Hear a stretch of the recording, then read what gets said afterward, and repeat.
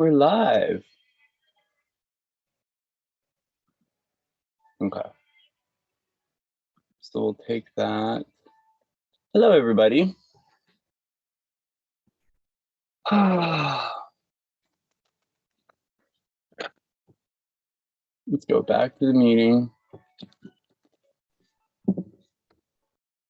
So we're just doing some screen configuration here so I can toggle between the chat. Welcome, welcome. I just saw Rob was live too, which is funny because I didn't know he was going live. My universe guided me to go live and do an all signs reading today. Hi, Peter. What's up, beautiful brother? How are you? How's everyone doing? Good, good, good. So we're gonna do all signs live. This is so weird. I'm still, it's been a while since I've been like actually on technology. So it feels a little strange right now. Okay.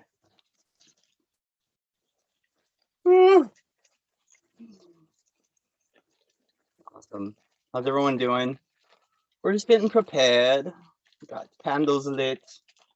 We're burning some dragon's blood. So just clear the energy. Looks like we're gonna be going for a while today. This is gonna be a big day. So I hope everyone's doing well.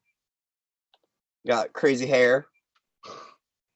Crazy hair, don't care. We're letting it shine today. All right, let's do this. All righty.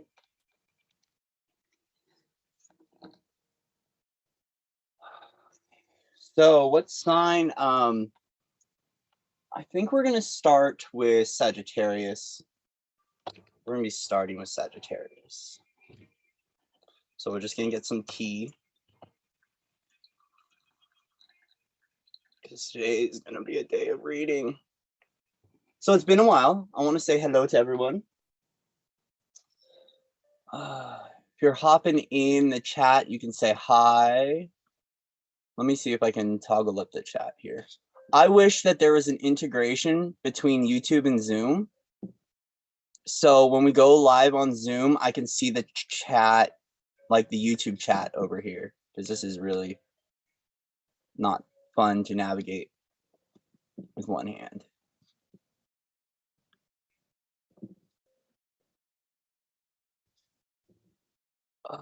There we go. I think we can do this. Okay, so I've got it kind of figured out where I can see the chat. And then I can like toggle in between. Okay, cool. Awesome. So welcome everybody to All Signs Live. We're gonna start out with Sagittarius. Happy birthday, Saggy! Happy birthday, Sagittarius. I might need some help with timestamps. Can I do these? Where'd my pen go? Do I have a pen? Guys, where'd my pen go? I might have to timestamp later.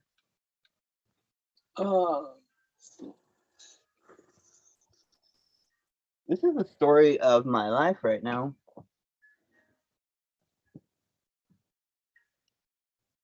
Is my package here? I'm waiting for packages. I'm waiting for deliveries.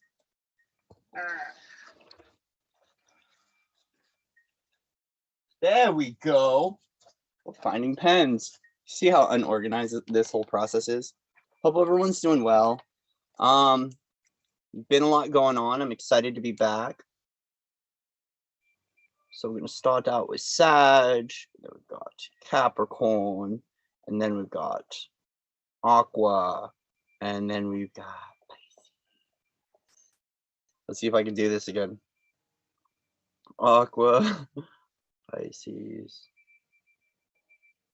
Taurus. Right? Aqua, Pisces, Taurus. Aries. Gem, Cancer, Leo, Virgo, Leo, Virgo, Libra, Scorpio.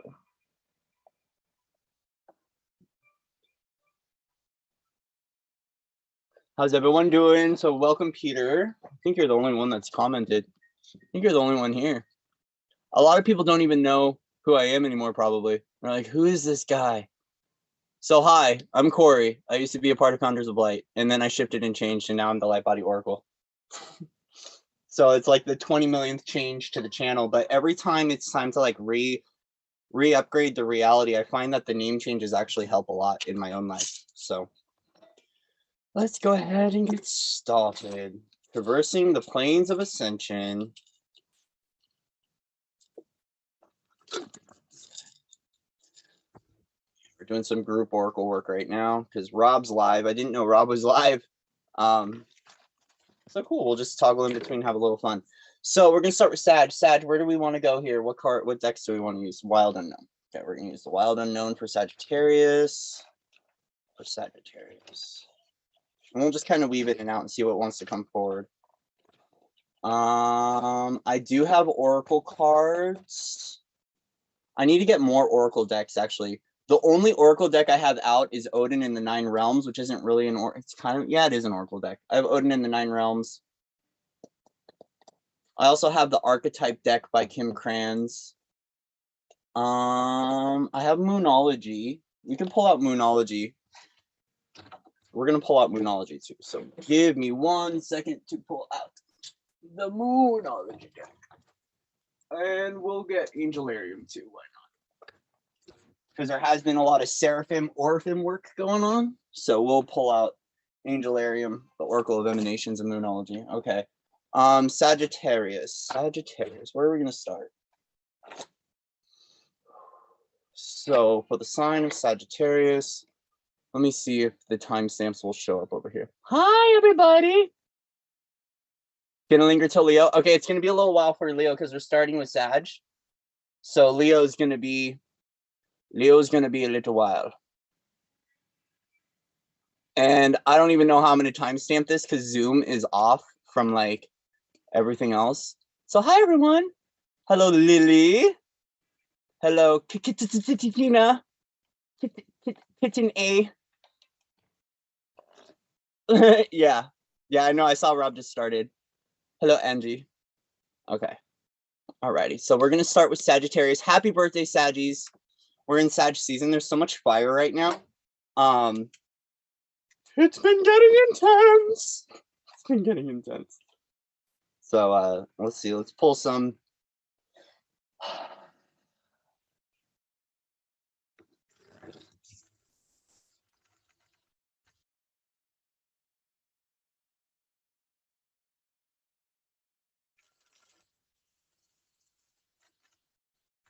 Sagittarius, I'm hearing yeah, gosh, I don't know who does the song, but it's I'm not gonna write you a love song. I'm not gonna write you a love song.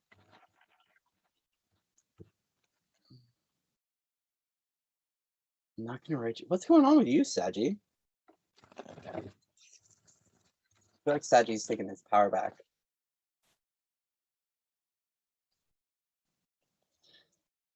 Okay, so Saggy, 3-3 mastery's coming up for you. You might be going through some sort of crystalline or crystic sequence right now. You might be coming into a level of mastery in your own life. The Ascended Masters very much so are with you.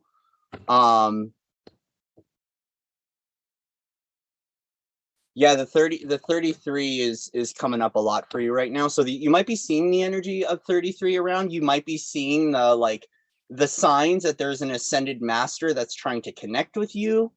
You might be feeling the masters and the angelics around you, or you might be coming into a mastery sequence. The other thing too is this is really speaking of like high angelic magic with the Enochian keys and the 33 vertebrae of the spine. So for you, you might be going through a mastery sequence through your spine, Sag.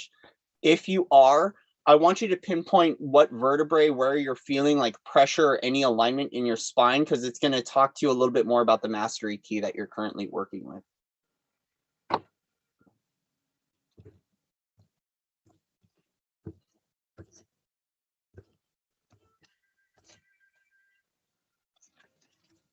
Woo.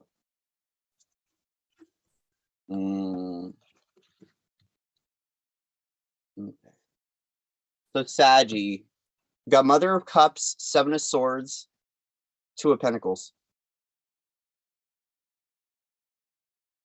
There's something about your creation and fearing the power of who you are in your creation, or resisting a little bit of who you are. You might be in a void experience right now, Sag, because something's coming into balance in your own life. Something is shifting in your reality. With the Mother of Cups, how she waves her star magic over the cup, it feels like, in a sense, you're kind of going within to find a little bit of what it is in regards to your own forms of creation, or your own star magic, and how it weaves into the cosmic universal orchestration of your own life. So it's interesting. I have this sense that there's a little bit of a resistance to the stars at some level. And here we have a swan. So Saggy, there's been a lot of focus and emphasis on Cygnus in the stars. Cygnus is spelled Cygnus. I really want you to look up Cygnus and what that story represents to you. Not just the story, but at night, if you find Cygnus in the sky, it looks like a cross. If you get a constellation map and look where Cygnus is in the sky, I want you to view Cygnus, because there's something coming up here. But you're in the process of weaving something in your life and bringing some sort of part of you into balance. It might be a perception. It might be an attitude.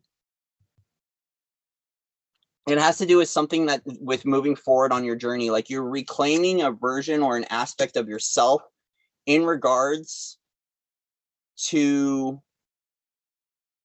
your I am presence. Like it's something almost to do with a little bit of a soul aspect. Because the cup, to me, Mother of Cups does speak of multidimensionality traditionally in the tarot.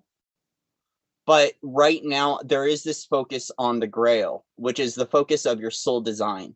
Like it's about who you are at a soul level, and kind of going within to find what that is, because there is some sort of weaving that's taking place in your own life. There is some sort of transformation.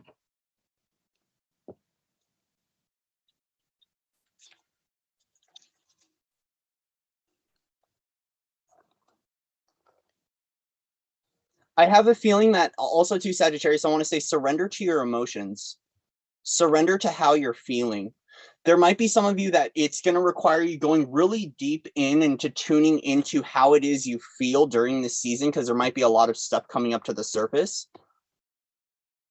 Like, okay, so with the Seven of Swords and the Two of Pentacles, I want to state that this energy that's coming down from the cosmos right now, it's almost like the pressure it's a pressure coming down because you're being brought back up.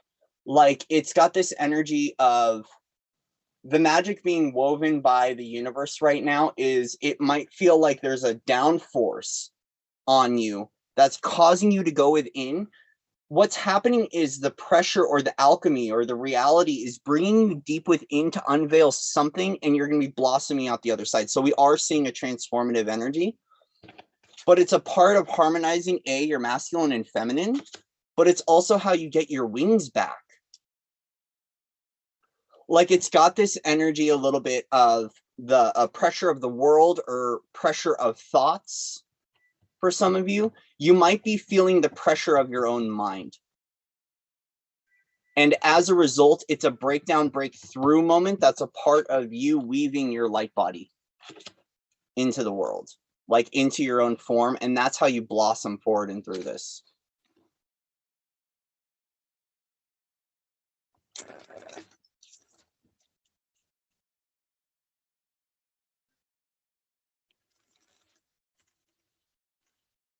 Pati ang guma.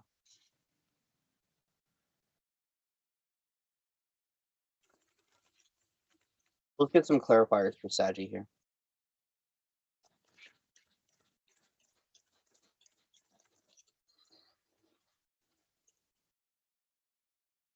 Oh, here you go. It's about how you move through the world in your alchemy, because we have Knight of Wands, Temperance.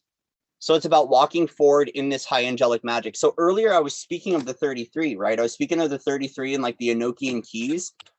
And here we have the angelic alchemist.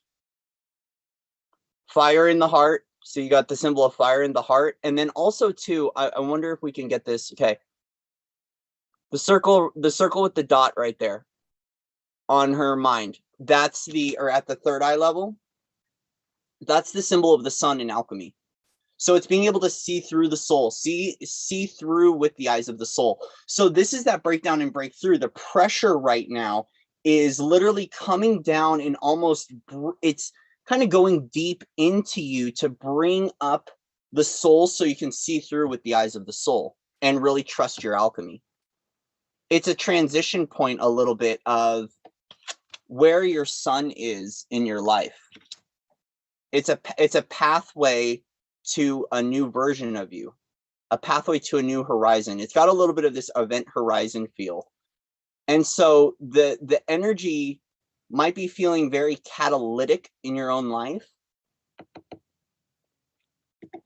And it is very, since we are in fire season, he's wearing the cloak of the salamander.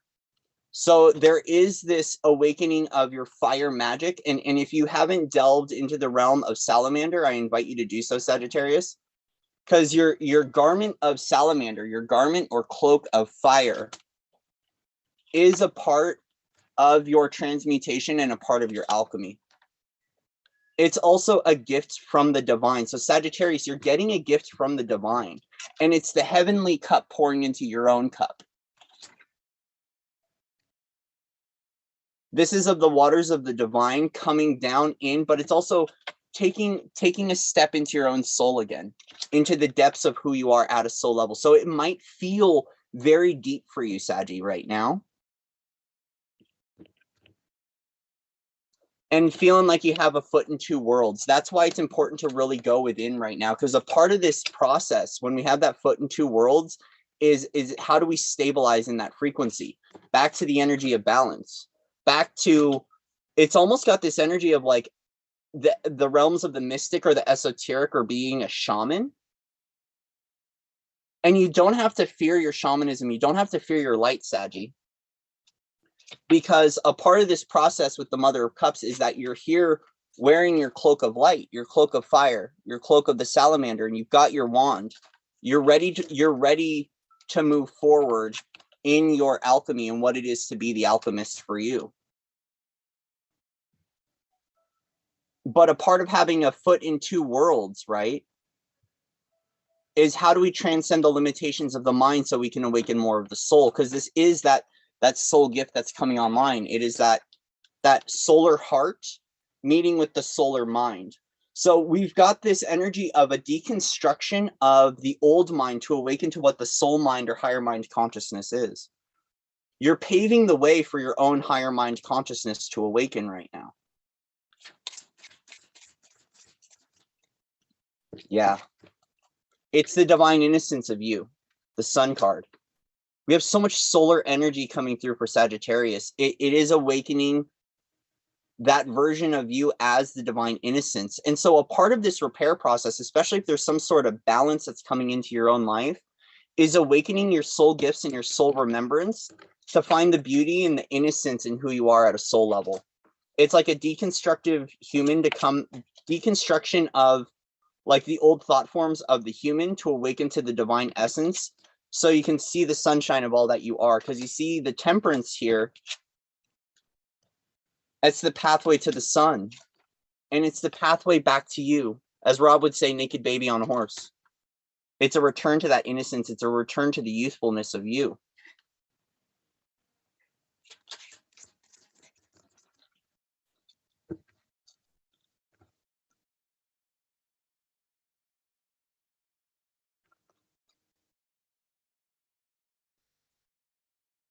So as you're blazing this path of alchemy, I want you to be mindful of the illusions that are coming up in your own reality.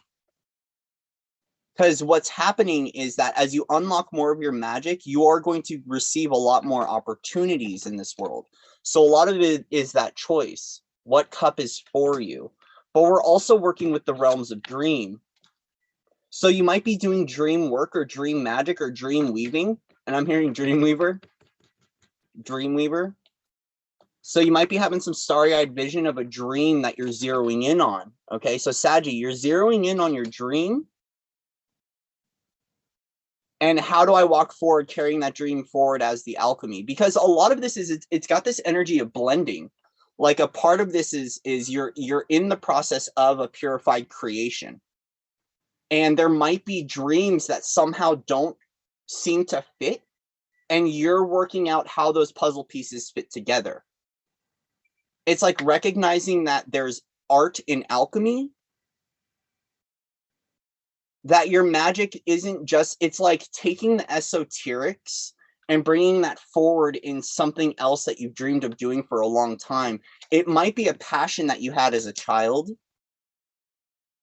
some sort of passion you had as a child, and how you weave magic into that, into your reality. I want to state your dreams are coming true, but also remember, tune into the energy of Cygnus. Tune into the energy of Cygnus. Is there anything else that wants to come through for Saggy? Any other cards?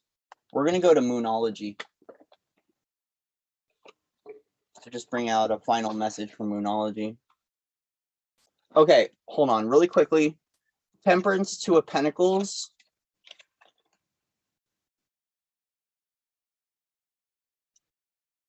We want to make sure that you're balancing your etheric life and your human life, okay? And it's got this energy of as above, so below, as below, so above, as within, so without. It's got this energy of taking time to balance when you're in the ethers or you're doing your deep dive, and when to come out and to be the human again. Because if we're speaking of the energy of the divine human, it's both. You're not just divine, meaning you're not just floating up in the ethers or going really deep within. You're also having a human reality too. And so a lot of you might be facing right now, like, I've got all these gifts of shamanism or of magic or of the esoterics or of the mystical realms. And how do I ground that forward now with what I know, and how do I share that with humanity, or how do I become a human again? And so there might be a little bit of that energy. Hello, everyone. Of how to be like an esoteric human, and how to it's like this energy of like, how do I live in society with who I am and how I know? You're gonna get there, Saggy. It's gonna be revealed to you. This is that energy of the revealing of the innocence of who you are.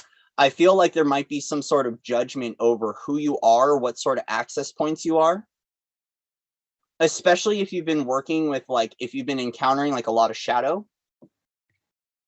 There might have been a lot of push-off point or a lot of fear. You have to see yourself through the eyes of innocence, though. The eyes of innocence are what are going to get you there. And it's going to help for you to come out of this hiding. Adorn yourself in light. Adorn yourself in light. Because, see, the cloak of the salamander is that magic of fire. And so I feel like for you, Sagittarius, it's about fully embodying who you are as that crystalline fire, and being able to see your crystalline fire through the eyes of innocence. Because, like, that energy, like the cosmic fire, the etheric fire, is extremely powerful energy. And I want to say, don't fear your power. Yeah, see, full moon in Aquarius, show the world the real you. Saggy, it's time to come out of hiding. Because with Aquarius, we're speaking of the energy of the rebel. We're speaking of the energy of the way shower, the change maker. And since it is a full moon, it's the wholeness of you. It's the revelation of you. And as your unconsciousness is coming into light, it's time to show the world the real you. And I think the Aquarian energy is, we're speaking of the air epoch. is that the air epoch itself might be like exacerbating or amplifying your fire. And as a result, your fire might be feeling like extremely wild right now. But that's the freedom of the innocence, is like being able to see that all of your passion, all of your desire, all of your magic, all of that flame that's ignited within you is seen through the eyes of innocence. That is like the playful you. So it's about the judgment. Bottom of the tech, full moon in Taurus, your dreams need a practical plan. Yeah, see, that's taking the energy up here, grounding it into the form, and then going, how do I walk forward as that? Back to the Knight of Wands is, how do I stabilize and walk forward as the magic?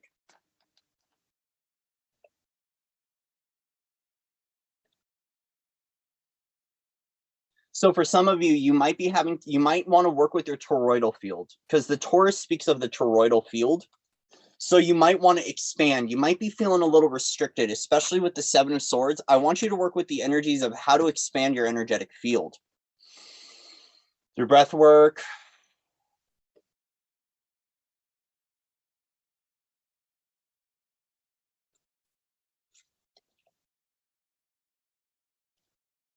See, with all these pinks here too, the purple, pink, and the green, I'm seeing all these like soft pinks.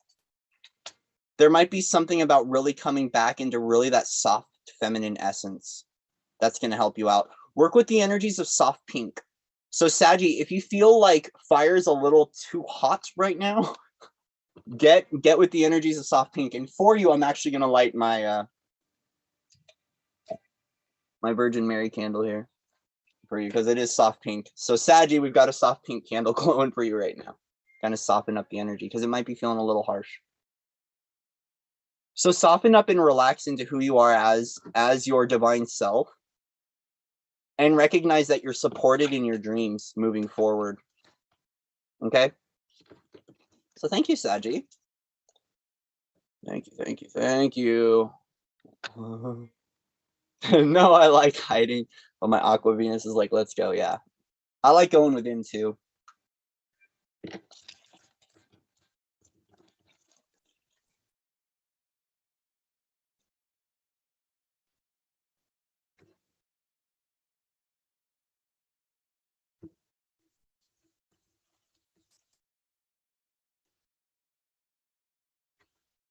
Alrighty, so thank you, Sagittarius.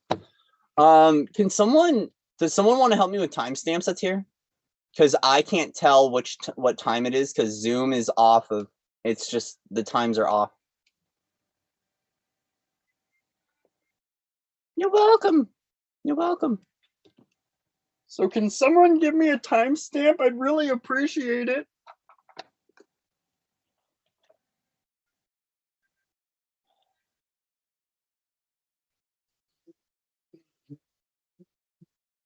How many people does it take to type in a timestamp? Is this lagged?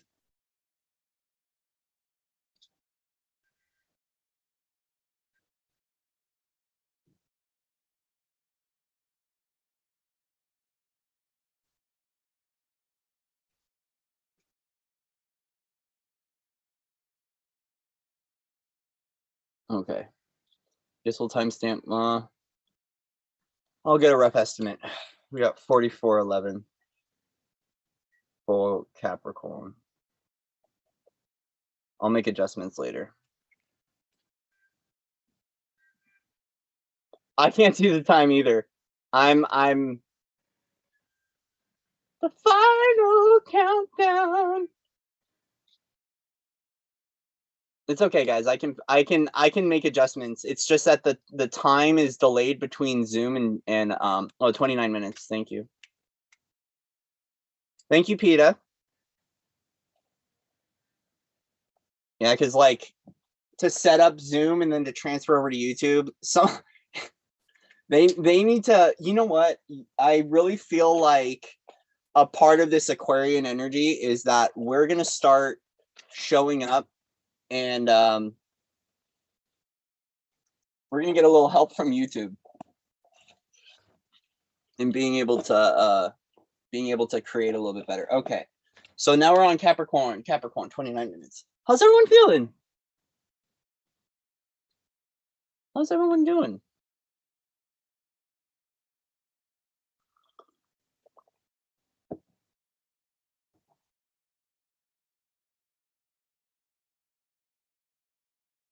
Happy.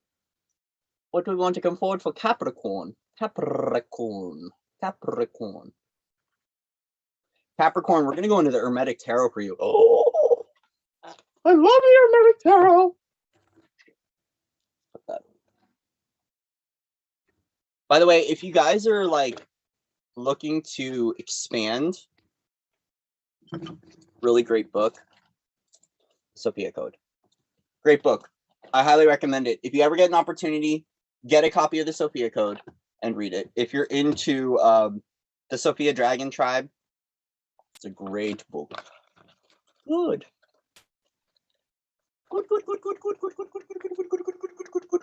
Good. Okay. Capricorn. We were at like 29 something. I'm just gonna guess. Okay, Capricorn, I'm hearing riddle me this, riddle me that. Who's afraid of the big black bat? The Riddler. The Riddler. Okay, so Capricorn. Why am I seeing the Riddler showing up? I don't know. It's a Lily, it's a really good book. The Sophia Code is amazing. To learn about the Dragon Sisters, there's a lot of great activations in it.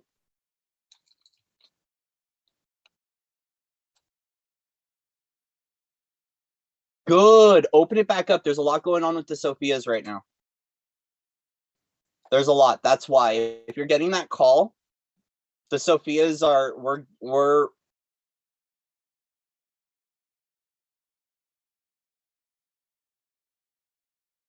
the White Rose, Emma. The White Rose. There's a lot happening right now with the Sophias. Right when I said that dink in my RV.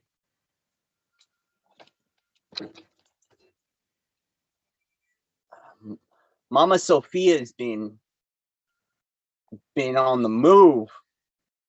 Mama Sophia.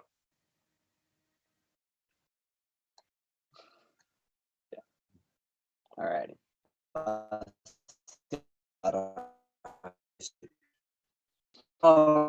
right.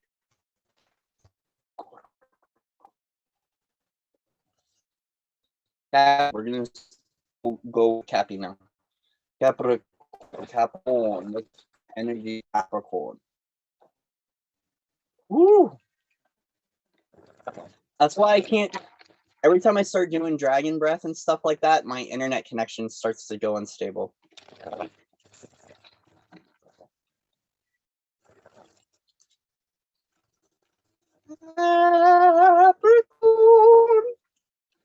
Capricorn, Capricorn, Capricorn, Capricorn, Capricorn. Going on, Capricorn.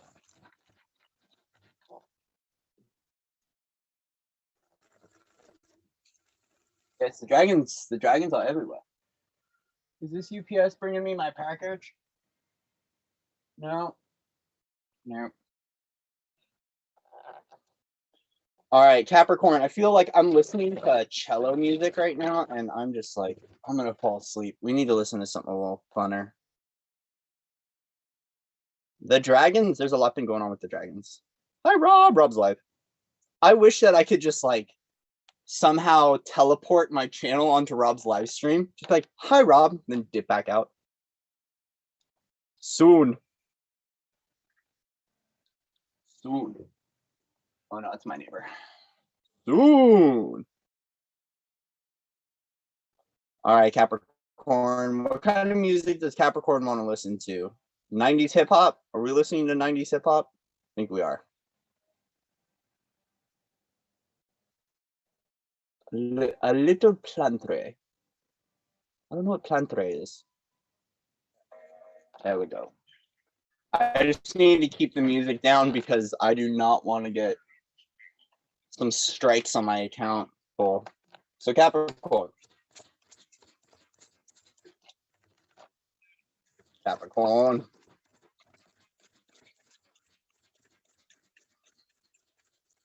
When I have the energy of Capricorn.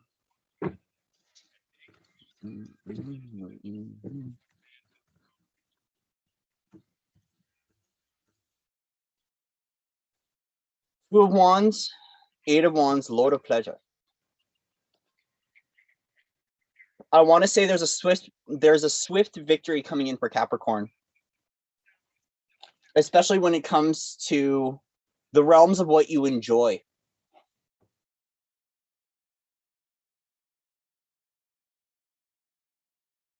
Lord of Dominion, Lord of Swiftness, Lord of Pleasure. It's got this energy of something is coming in really quick and hot and almost redirecting your life into a place of eternal bliss, Capricorn.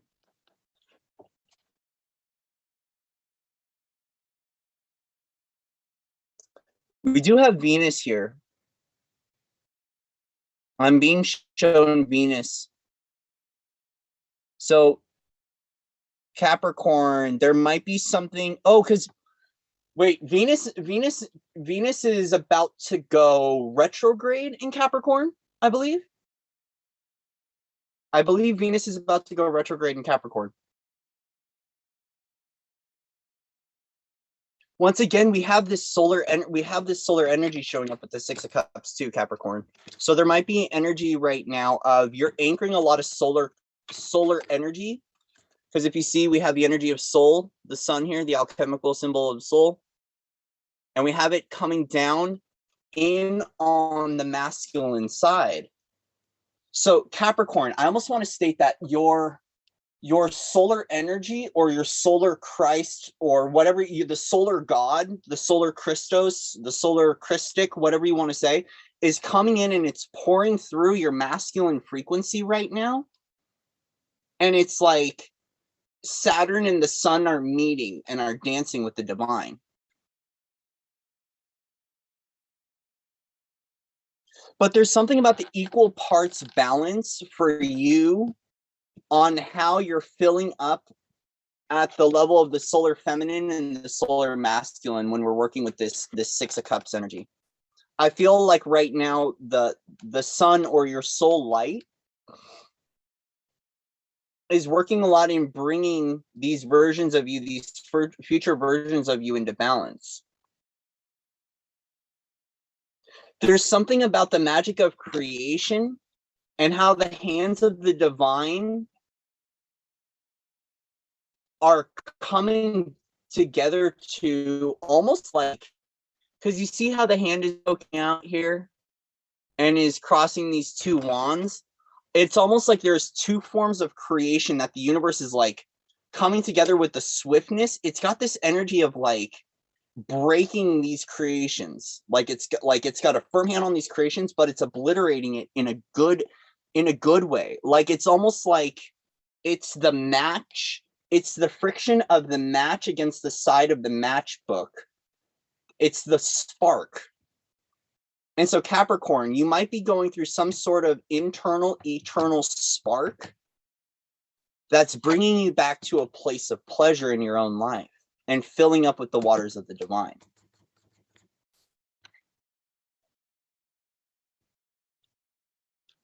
There might have been a lot of blocks of other people in your life, and this is your breakthrough moment in your creation. Like, I feel like the Eight of Wands a little bit has an energy of all these arrows, like too many people's creations are getting in the way of you finding your joy. So Capricorn, it's got this energy of like there's too many hands in the pot or too many cooks in the kitchen. So that's why this fiery energy of like no more and like the ignition point is happening is that, okay, do I have my matchbooks with me? So how do I want to describe this? Because this is the way it's coming through is like you recognize that you're in a box of matches and it's your what's happening right now is like you are not like the other matches in the matchbook. Okay, and so as a result, you recognize that there's almost like, especially when it comes to your energy or your life at some level, might be feeling dull, and you're finding what that spark is in your own life that brings the pleasure. But I want to let you know that as you light your match, you're going to light the other matches in the matchbook. Does that make sense? Like, your ignition point affects others' ignition points to find their pleasure. So a part of your breakthrough moment, Capricorn, in this December reading is that the friction that you're going through that sparks the match actually facilitates in sparking the other matches in the matchbook. So whatever other creations are in the way of your journey forward,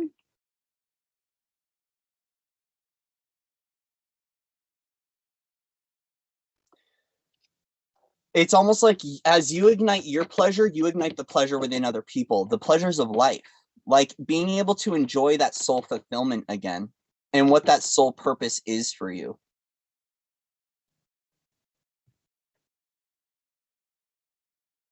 Also, too, is I want to state that for Capricorn, I feel like there are other realms that are having an effect in your creation, because you see all these hands poking out of the clouds. Those are all, that's all divinity. It's all like guides and different masters. So as a result, whatever is peering through the veil for you in the form of the assembly plan of your life is building a structure. And that's why you might be feeling like you're blocked up or stuck, because you're actually building, like you're building your crystalline vision. You're actually building your crystalline towers with the help of the divine. And so each one of these arrows represents a gift here. Each one of these wands represents a gift from the divine, and it might feel like a block, but it's actually the point of creation for you. Like, it's almost like this is the structure that's being built, and it's the waters of pleasure that fill it up. Like, the framework of your creation, even if it feels scattered and kind of like slightly difficult to proceed forward, it's a part of your rebuilding process.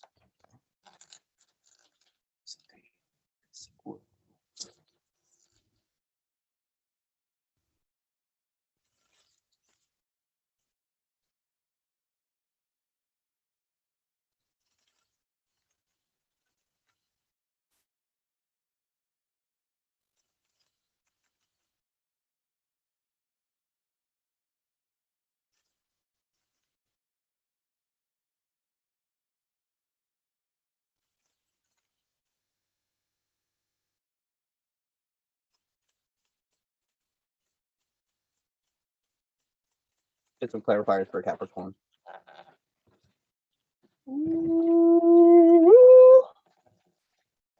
Okay. Yeah, okay, Capricorn.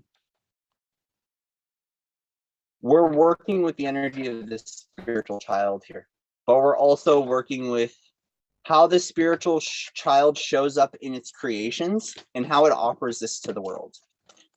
So Capricorn, there might be an energy, whatever Capricorn I'm tuning in, there might be some sort of malaise or some sort of like discomfort in who you are. And how you go. This is why the Lord of Pleasure is here, because it's time to offer your pleasures to the world again and what you enjoy out of life.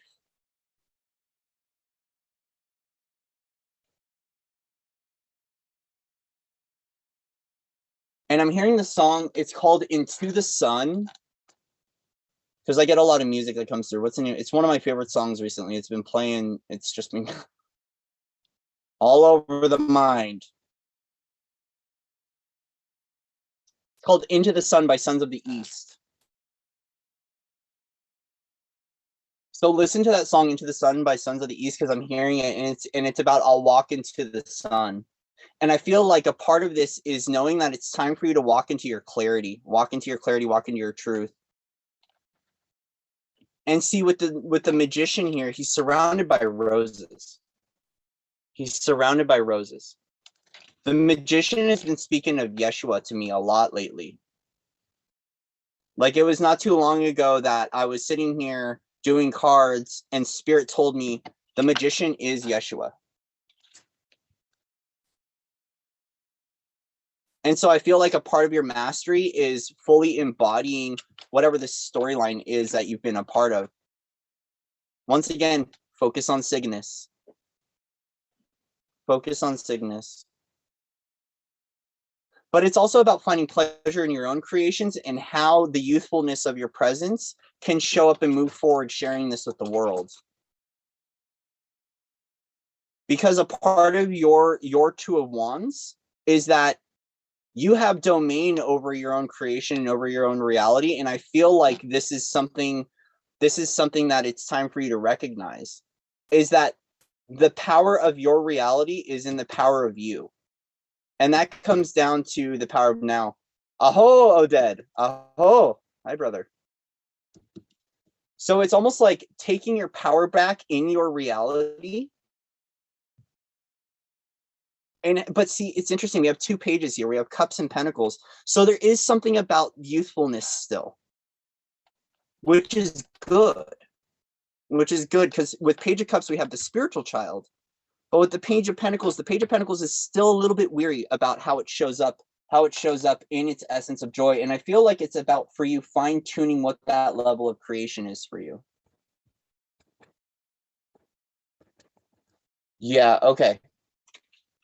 So I'm going to pull a few cards from Wild Unknown, because I feel like I have to do a Voices of the Void kind of an energy for Capricorn.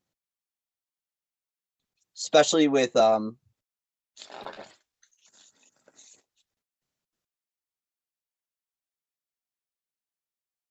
retrograde coming up. Mercury. How are you communicating your pleasures with the world? It's almost got this energy. It's got some throat chakra energy with Mercury. So Mercury might be affecting you right now and how you're communicating, how you're standing in your truth. A lot of it does feel like the embodiment of truth for you and how that's shared through your expression. So you might have been having sacral and throat issues that need to come into balance, because there's something about the expression of joy and that creation energy and that creative life force. I'm surprised we don't see the 2 of Cups here right now, but I haven't pulled more cards, so let's see. That's quick.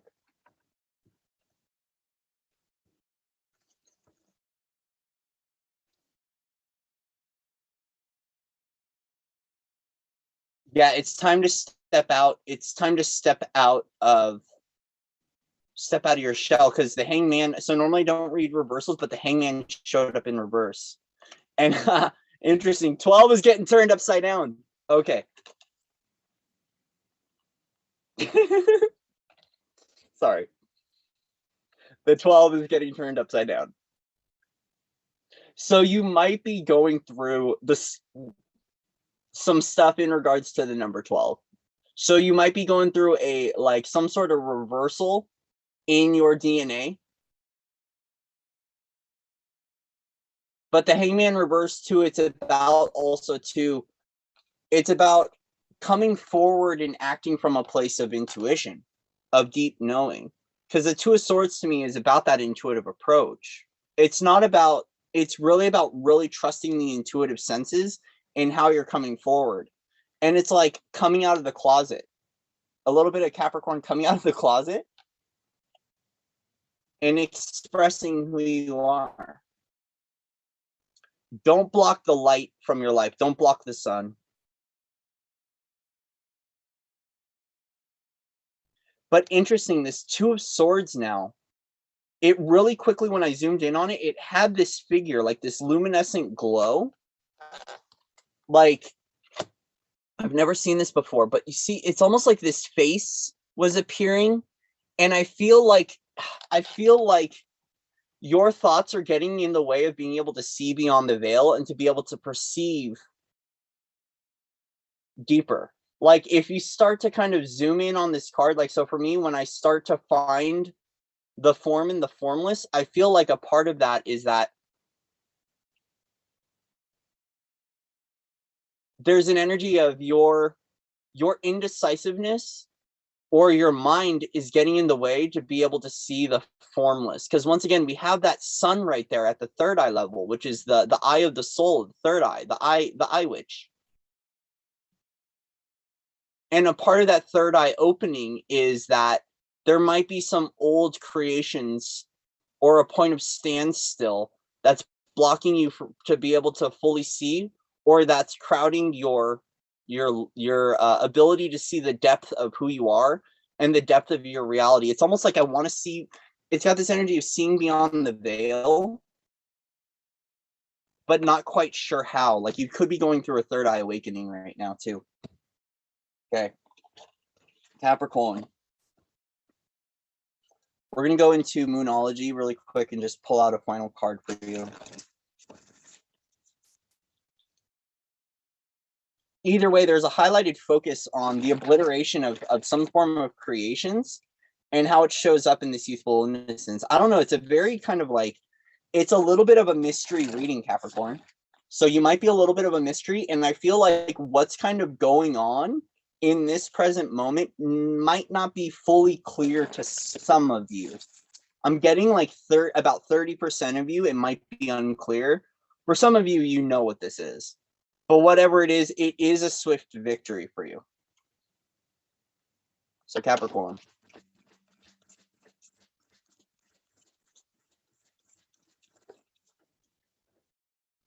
What do you need to release? Waning moon. What do you need to release? So I feel like, especially since this card is representing winter, I feel like there's a period of hibernation that's coming up for you.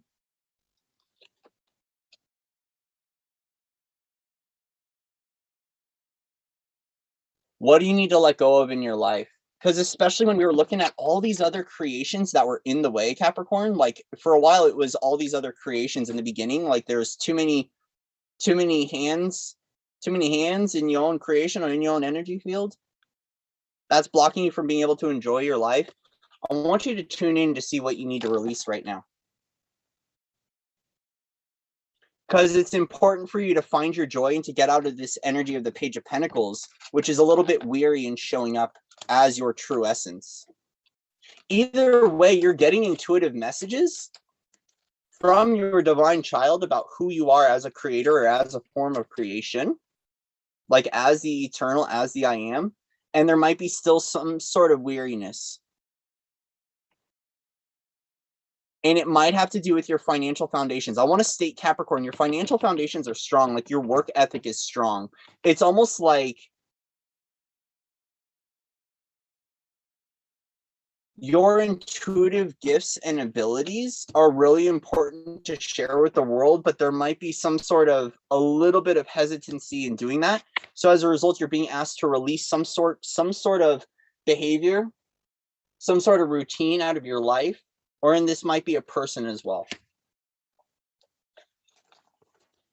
Yeah, see, surrender to the divine, full moon. Surrender to the divine. But what you're doing is you're surrendering to your own divinity. You're just surrendering to who you are. You're surrendering to the fullness of you. For some of you, you might have some of you Capricorns, you might have a lunar aspect of you, like a lunar goddess aspect, that it's time for you to fully embody and to respect. Thank you. Respect who you are in your lunar frequency. I feel like there is that energy right now. And with the black hole sun coming up here, Capricorn, there might be something where the moon brings in almost this silver tone that helps to reignite your soul. Like it's got a little bit of this energy, like there might be a void of some sort of energy. That's why there's been the solar energy the soul filling up the cups of the divine. But I feel like with here, there's almost like this silver strand that needs to be woven into your life, because you've been limited on the lunar frequency, especially with the waning moon here. Okay, I feel like there is an abundance of lunar energy that it's time to fill up on. Hi, Amber. There's an energy, there's like a silver lunar thread that needs to weave in because it's going to ignite some sort of golden thread in you. And so, like, if you've been Capricorn, if you've been very affected by the sun, so here's the thing is that when I'm going through my light body phases, there's sometimes where I cannot be in the sun. Like, if the sun is too much for you, Capricorn, like, you know you need to get more light in your journey, but there is like maybe for you it might be really gray out, like there isn't a lot of sunshine in your life. Get some vitamin C in your diet, but also fill up with Luna, because there is some, it's almost like there's a silver thread that to be woven into your reality, and it's a part of your DNA. It's a part of this creation that's important for you to fully embody, is the silver goddess energy. And for some of you, you might, so for some Capricorns, because I saw the Hanged Man and I saw the 12, I was like, we're going into the 12. You might have been playing with the gods for a while, Capricorn, and it's time for you to start playing with the goddess.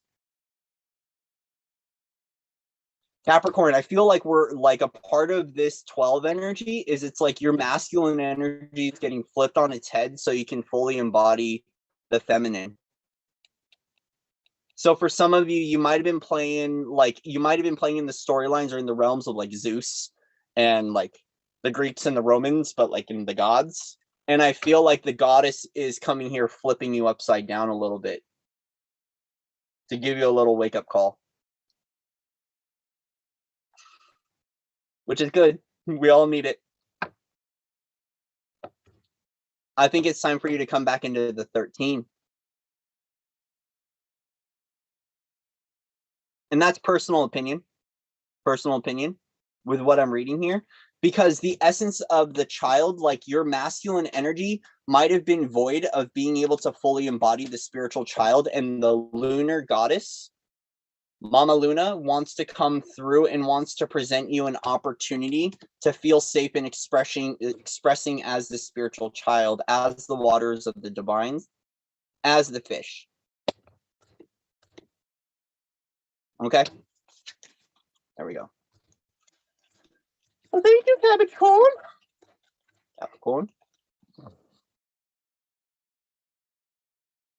Hi, Tanya. Hello. So we are in we're just got done with Capricorn. We just got done with Capricorn. So we're on Aqua. We're on Aqua.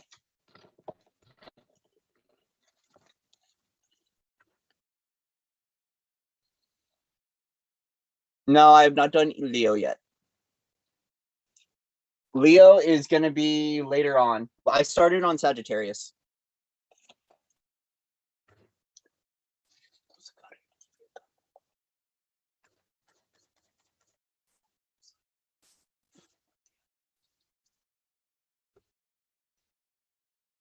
Yeah, no problem. Thank you, Peter.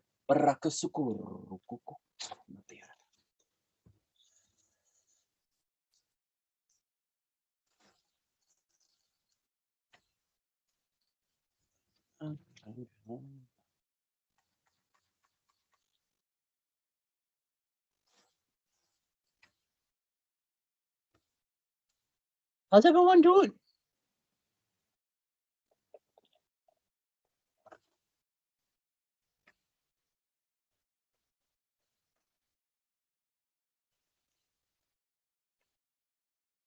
Perfect Alpha and Omega. Yep. Very much so. Oh, man.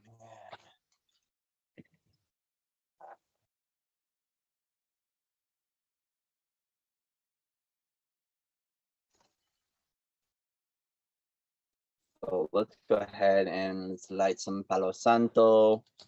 Uber Aqua here. Beautiful.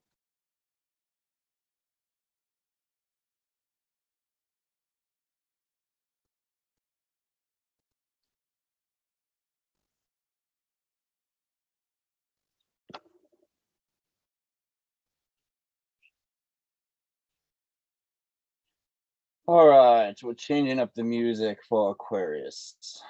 I'm not playing that song. I'm not playing that song. Oh my gosh.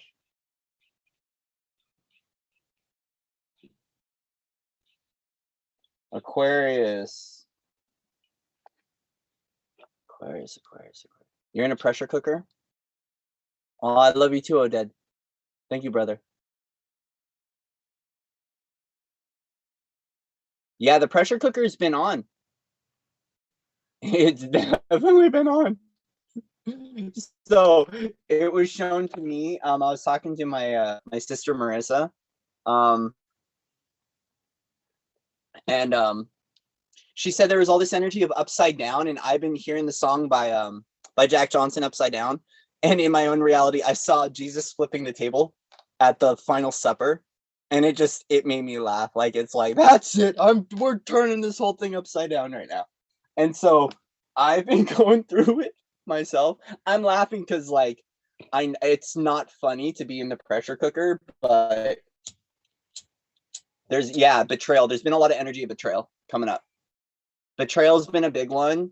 There's been a lot of energy of really deep wounds, really sore in the body. And so we ended at 58. So I'm just going to use that as a reference point.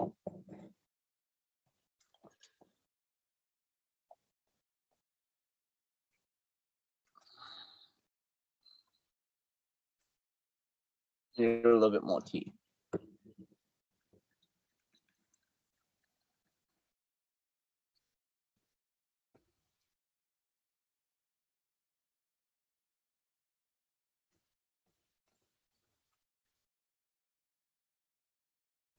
Aqua, what are we doing? Oh yeah. Ooh, okay, Aqua. We're gonna do Angelarium eventually. Okay. We'll do Angelarium eventually.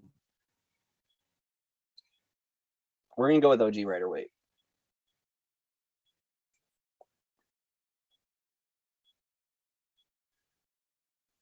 Oh my gosh, I'm so sorry, Tanya.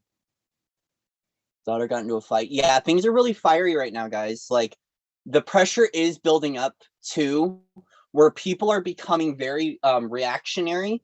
I found myself even too sacred rage and the sacred fires of the soul have been on. And like a part of that is a lot of people become reactionary, especially through the eclipse squeeze. So much came through from the eclipse, like so much squishy, squeezy energy came from the eclipse. And as a result, there's been a few days where I needed to go out into town, and my universe is like, "Oh heck no, you're staying right where you're at." Police presence has increased. You can hear what's going on in the world. At least here in Arizona, there's been a lot happening, and I can hear it, and I understand why. Basically, it's kind of like everyone's stuff is getting pulled up and pulled out right now. And then we've got the increased fire of Sag coming through that is really bringing in that call to freedom. Hello, Sherry. Welcome.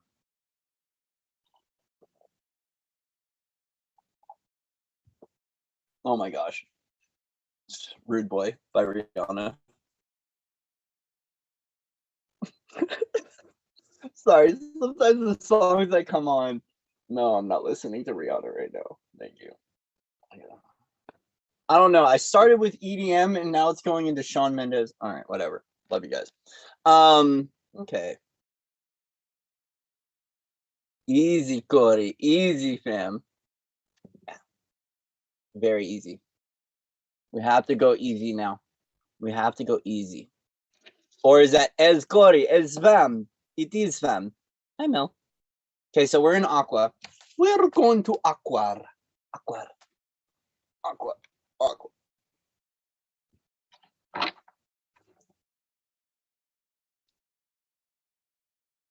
Lil. Oh, lol. LOL. All right, Aqua.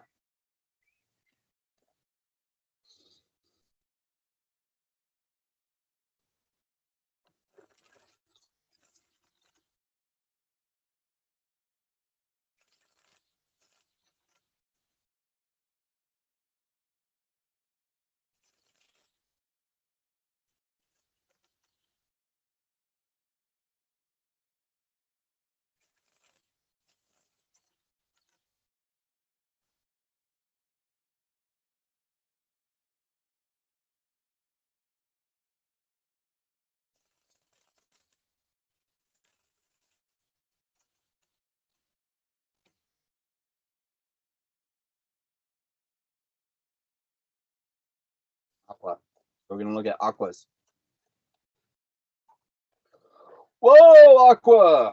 Okay.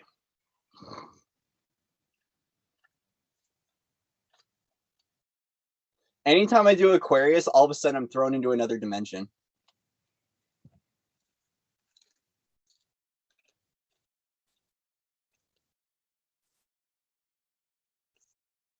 So I'm going to read for the collective of Aquarius.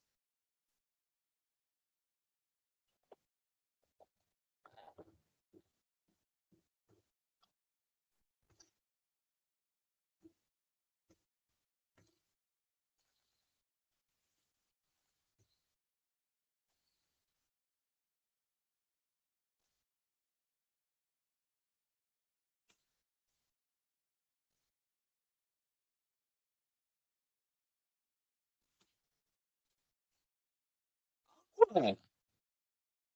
Good.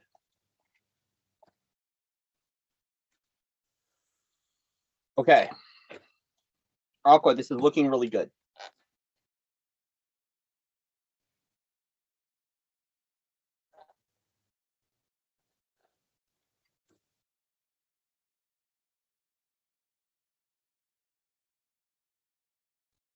So Aqua, we have 3 of Pentacles, Lovers, 10 of Cups.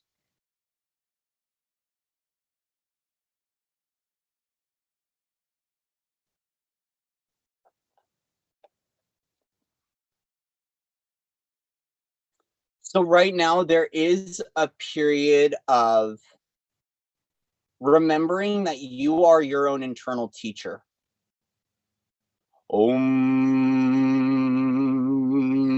Very much so dead. It's going into the, okay, so Aquarius, there is something going on with your womb. There is something going on with your womb. Because the 3 of Pentacles lately has been speaking to me about the womb. It's about that internal temple. Because there is some sort of union that is occurring within you right now, and it is leading to the 10 of Cups. It's about finding happiness in your journey of union within. Okay. So it's got this energy of like going, it's, gosh, it feels like, so this came through in a reading yesterday for that I was going to post, but my Wi-Fi has been really it's been tough being able to upload onto my Wi-Fi or with my Wi-Fi. So that's why I'm going live. So there is, it's almost like there's some sort of sacral merger. Like there's an energy of getting pieces back of the soul of you and bringing them in divine harmony and then shooting them up the rainbow bridge. Like there's an energy of what you need to find, Aquarius, is within you. Like your own hall of records, your own halls of Amenti are within, and right now you're in the process of almost merging or blending 2 different versions of you and really beginning to love the process of you again. Okay.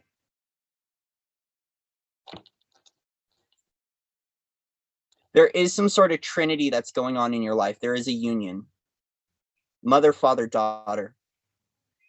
Also, Aquarius, I want to state, look at soul contracts and soul agreements. This has been coming up for a lot of us, including myself. I've been having to go through and shred up a lot of old contracts and old agreements and realigning the reality. Either way, you're walking into the rainbow bridge with this love. Okay. There is an eternal union that is occurring within you that is flourishing into the 10 of Cups. Also, too, as I feel like you staying in your joy is a part of your is taking the higher line pathway out of whatever experience you've been going through. There is a download that's coming in for you, Aquarius. Okay. And it's interesting because this does feel like regarding what Amber was bringing up in here about her tailbone, recently injured her tailbone. What the reason is, there is something about keeping away other people's creations that don't support who you are. I feel like a part of this message or this download, because see, Ace of Pentacles, gift of the divine.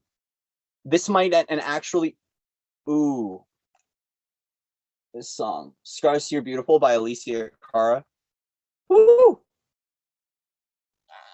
So with Ace of Pentacles, Seven of Wands, Ten of Swords, part of this is not allowing people in that support you, that don't support who you are.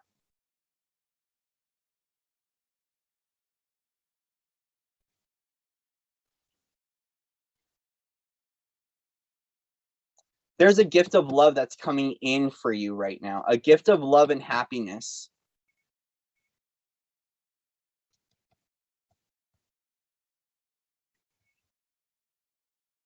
I'm hearing social media marketing. So Aquarius, there might be some sort of offering of some sort of marketing, social media marketing. There is a gift, there is a pentacle, there is, what is this? Hold on, we're gonna go into clarifiers because it's kind of like it's trying to really, Aquarius, have you had a difficult time focusing lately? Just want to ask that question, if there's been a difficult time in focusing. Because it feels very like, I'm here, but I'm not here. The Empress, Four of Pentacles, Knight of Swords.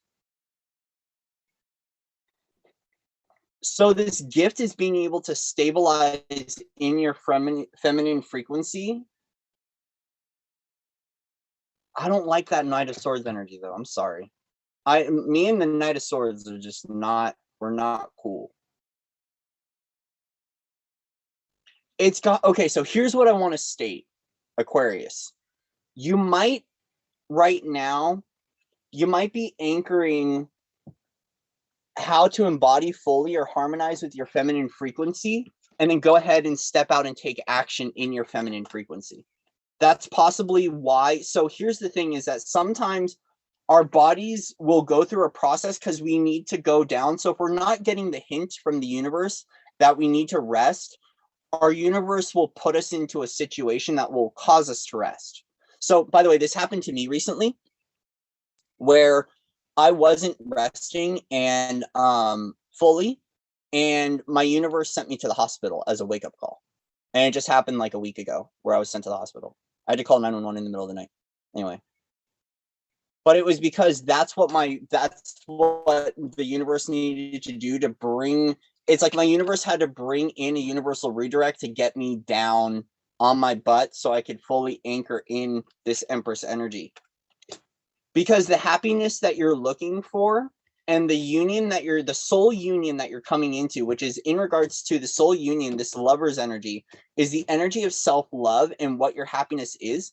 It requires you to be able to support yourself and to not let other distractions into your world. So a part of this is like stripping everything out of your reality and just being with the bare version of you. There's a lot of old ties that need to be cut here. And a part of this download, this gift of the universe, is the gift to be able to surrender and to go within to find what your truth is and to recover. Yeah, and I'm hearing Boulevard of Broken Dreams. There's some sort of dream that you're trying to recover or revive in your own life. But you have to have the fertility to be able to recover that. That's why the Empress card is coming in with the harmonization of mind, body, soul. For some of you too, this redirect is because your feminine or goddess aspect wants you to stop holding on to the war and the pain and the go get 'em attitude. Because the Aquarian energy, there might have been a little bit of a bite for you, Aquarius, like a little bit of a bite, especially with the energy of Ten of Swords, not feeling supported on your journey or feeling like you've been stabbed in the back. As a result, you might have been taking one of those swords in your back and started throwing them at other people. And as a result, your gift from the divine is you being able to step into your Empress quality. Yeah. We have pomegranate here. We have mom wearing the cloak of Mama Pomegranate. By the way, I got my pomegranate out. So I'm gonna have a little bit of pomegranate for Aquarius here. Aquarius, for some of you, to embody this flow, you might want to start eating pomegranates. So it's interesting. My brother brought this up. Brother Alexander brought up this message about, it's like really about wearing your high priestess energy, because the priestess has the veil, the cloak of pomegranate behind her. The empress is wearing the cloak of pomegranate. So I feel like, Aquarius, for you, a part of this recognition is what's gone on with you in the priestess energy and fully embodying who you are as a priest or a priestess. The high priestess is always representing the divine human, the intuitive you, the one that's balanced in between shadow and light. And it's almost like your gifts to this world, Aquarius, is how you wear the stars.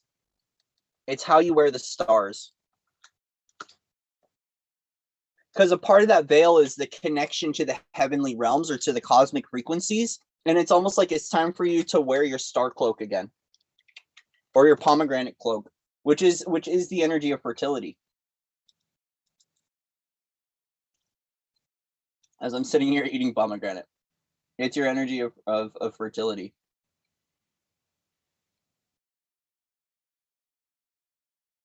So when you're in that fertile feminine energy, that's where you plant the seed from within. You go within and discover what this seed is, because it is going to blossom and flourish.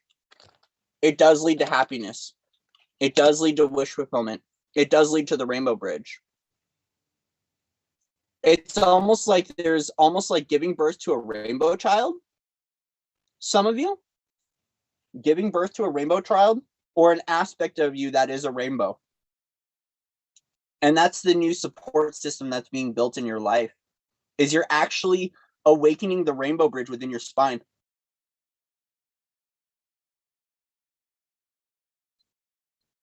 So what's going on is that you're going through a deconstruction of your support system, and you're awakening the rainbow body. So you're about to go rainbow body, which means that you're rebuilding your light quotient up the spine, because it's a part of the star codes in your reality. And that's the gift, is that you're getting a lot of downloads. You're getting a lot of downloads, it's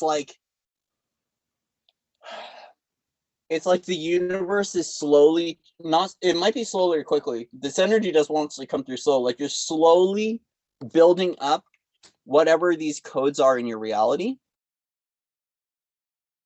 It's like the universe keeps dropping one piece of the pomegranate in at a time.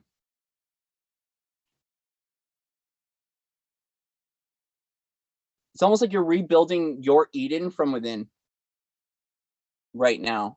So it's requiring you to rest and to stabilize, because there's a lot of torture that has occurred in this lifetime, whatever this lifetime is, whether it's this lifetime or it's a past life thing. You're taking the high road out of this situation because all these other creations weren't supporting you on your journey. And so you're finding what this new purified creation of you is, in the unified essence of you, and how you show up.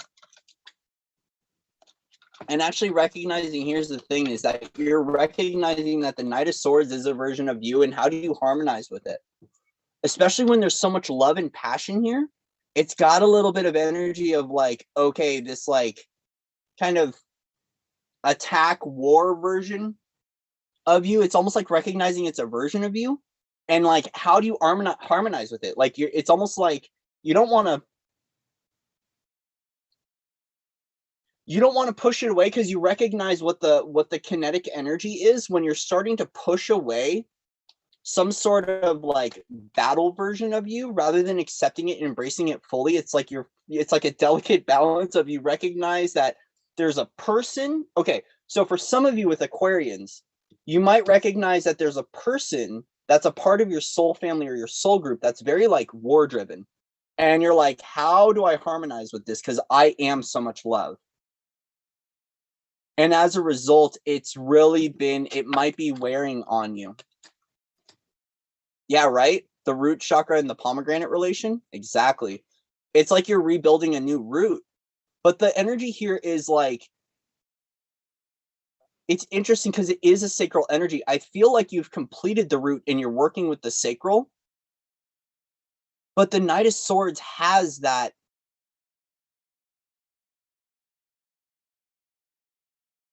battle royale frequency. And you're like, how do I harmonize with this? Like, how? How do I harmonize with it? Okay. So we're going to go to... Don't mind me. Don't mind me.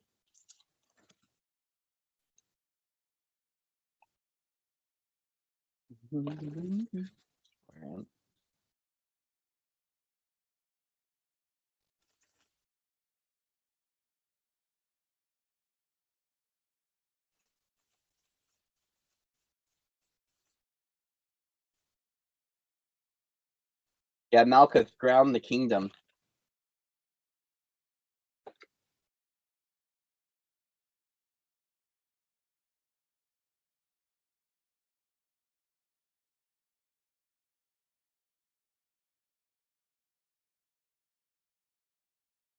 I feel like right now it's about you discovering what your vision for your kingdom is, Aquarius. Since the Aquarian age is here, a lot of this is like, what is my heaven on earth? And since the governing, since we are in an air epoch, and that is like kind of like the governing energy right now of like what this transition cycle is for humanity and for the planetary ascension, it's about rediscovering what this kingdom is, but this kingdom is found from within.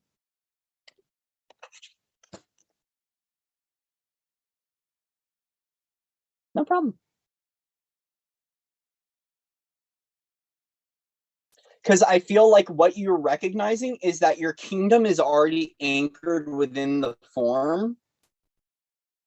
And what you're doing is you're receiving the downloads and gifts on how you wear that. So it's got this energy of like,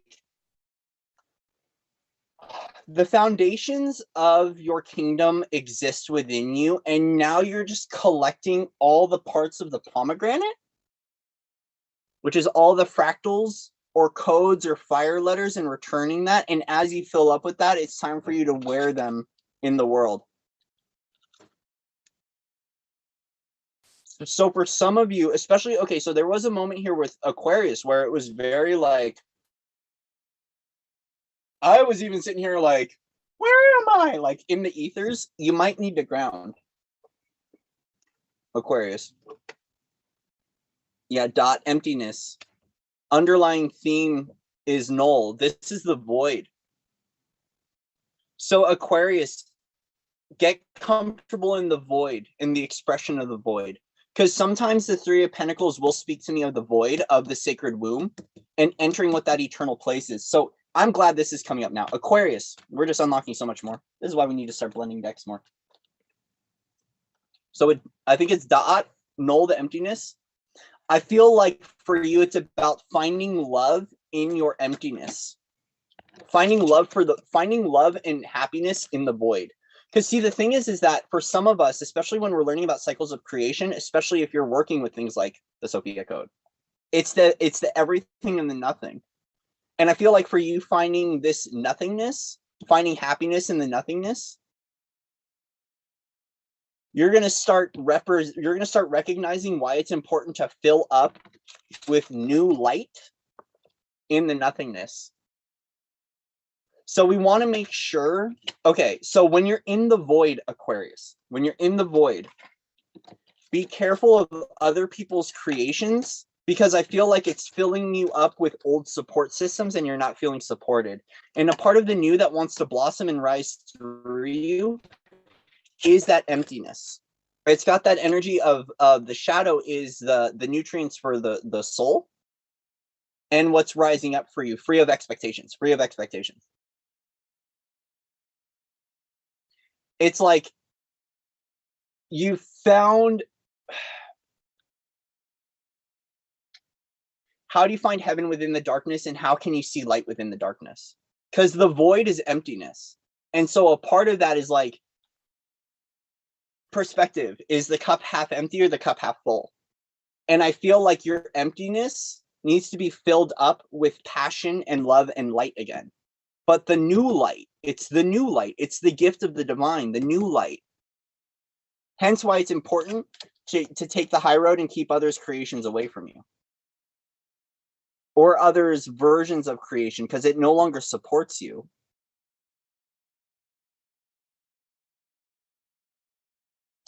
For some of you, this might be a love situation.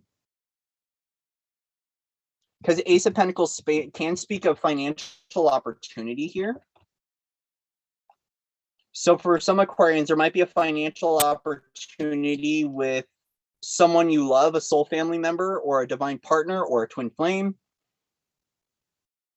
Some of you are going within and trying to figure out who your divine partner is and where your happiness is.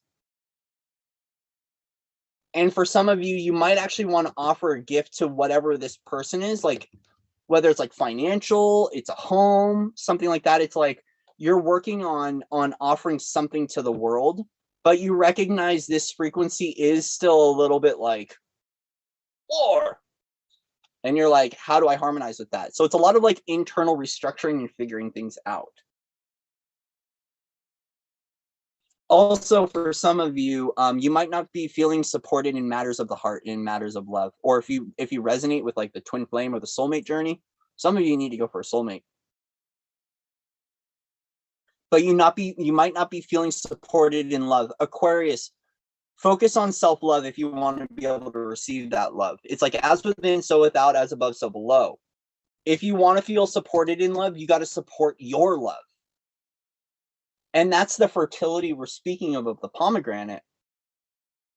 And that phases of emptiness is like sometimes in that emptiness, that's where we can begin to clear out all of that old.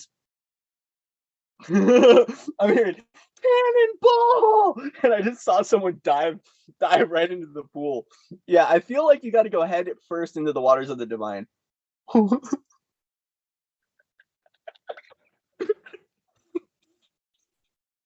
Aquarius, I think you got to learn how to swim.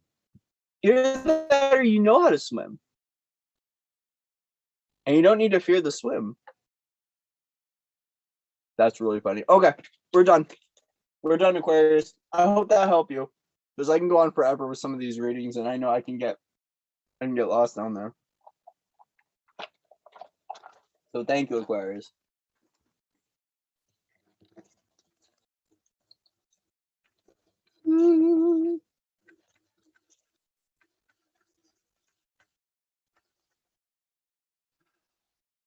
How we all doing?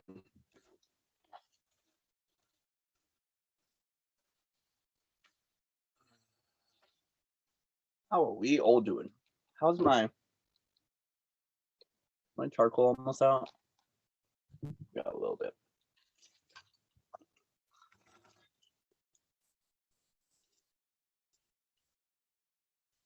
Learning to swim in the void. Oh yeah. Yeah, it is a process. So what helps me, guys, if you have any with the void, when I'm in the void, a lot of the times I have to shut off all. I mean, I understand if you have a family, it can be kind of difficult to do this, but in the void is being able to just say, no. Thank you, Peter. Being able to say no. But also being able to like cut distractions out of your life. Hence why that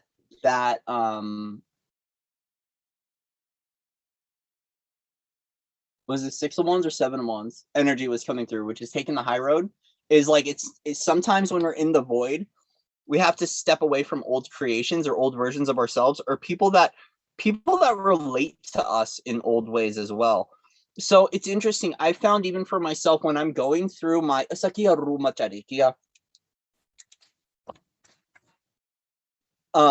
when I'm going through my internal process, sometimes I have to keep away old creations because people don't like, it's like an old framework or an old lens or an old perspective of Corey. Like sometimes that viewpoint is projecting onto me and I don't recognize it, that it's in my field, but I can't quite get out of the void because I'm still discussing with someone that has me. So like, let's say that like I have a relationship I'm in, which could be like a family member or a partner, and they still see me as like a 16-year-old and I'm trying to evolve, right? And like, so you're in that, it's like, imagine going in and clearing out all of your past trauma and then interacting with someone that still sees you in the eyes of that trauma and projecting that into the field. And like, it doesn't get to fully like clear because it's like that person is still keeping you in the echo of yesterday. So like, if you're in the process of deleting or clearing out, canceling who you were yesterday, and someone's still keeping you in that lens of who you were yesterday, that might be having effect on your void experience. That's why for myself, when I'm going void, I clear out all technology and I just like lay down in bed and just surrender to the melt. Just surrender to the emptiness. And by the way, like, it's not that person's fault because that person is a version of you. Right? So, but like sometimes when we're upgrading and realigning our reality, we need to push out like all the old stories from our reality to allow it to upgrade and realign, because that's going to have a quantum effect on the individual that you're interacting with. You see what I mean? So it's also too, you need to let yourself come into that crystalline expression for yourself as well. Okay, I'm going to take a brief break so I can go use the restroom, and I will be right back, family. We'll be right back.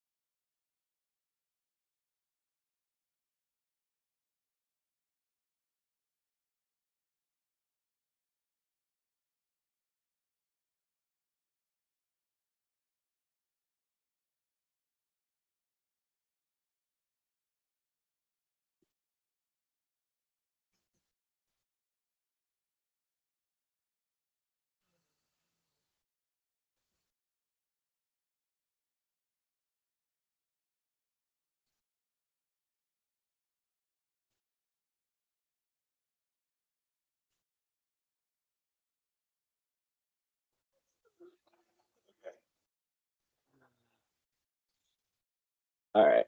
Hello, everyone. We're back. Yeah, right. Cabin in the woods will help a lot. Pisces. Pisces.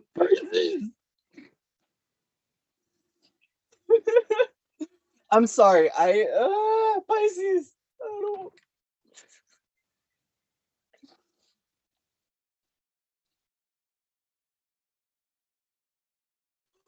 Pisces. We're getting a reading right now. You're getting a reading.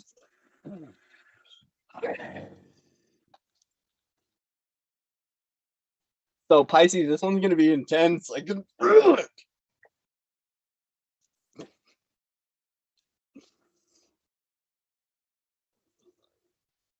Pisces, I love you. I feel, dude, Pisces is about to get brutal. So I just I just heard for the next reading, release the nightmare. So Pisces, what's going on? Okay, sorry. Ow, that hurt. How's everyone doing?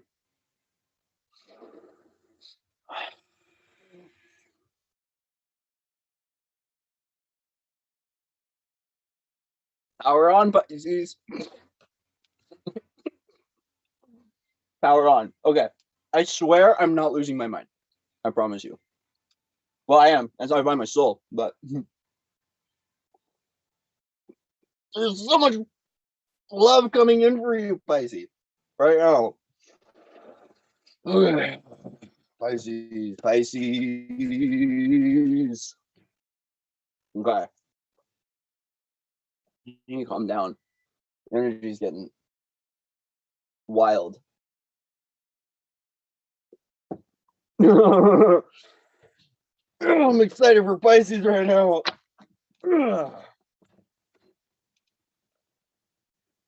Pisces, you're wild right now, man. You're on fire. If the Lightmare starts coming out, Pisces. Other dimensional versions of Corey are showing up. Exactly. The ones that people don't want to. Well, I'm just kidding. Okay, Pisces. Pisces.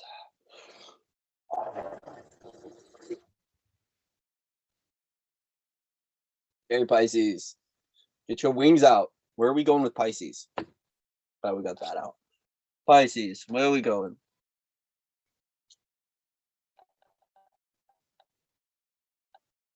Poseidon recently out of the blue. Jenny, you've got star children, sweetie. Your children are very, very gifted. Poseidon, that's Neptune.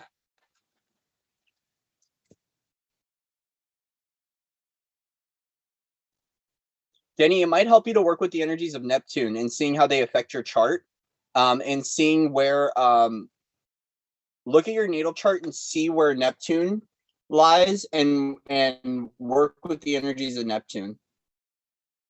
Because whenever I'm working with Neptune is always, for me, looking at obsessions, like obsessions, addictions, things like that. I mean, there's other, that's just me, that's the way I'm relating to it. But look in your natal chart and look at where Neptune exists and how it affects you.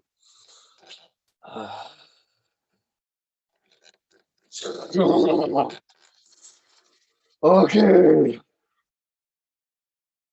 Pisces, where are we starting out with Pisces? Yeah, I came in like a wrecking ball. Oh my gosh. Okay, my wrecking ball is coming up for you, Pisces. Oh, Pisces. And it's interesting, Disturbia is being played.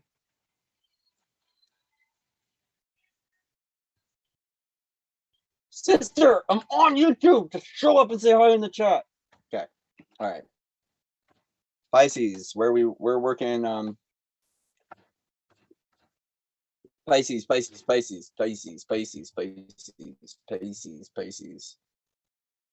Which deck should we do for Pisces? We're gonna go with Wild Unknown for Pisces, which is good. Okay, good. Guys, I just want to take a moment to say thank you for supporting the channel. Thank you for supporting the upgrades and realignments and the moments where I'm offline and online. I've been getting wonderful messages. The prayers have been going very, very well.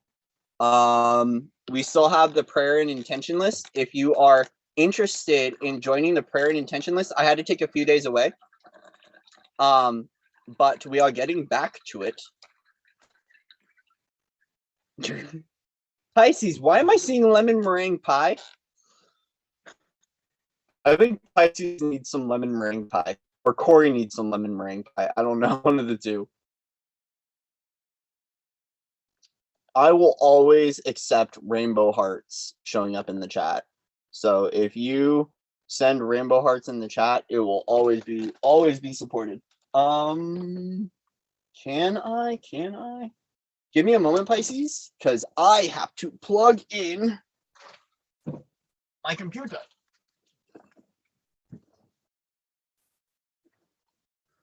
Getting cold, Pisces.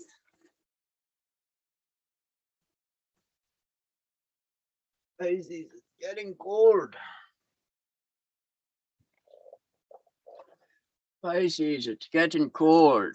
It's getting cold, Pisces. Pisces. Cross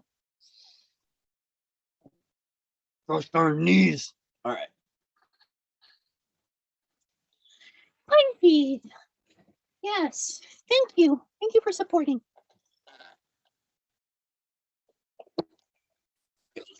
Pisces.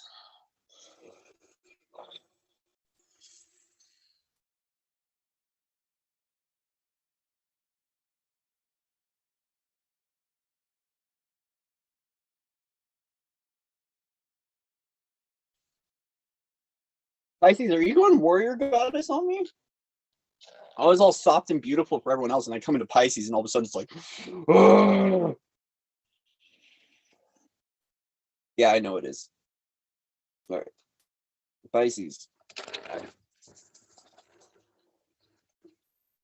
Sorry, Pisces, for vaping during your reading.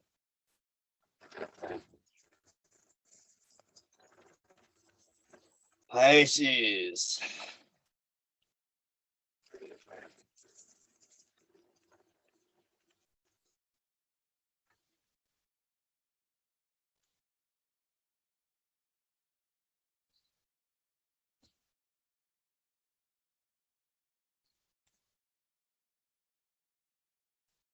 Why did Yeshua go out? Yeshua just stay away. Thank you.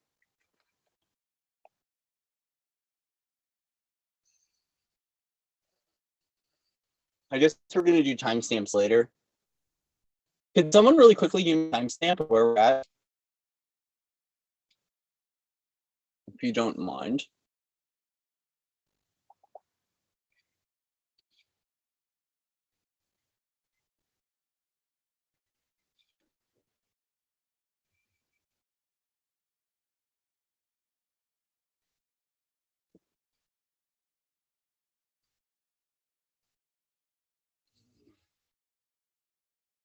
Oh, Corey, my Corey.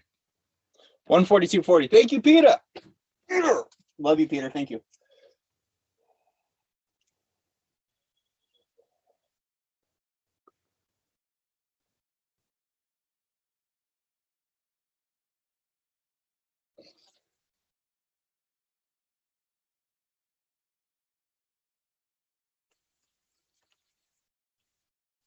Pisces.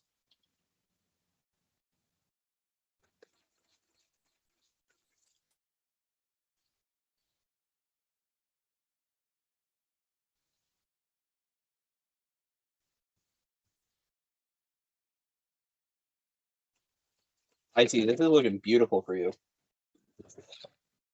Yeah, it is. Okay. So Pisces, there's a lot of focus on the kids right now. So we have the Lovers, Nine of Cups, Daughter of Wands, Daughter of Pentacles.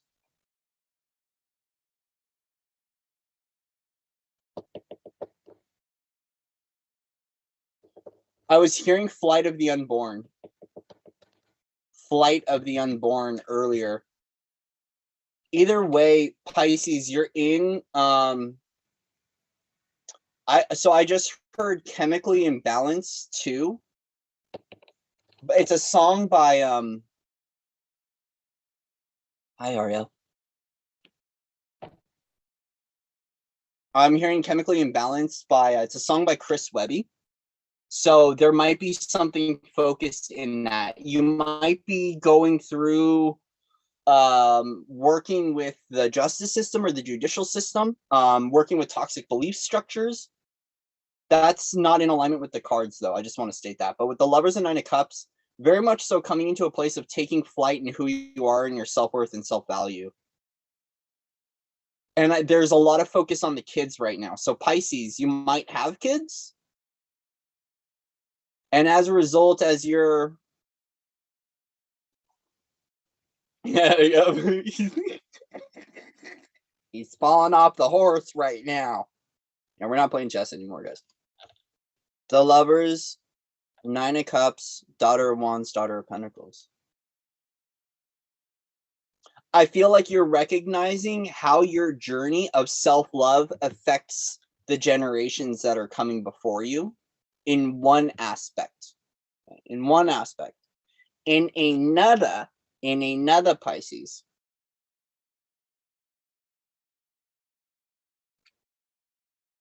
you sharing your love with the world is important for how you feel in your own creative essence and in your own creative magic.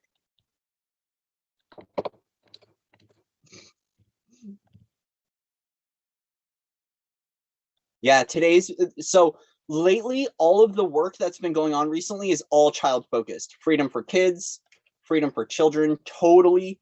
It's been up for the school systems. A lot of parents are homeschooling. We've got someone on here who's been doing that. A lot of it, especially with mother focus, is like the love of the child. But there is, okay, so Pisces, I want to say how you are relating to others and the multiple versions of you exist as love is a part of your celebration right now. It's got this energy of like you taking flight with others in your multidimensional creation, and all the cups or all the versions of you is a part of how you're supporting the world at large. It's got this energy of weaving and integrating who you are into the form. So Pisces, it's like you recognize that all of your guides or versions of you are like coming in to be woven into the form and how that's showing up through the expression, but it's also important for the kids. Okay.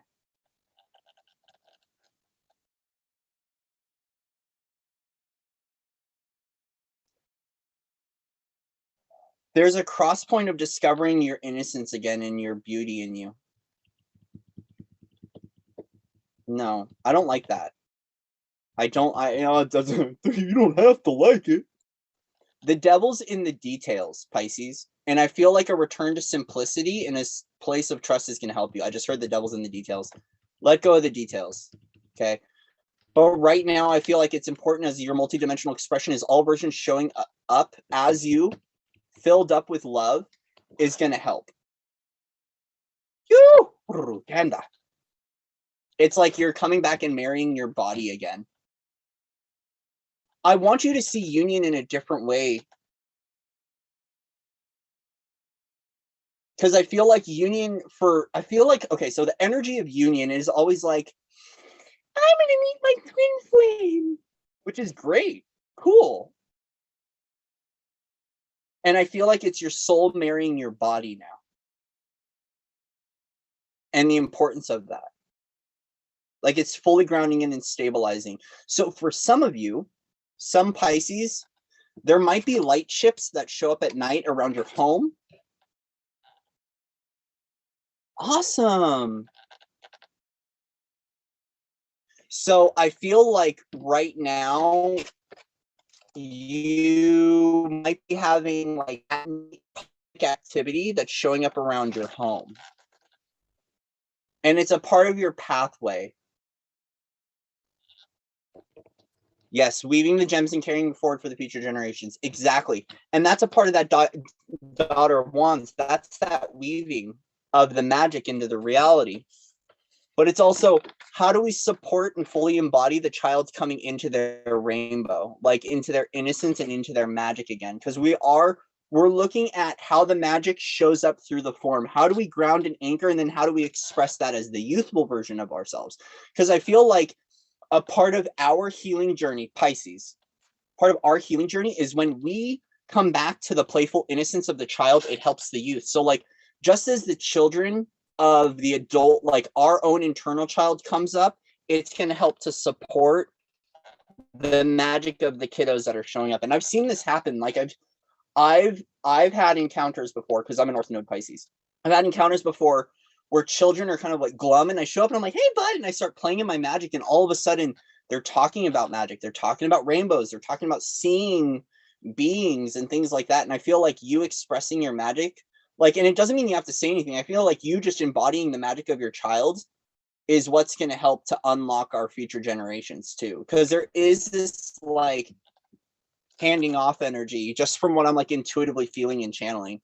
Now, in regards to the cards though, it's how do we weave and support our magic into our day-to-day realities? Like, how does our magic show up in the mundane? Which is very LB consciousness. So thank you, LB.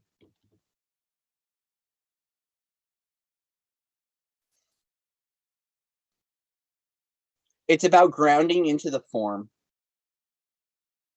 It's about bringing everything from above through the form and expressing that in the place of innocence, in the face of innocence. Okay. So we're going to clear up, get some clarity with Baby Rider. Baby Rider, wait, Riders of the Storm. Yeah, marry your body. Okay, so for some of you, marry your body. Like you can do a sacred ceremony to marry your body fully. Like and allow the soul to anchor fully into the body and just marry the form again. It's got a lot of energy of self-worth and self-value in regards to form, and seeing your form as magic.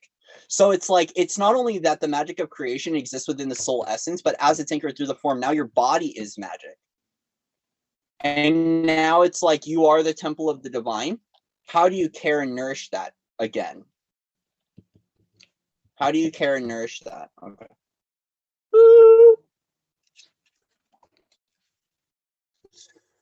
Oh, here we go. There. Oh, this is what we're coming through. This is the light mirror that we're talking about, Pisces. This is the alchemy of you. This is the high angelic alchemy that's paving the way to that illumination point, right? This is the energy of like the Oraphim. Okay, so this is like the energy of the Oraphim coming in and filling up your cup and having a foot in both worlds. So it really is about recognizing that as you have a foot in both worlds, how do you ground that into the form, which is basically anchoring heaven onto earth. But I love it when the fire angels show up. I'm sorry. Okay.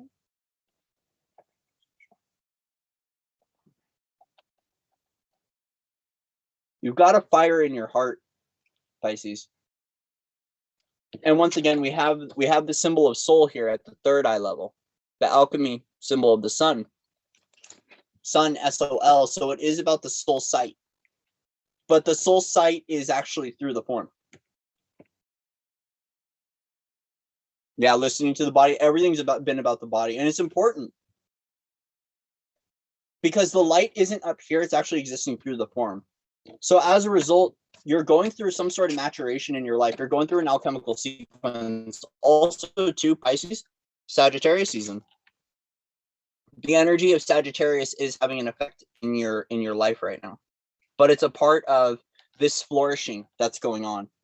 For some of you, it's going to be important to get into the water as a part of your grounding. It's like you need a foot on land, but you also need a foot in the physical water. Being able to feel fully swimming in the waters of the divine again. Take a splash. Take a splash because it's important for whatever alchemical mixture is coming in your own life.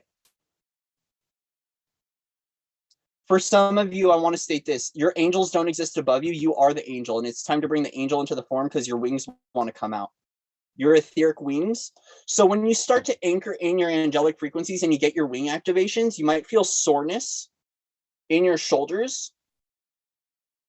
And ribs too. Ribs has been coming up. That's been a lot of Adam and Eve work. That's been a lot of Garden of Eden stuff. Whenever the rib has been coming through, there's all this like this deep Adam wounding.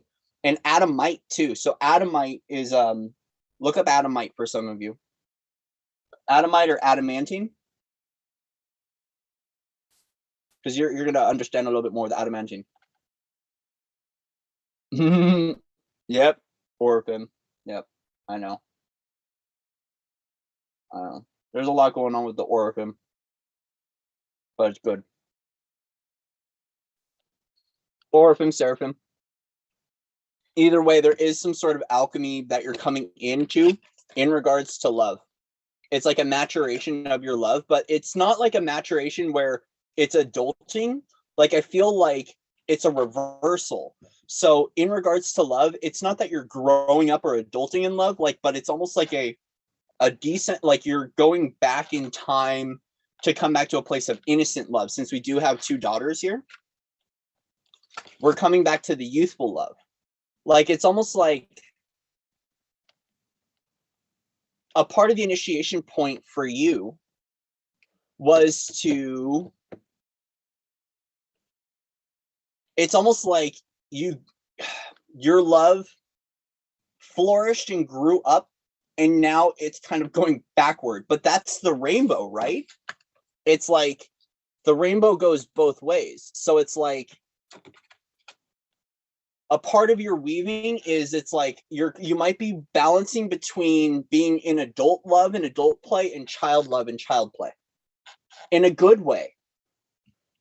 And a part of that is you're passing every time that you are going from being an adult to a child, an adult to a child, you're swishing the water between the cups and you're beginning to separate all the energies out.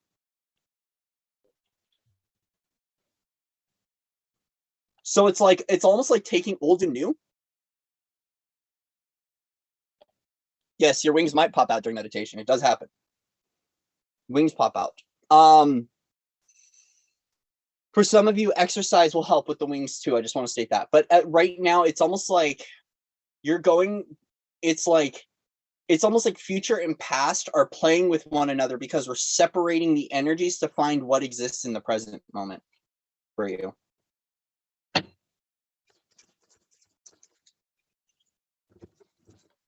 Pisces. Yeah, see, we got this energy of balance.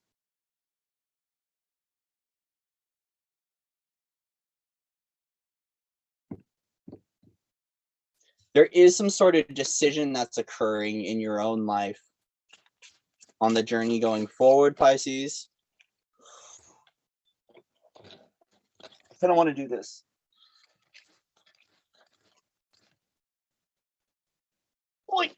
Okay.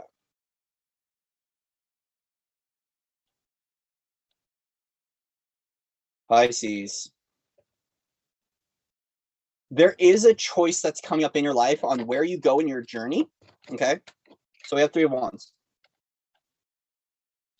There is a decision that's coming up for you on where to go on your journey, what ship to take coming forward.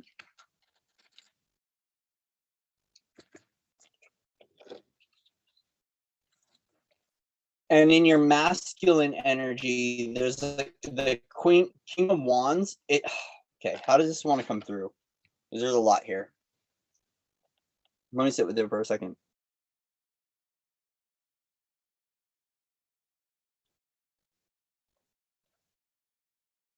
Your throne of light is being repaired right now.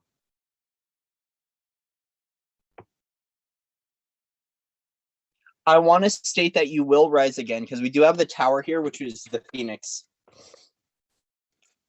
It's almost like the King of Wands rises up into the Queen of Pentacles.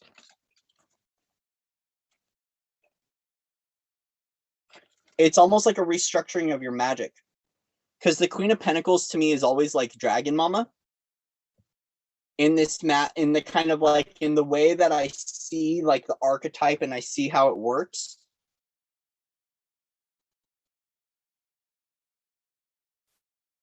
And for some of you, okay, this might be 2 different decisions, okay? A part of this is you might be waiting. You might be waiting for 2 different people. Like there's some sort of future something that's occurring. It might be in regards to a husband or a father figure. Like you're waiting for them to show up in some way, shape, or form. The tower energy is a rise up frequency. It is the Phoenix. It's the deconstruction and the ascension. The descension and the ascension. Either way, it's leading back to a deeper connection with Mother Earth. Whatever Pisces, whatever is occurring here, like I don't,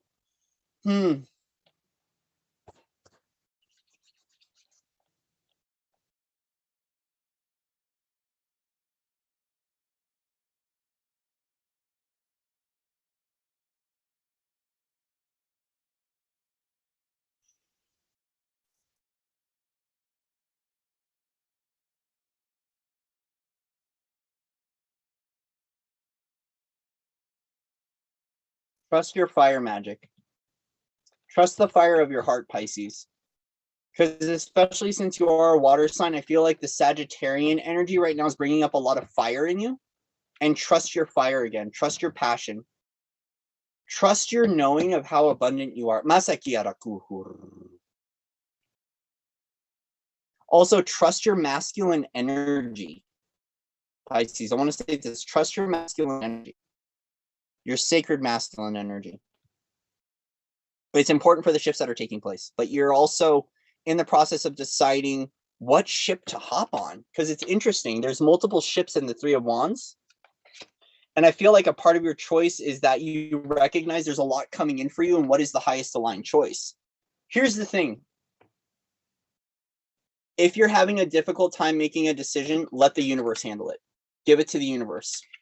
Because with this King of Wands and Queen of Pentacles energy, I'm looking at these three cards, and I'm like, I don't know what to do. Well, the easiest one is let the universe come in and strip out which isn't for you. So for myself, Pisces, what I do is I say, that which is not pure shall crumble. Or universe, take away what isn't highest aligned for me. Right? And so for you, Pisces, if you're not sure what decision to make in your life, give it to the universe and let the universe take care of it. Go rest. Go rest. Just take care of your own self, because all of this is about the form of the body and how that's expressing and how you're holding your highest through the form. It's no longer about playing in some of these realms that you've been playing in.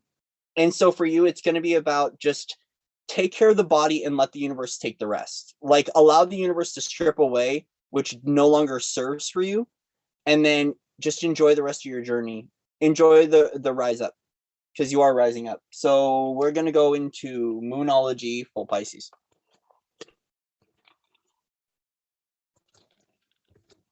Pisces.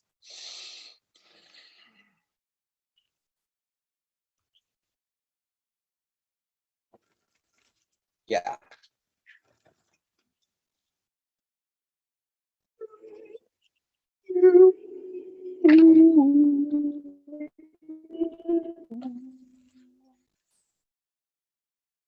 Pisces, let the energy rise up and completely obliterate the old.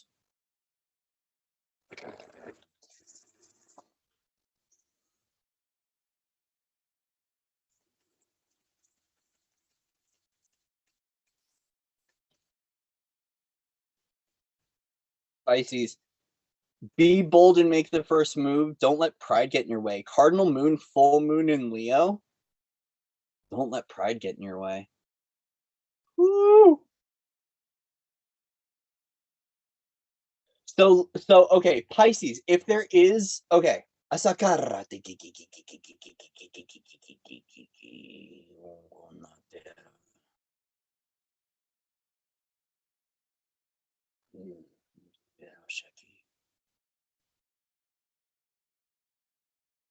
Pisces, it's time for you to take some sort of action in your life, but it's about upgrading your pride. Like, I feel like you need to see confidence in a new way, and you need to take that bold step to recognize the difference between the essence of pride and egoic pride. I feel like there's nothing wrong with your confidence, Pisces, because Pisces has got some attitude, and I feel like Pisces needs to get that bite back. But it comes down to self-worth and self-value, and it's no longer it being an etheric value. It's about through the form. But now that it's in the form, there's some sort of jump you're about to make. For some of you, there might be a focus on Leo in your chart and the energy of strength. But with this also might be to connecting with your Lyran energy. Thank you, Odette. Connect with your Leo energy. Like your Lyran energy. There's something about it that wants to come forward for you. Also, to focus on second chakra, sacral. Because I was hearing sacral, and we do have some orange and pink cues, and so it's very much so finding your feminine within the sacral again, but finding the power of that, like taking your power back from anywhere that creative energy has been siphoned and drained. There is some stuff going on with Jupiter. And so I'll just say that there's some stuff going on with Jupiter. So you might want to call your energy back from Jupiter, Pisces. But also, too, I feel like there is a little bit of a stubborn energy, Pisces, that's been blocking you from being able to make this move. As a result, it's like since you haven't chosen what opportunity is right for you, there's a lot flying out at you and a lot of choice. Just be bold and jump. Be bold and jump with whatever you want to do in your life, whatever you're passionate about. Yeah, emotions are running high. It's because of all the light you're anchoring. So if emotions are running high with the supermoon, right? Pisces is you might be feeling like super expanded and like super abilities are coming online. You want to go run and you could go jump 50 foot high in the air. It's because of all the light you're anchoring. It's a part of that fire angelic. This is a part of that high angelic alchemy that's coming in. It's coming in from the divine and pouring into your cup.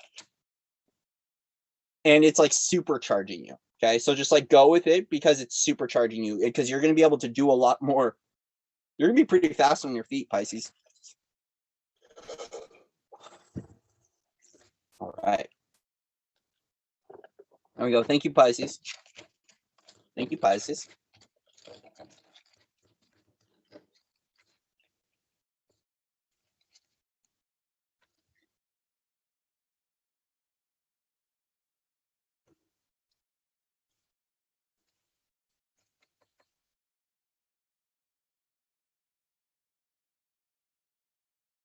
Mm-hmm.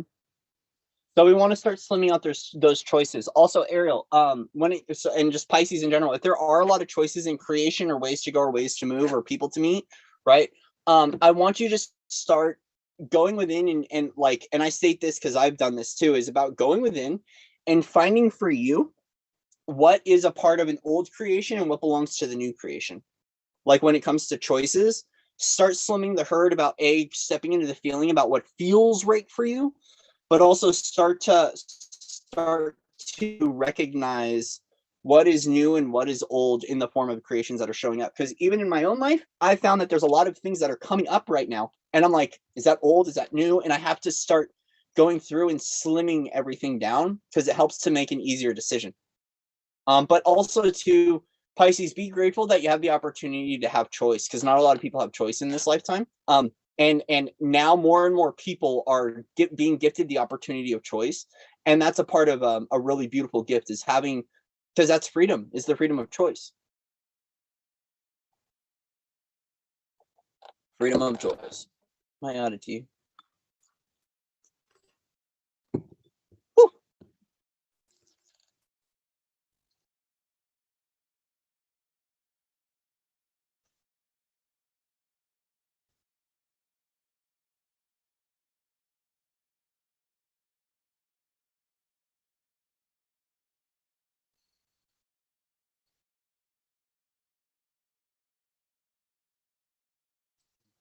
So now we're on Taurus.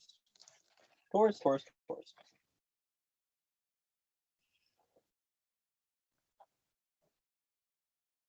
Back to Mama Palm. Mama pomegranate.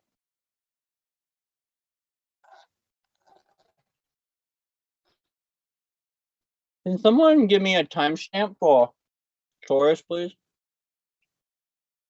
I really appreciate it. Thank you.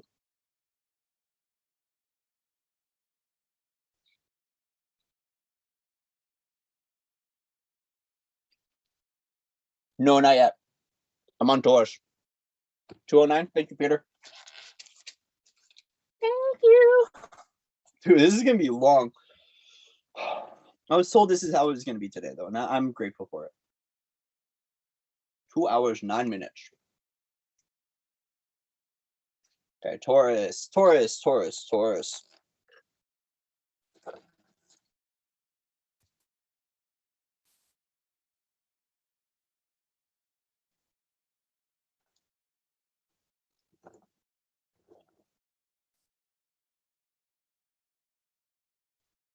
is this? Woo! 111 here for Taurus. Hi, Denise.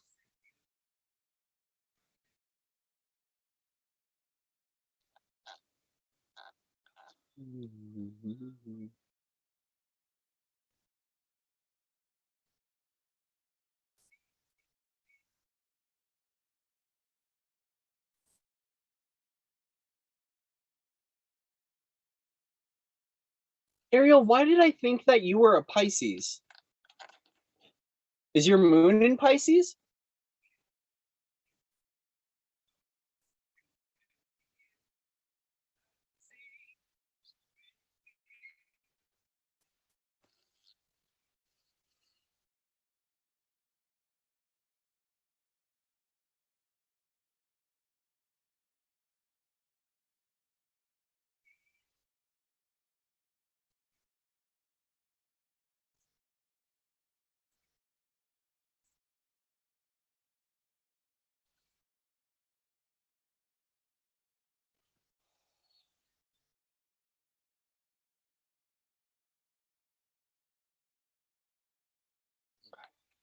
Taurus.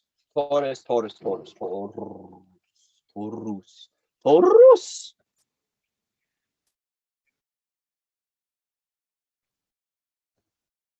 Ah, got it. I don't know why I associated with you with Pisces.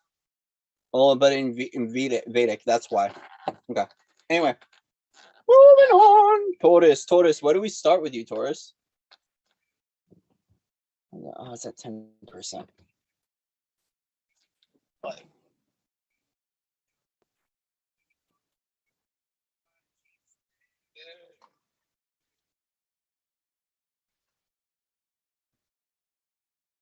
Taurus, you might be in a void because I'm hearing voices of the void.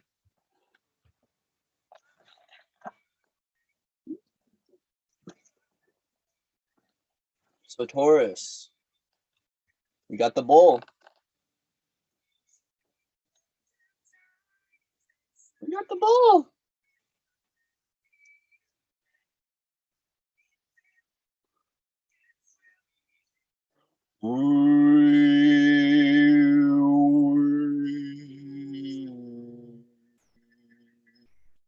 Well,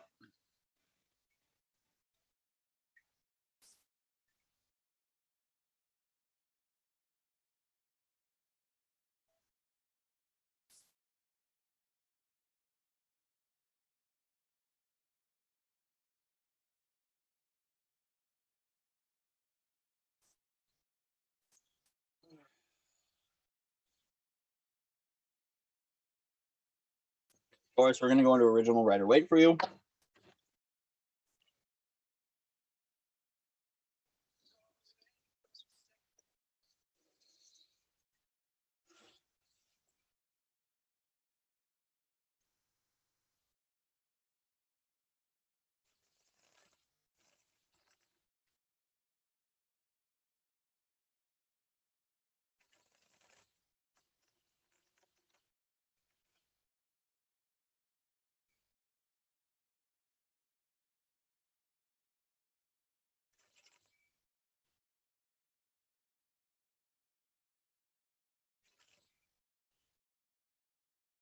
Taurus.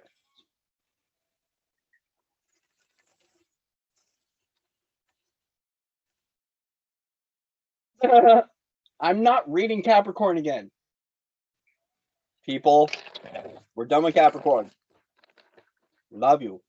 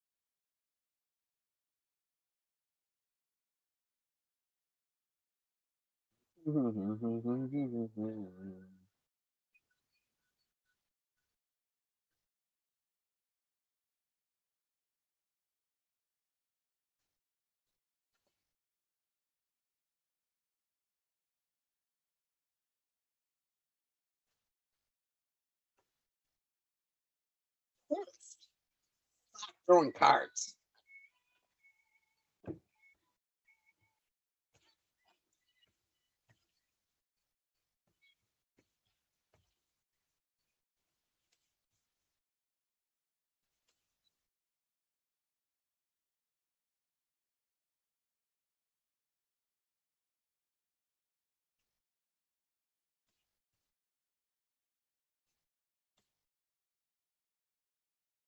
Okay, Taurus. Starting out the reading, indecision on co-creative projects. There's an energy of indecision of how to co-create with other people, or what to do in regards to projects. So Taurus, there is some sort of indecision that's coming up. As a result, which pathway do I take? There is some sort of gift that you have, Taurus, that you're ready to share and offer the world, but you don't know which way to take. And it's interesting because you are...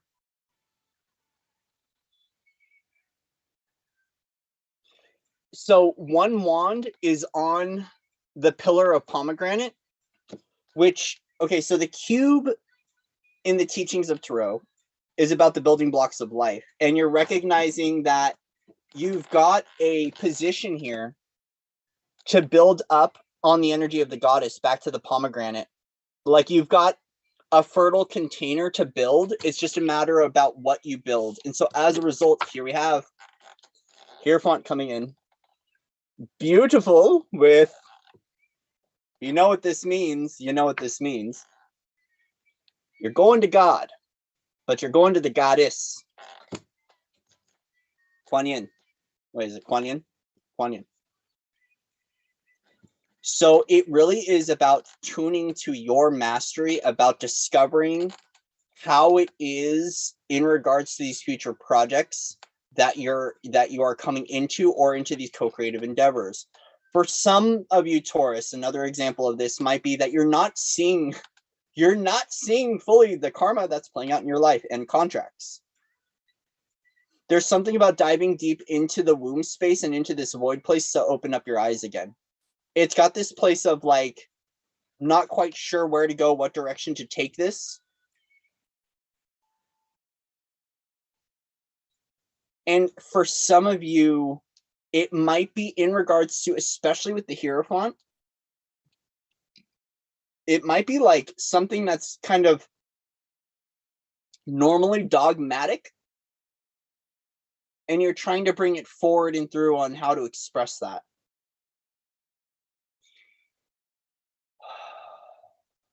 For some of you, Taurus, you might be turning your back on religion, and that's having an effect right now because you're seeing the world in a new way.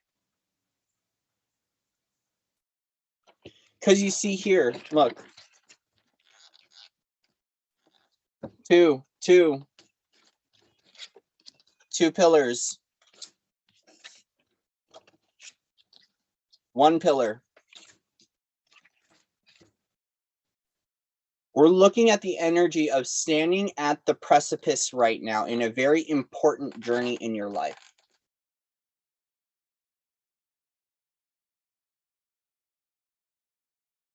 Okay, so I'm hearing wise men say only fools rush in, but I can't help falling in love with you. So Taurus, you might be there might be some sort of like marriage proposal that's coming up. But as a result, you're turning back to the tradition in regards to marriage and how you're creating in your life. I know we don't see the Four of Wands or any of those energies here, but there is a little bit of this like turning your back on tradition for some of you.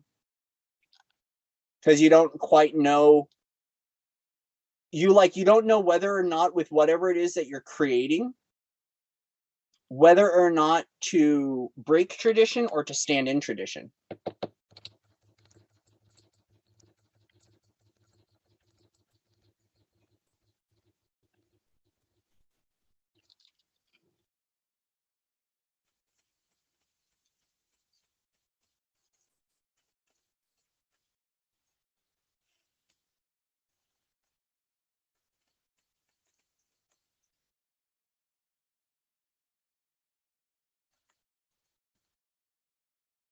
Yeah, because there is some sort of offer that's coming in.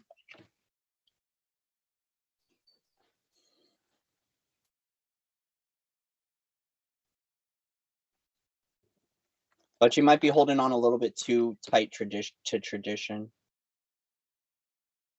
Stabilize, balance, balance, balance, balance, balance, balance, balance, balance, balance. There is a download that's coming in for you, Taurus. Okay. So this download is going to come in. It's going to come in nice and hot. Nice and beautiful from the mother. It's going to go right into the form and you need to stabilize it. Okay. So mama's coming in and giving you a gift, and it's a download. You might have to speak light language into this to ground it in. Okay. You're getting a gift though. You're getting a gift. Okay, Taurus. So Mama Bear is coming in with a big old download hug. Just anchor it into the form and trust.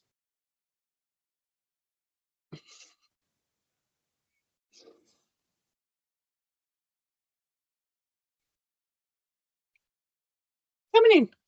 The download's coming in. It's a gift. It's a gift. It's a gift. It's coming in quickly too. It's going to obliterate a lot in your life. It feels like a streamline of some sort of download. Also, too, this might be a piece of you that's coming back. So for some Taurus, you might be gifted, you might be getting a gift of a version of you. Especially in result to the in results. Might have to do with the Garden of Eden. Or an earthen aspect. So a part of this is you might be getting like an elf or fairy version of you back. It's important for your insight on what you're here to create in this world. So whatever, ooh, feeling it right now. It's really charged. Excuse me.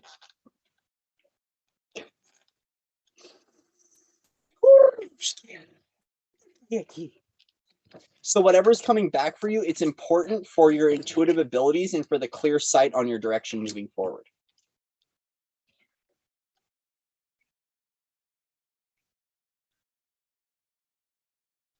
Yeah, there's a major. Yeah. So Taurus, there is some sort of download or soul piece that you're getting back. It's almost like an earthen piece or an earthen aspect. You're being asked to stabilize this into the form. It's going to be a part of the creation of what you're bringing forward through this. Okay, so some of it's esoteric. Some of it's like relationship a little bit. It's got that energy of relationship. It might be in matters of creation and creative energy. For some of you, it might be creative and creative energy. But I want to state you've got your wand on the altar of the goddess. And you're looking in that direction. And a part of that fertility is how you are working with creative energy and how you're working with the womb.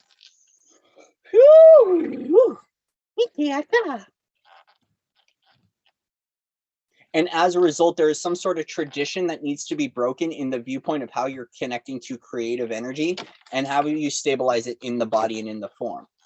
So Taurus, there is something grounding and stabilizing through the form in regards to this creative energy, how you're connecting with creative energy, how you're connecting to creative partnerships.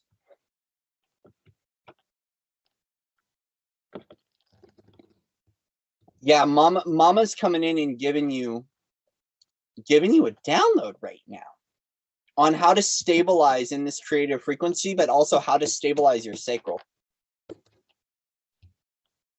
How to stabilize in your joy, the essence of joy. I'm hearing I belong with you. You belong with me in my sweet. What is that? That's the Lumineers. The Lumineers.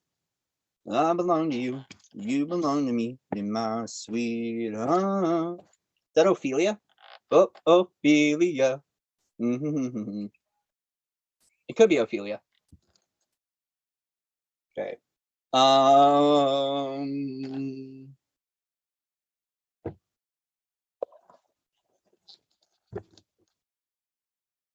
I will.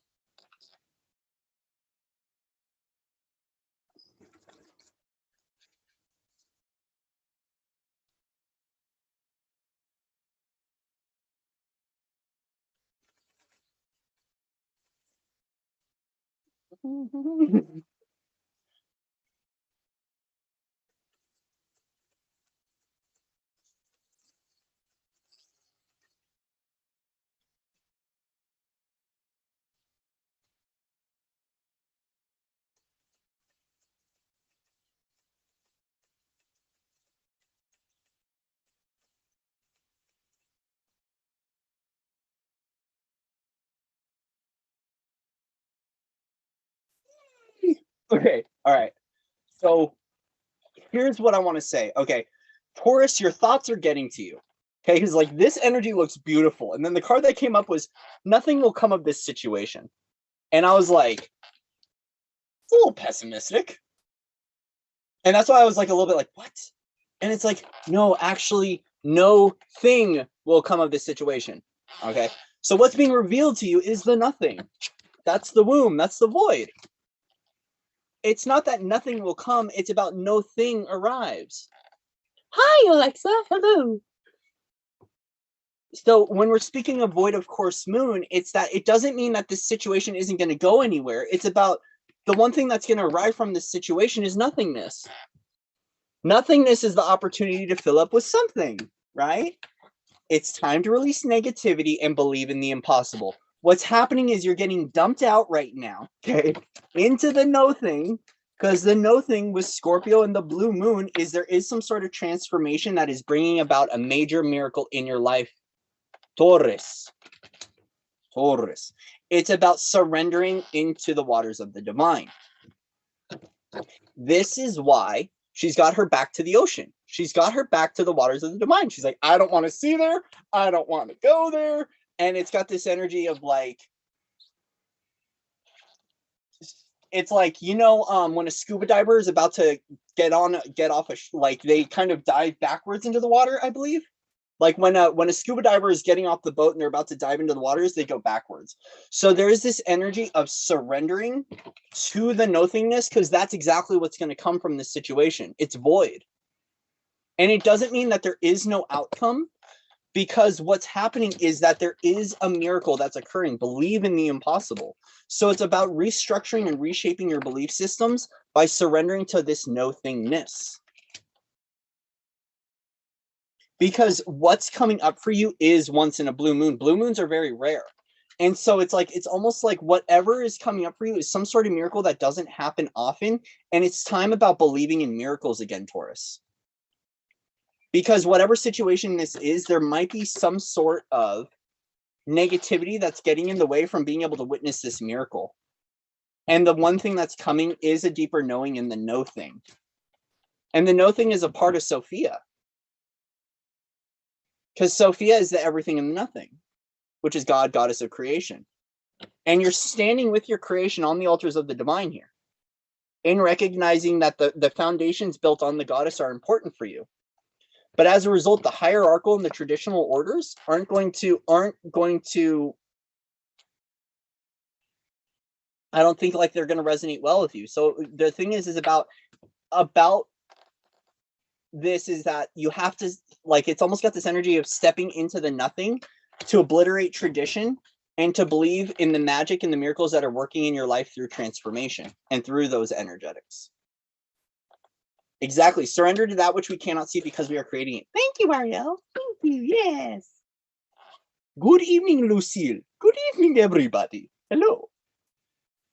So Taurus.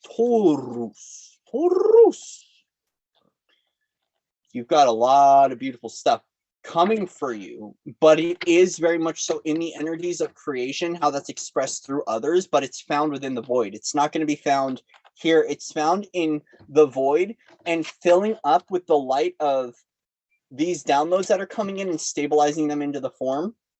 It's almost like allow the miracles to appear before you by focusing on the energetic realms and allowing the energy to move through you and to shift you into a whole nother world. Okay? Beautiful, Taurus. Beautiful, beautiful, beautiful. Hi, Grace.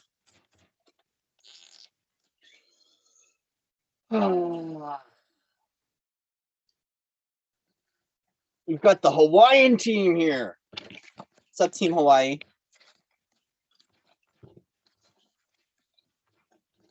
Isn't it snowing in Hawaii? I heard there was a blizzard in Hawaii. Yesterday, my neighbor's like, did you know it was snowing in Hawaii? And I was like, no, did not know. I did not know it snowed in Hawaii. All right. Oh, I got to stretch a little bit. How's everyone doing? How's everyone feeling while we do a little pomegranate break?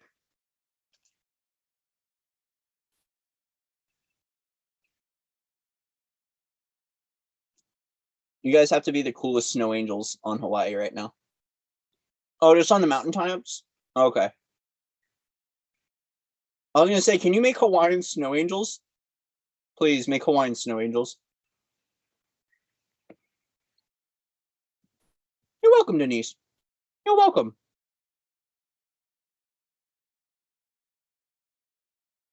Closing all doors on Taurus.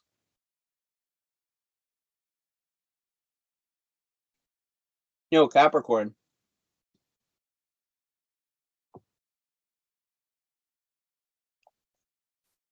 Capricorn keeps popping in. What's going on, Capricorn?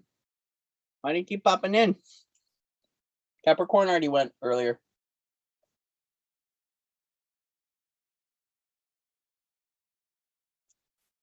Yeah, right? I don't have clothing for the snow. I mean, look, I've been wearing the same Harry Potter jacket for 6 months.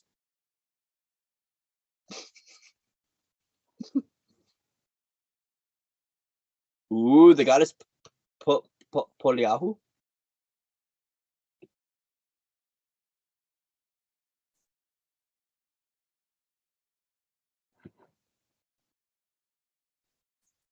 Yes.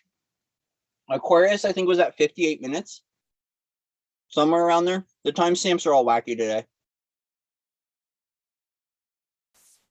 Heaven on Earth? 77.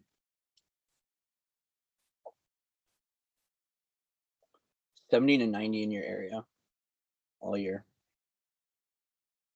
Is that Dave? Dang it, Dave! Get off the console and dance!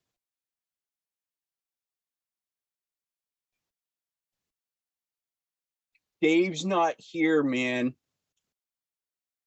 Dave's not here. He's a figment of your imagination. You sure about that? I think Dave is here. Dave's not here, man. You're remembering some stuff. And Dave, I know you're here, Dave.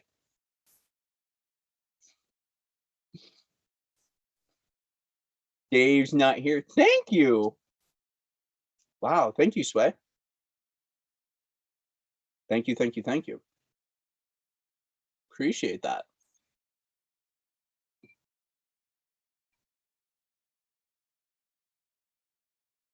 Thank you guys for your donations. You can if you do want to donate, you could super chat, but also I will be putting I'll be putting my PayPal donation link in the description box. It's paypal.me/foundersoflight. Dave's here. There's Dave. There is a Dave. There is a Dave. Dave's here, man. That's too good. And he's got the sea right too.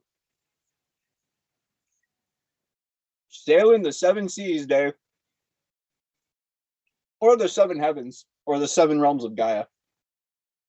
One of the two. What's up, David? That's too good. Dave's here. Dave's not here, man. Now Dave's here. I knew Dave was here. See, we just know. If your mother only knew. All right. Aries. Yes, I do remember. Thank you, brother. Thank you, thank you, thank you. I do, and I really appreciate that. That helped me out a lot. Helps me get groceries. It happens all the time. Oh, Dave, I love you. I love you, Dave. All right, Aries. Timestamp. What are we at the timestamp? Aries. Aries. Oop. 235. Thank Peter.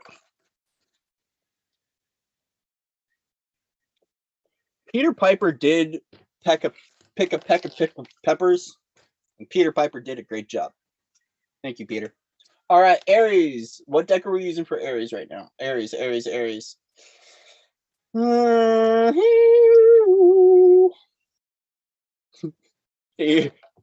Dave's right here, man. Still, that's funny. That's hilarious. Mm.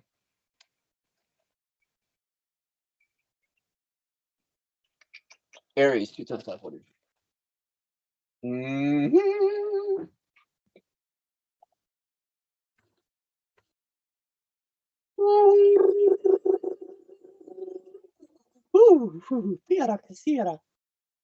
What are we gonna do for you, Aries? Aries, we're gonna go back to OG right away. Original right away. Aries.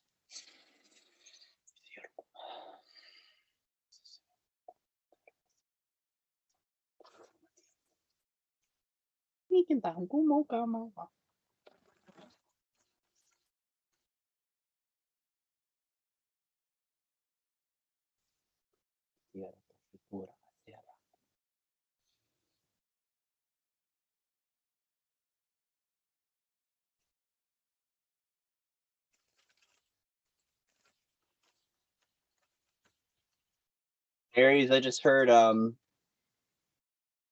Leave a Light On by Tom Walker. I will leave a light on. Dun, dun, dun, dun, dun, dun, dun, dun.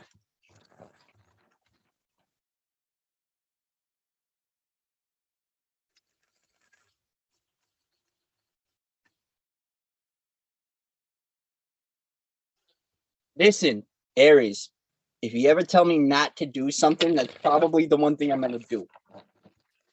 Let me say that. Eh? Don't sing that song. Don't sing. Don't be happy.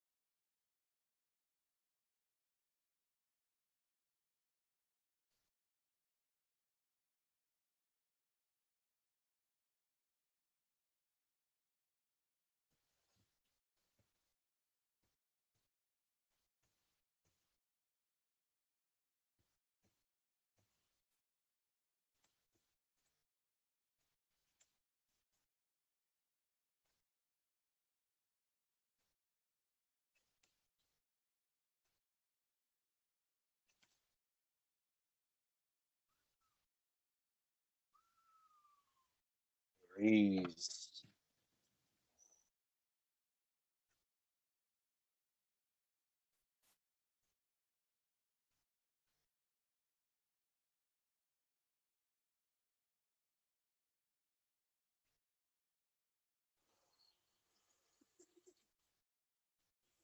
You are looking good, Aries. Okay, Aries. Wheel of Fortune, 6 of Wands. You are walking victorious in whatever dharmic shift is coming through for you. You're racking up the big points. Let's just say that you're racking up the big points.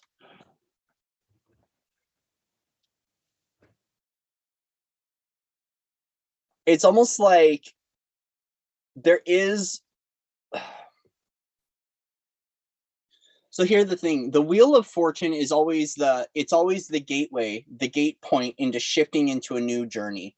So it does have this energy for me of passing through the gates of the unknown because there's something unlocking for you, Aries. So for Aries, I want to state that it's got an energy of kind of like, because you see we have Anubis with like kind of like a Cleopatra energy, Anubis, the gatekeeper, right? Like you're walking victorious through whatever shift is occurring in your life right now. And as a result, there is something that you're getting back in regards to your Akashic records. Because we have 2 Akashic record cards here. We have the entrance to the Akash and we have the Akash here.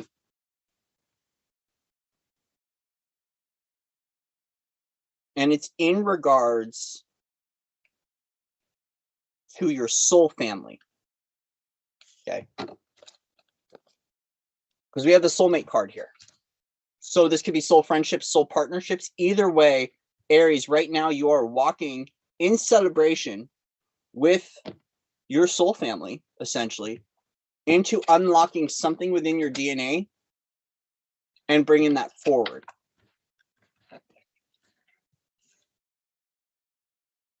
It's got this energy of Aries. There's some sort of completion that occurred in regarding to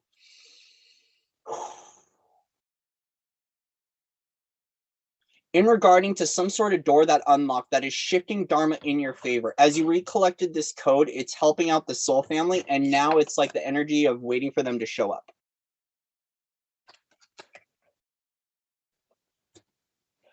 Now it's about waiting for them. Like it's got this energy of a clarion call of tribe saying, hey guys, we're meeting here on this day, and now it's just waiting for everyone to show up.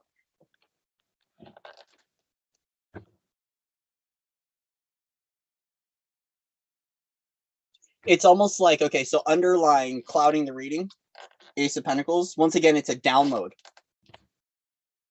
It's a download. And a part of this download was that you had to pass through the initiation, which you're walking victorious through the initiation, Aries, into that beautiful, abundant journey with your soul family. This is kids with kids. This is inner children kicking it with inner children. This is beautiful love. Beautiful love. And now as a result, it's calling that forward now. It's calling that forward, but also making a choice on the pathway. So now that you are in this celebration of whatever code you unlock or soul piece, soul gift, you're now magnetizing that into your reality, but your choice is on which way do we move. Because you're in the vortex right now.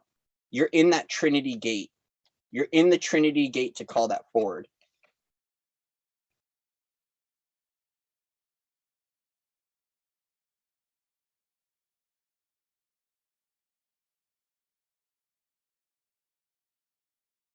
Where are the ships? Where are they sailing from?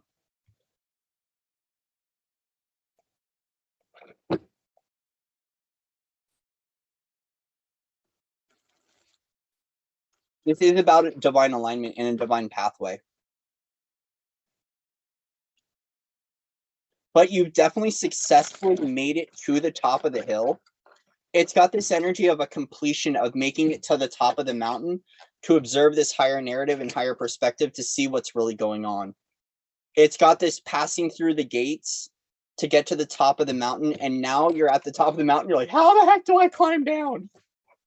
Do I stay up here? How do I get down? Do you get down, Aries, or do you?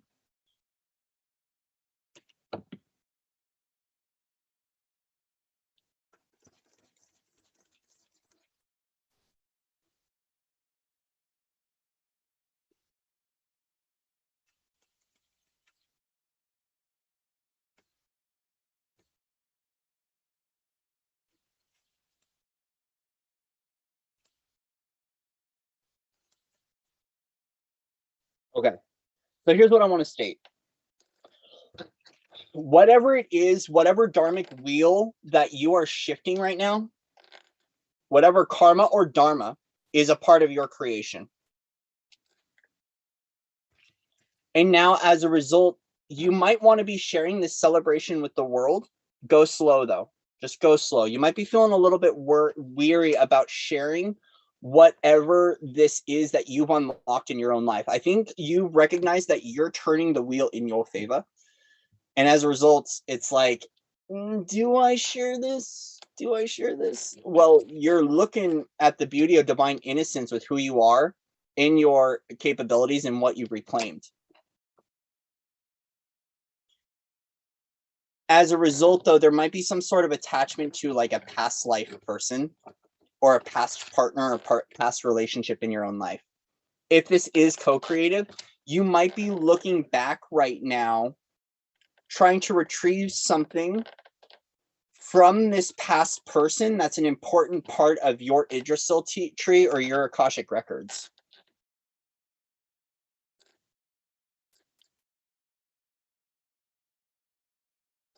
Either way, you're looking back, walking forward. Not a good place to be because that's how you can trip. But it does feel like there is either that or there has been, like, in the past, people might have been deceptive.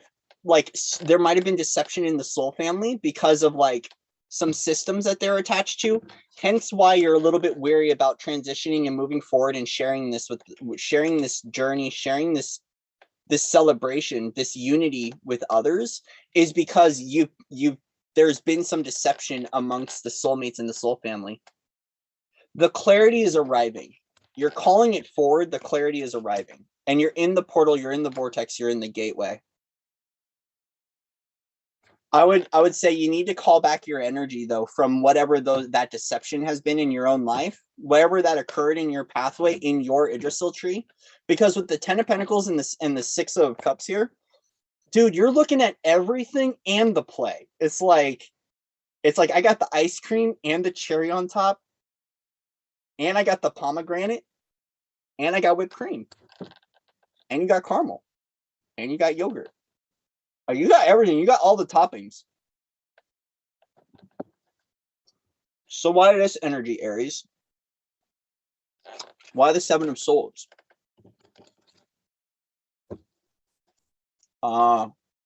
Because of lessons of unconsciousness that have occurred in your past timelines. There was lessons in the past. You made unconscious decisions in your past, and especially in the new pathways. But you're at 0 point. You're at a place of peace. Look, white rose, white rose. If you know, you know. Come on, white rose, people. White rose. White rose. Aries, you're walking forward as peace. Also, too, through this experience, you're learning about the realms of divination. You're learning about the psychic realms. You went through this experience because you had to learn about what deception was.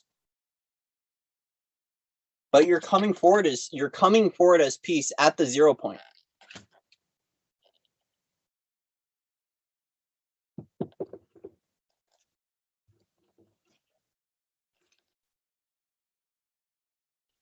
You follow messages for Aries.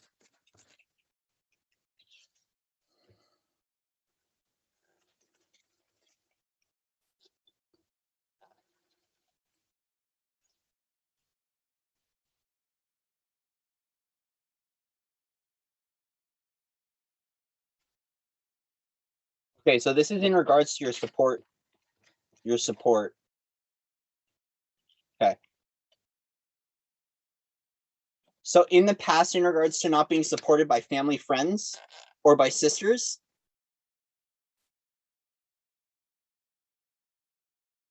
you are moving into a really beautiful journey of freedom in your own life. Because I have the Chariot, Queen of Cups, multi-dimensional mama, King of Pentacles, Fire Papa, and we have the 8 of Swords. It's almost like you are moving into the energy of freedom and clearing out the stagnation out of your own life from these old support structures. Here's the thing. Be careful of your thoughts.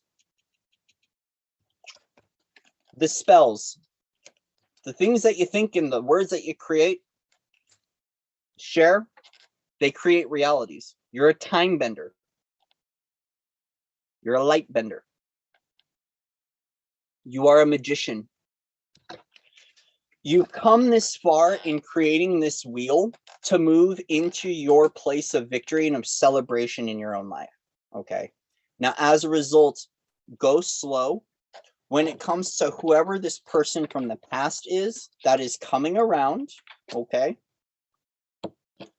tune into your blueprints and your blueprints for humanity.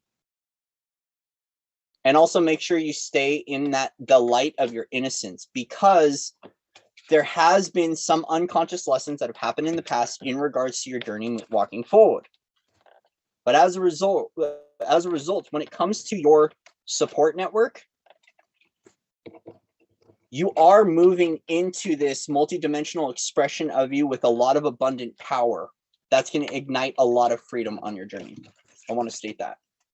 But also I've learned we don't end on a sword. So I'm going to go into, pull one more card.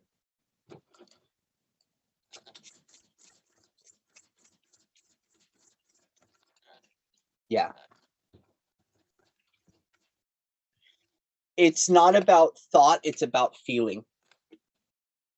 Because we have 8, 9 here. 8 of Swords, 9 of Cups. So it really is about for you dropping into the emotional vulnerability of who you are as love and expressing that to whatever this is. Like, it's staying in your love. It's not letting the mind get in the way. Because it's almost like your mind might be getting to you a little bit, and your thoughts and the things that you think about whatever this past person is. I want to remind you, just keep focusing on your self-worth and self-value in the realms of emotionality, like the deep knowing of your love and the deep knowing of your journey and all the initiations that you had to get to this now moment.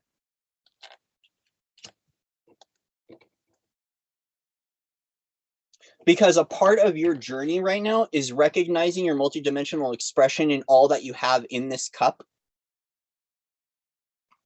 and how you share that freedom aloud with others. But be mindful that you're still in a learning. Like, it's got this energy that you are, like, you've completed some cycle and you're gaining mastery, but also have the humility to be able to still be on your journey in the learning. Like, knowing that life is a journey. Life is a journey of learning and experience and remembering. So it's got a little bit of this energy of a humility component, like knowing who you are, know your worth, know your value, but also be open to receiving whatever this is, because there might be some sort of unconsciousness or like some sort of version of you or programming or spell or belief system that's still getting in the way from you being able to have this peaceful journey. I gave myself all these Aries places, and then the goal is to feel, yep, the waters of the divine. So either way, there is a revelation on the lessons that you've gone through in life.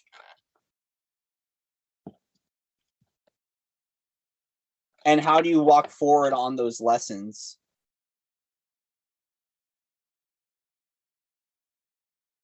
Either way, you're walking in the Queen of Cups. You're walking in that emotionality. You're walking in that emotionally abundant, multidimensional version of you, basking in the waters of the divine. And what's cool too is it's really like abundant in the form in your emotional realms. We've got fire and water meeting together. So we have 2 different levels of purity coming together. Fire and water coming in to free the love.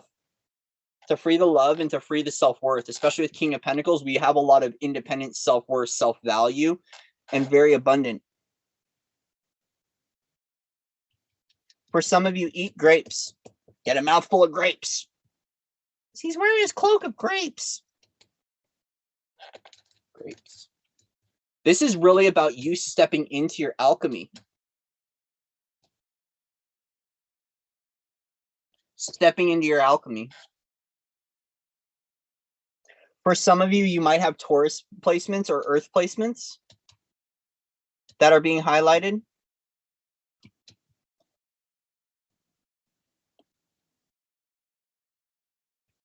For some of you, you might have been feeling like you're trapped. You've been trapped in the realms of the Father, or the energy of the Father. Like, it feels like the energy of the Mother is moving and shifting quickly, but it feels like you're stuck when it comes to the energy of the Father, or you're hitting a barrier. Go back to your self-worth and self-value, and come back to the unified version of you. Stop separating off in Mother and Father. Play with the unified version of you. Know your self-worth and self-value as love. That's a part of the freedom codes and the freedom alignment. There's been a lot of freedom stuff happening for the realms of Father. Okay? Yeah, please take what resonates. So in regards to the realms of father, you might be feeling stuck, but you're feeling like there's a lot of moments. Like I feel like the left side of your body's got a lot of like you're flowing really cool in your mama realms, but as soon as you step into the father energy, it's like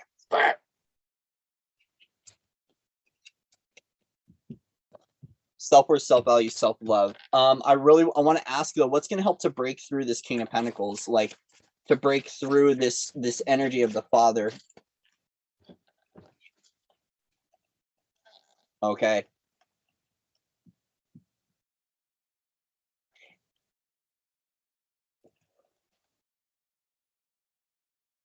Queen of Pentacles, 10 of Wands.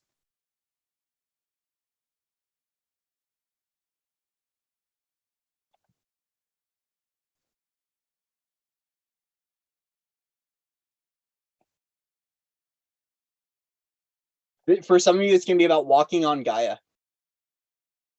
Like it's going to be about a journey by foot. That's going to help you with this father energy. Trust your soul compass. Trust your soul compass. Aries, your soul compass.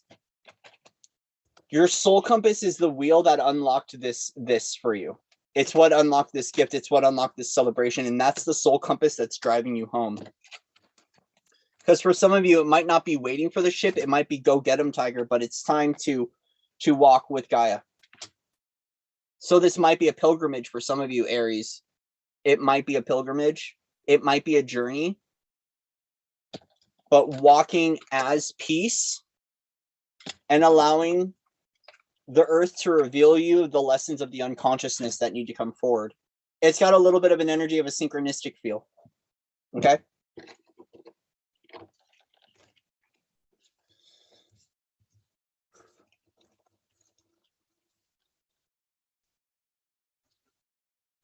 Thank you, Aries. Thank you, Aries. That was a long one for Aries.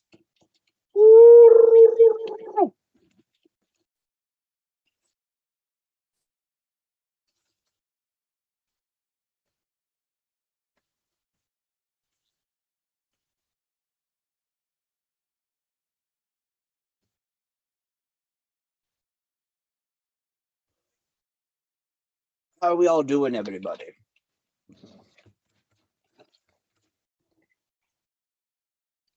How's everyone doing?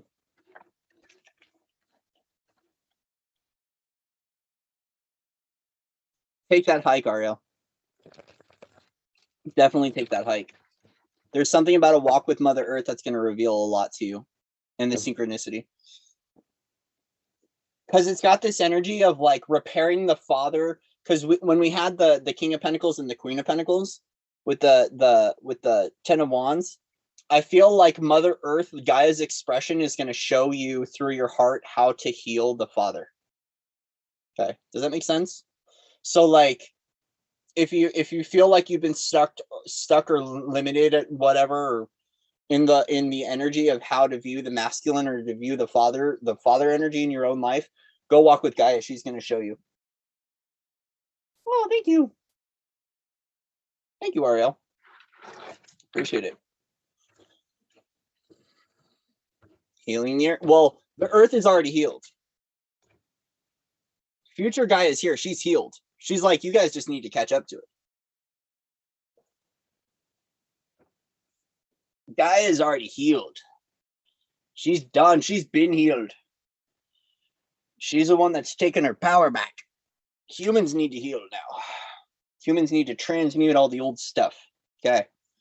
Whew. Stretching out my legs for a little bit. My knees are getting crunchy. I'm not used to sitting in yoga poses for 2.5, 3 hours at a time. What time are we at? 3 hours in? My gosh. Oh my gosh. Oh my gosh. Well, this could be a 5-hour reading today. We're only halfway through. Yeah, we're only halfway through. Oh my gosh. If this is not turning into a 6-hour reading today, it might though. It might. Turns out into big sessions. Okay. Gemini. Could someone give me a timestamp for Gemini, please? I'd appreciate it. I wonder if I could find what the timestamp is. Create a poll.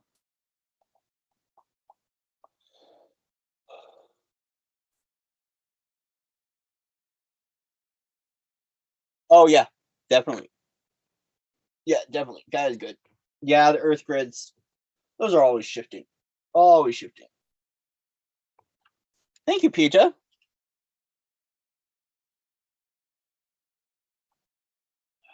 Okay, Gemma. Gemma.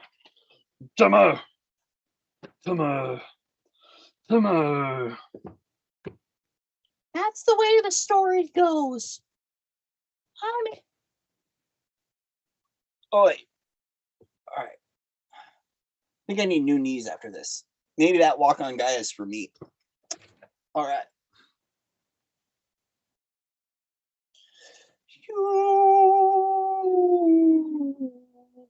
The myth around raising your frequency. Gemini.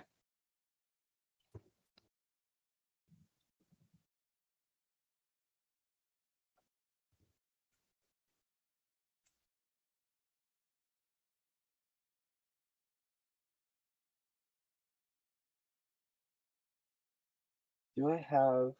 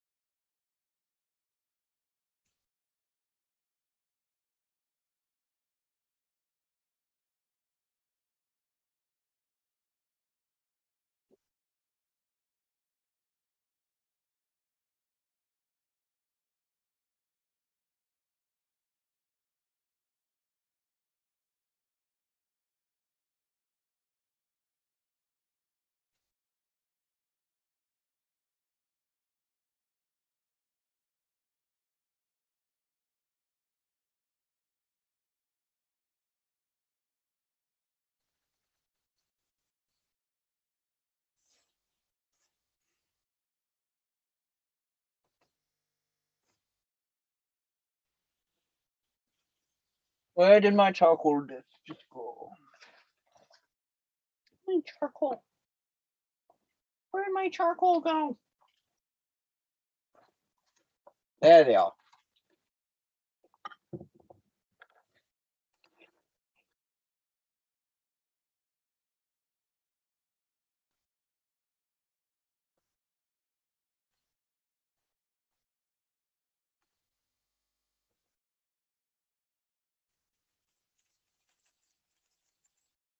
Oh yes. Thank you.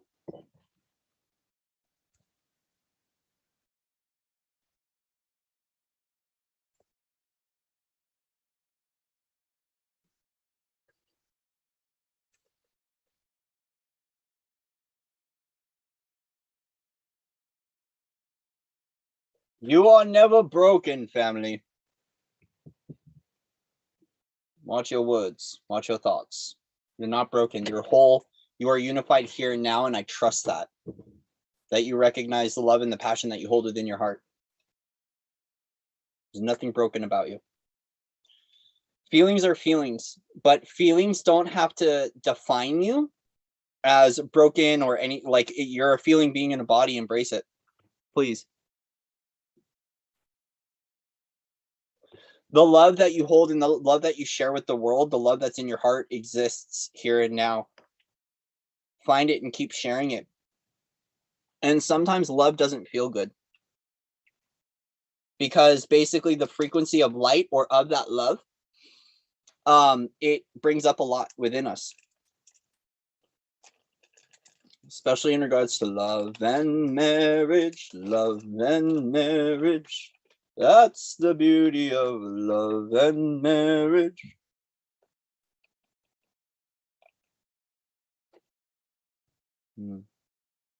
Love Dragon's Blood. Dragon's Blood. Dragon's Blood.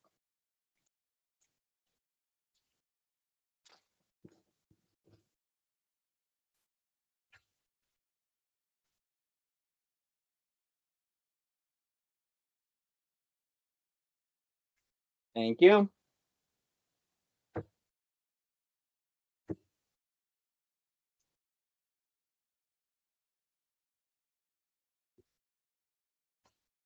I'm burning Palo Santo. I've been burning dragon's blood and frankincense. Right now, frankincense. It's very good. It's very good.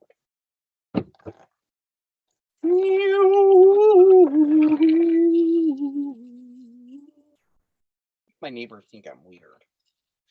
What did that guy do playing with cards? Does he see into the future? No, he creates the future in every now moment. Oh. Yes, dragon's blood. So dragon's blood, it's a resin. It's not literal blood. It is a resin from a tree. And it's got kind of a sweet smell to it. And then I've got frankincense too. Yes, I do. This is, yes.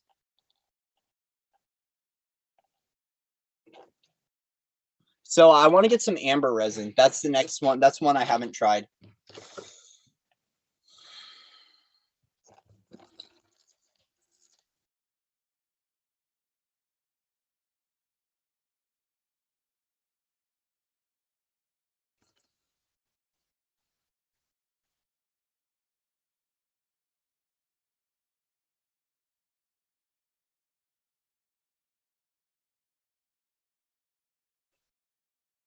Gemini.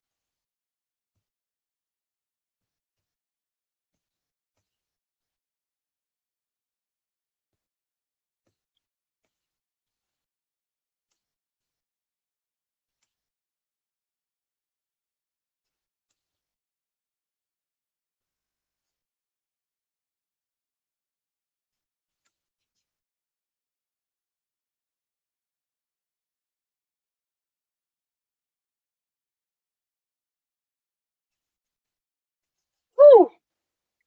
Nice. Good. Good, good, good. Gemini. Jemmy. Okay.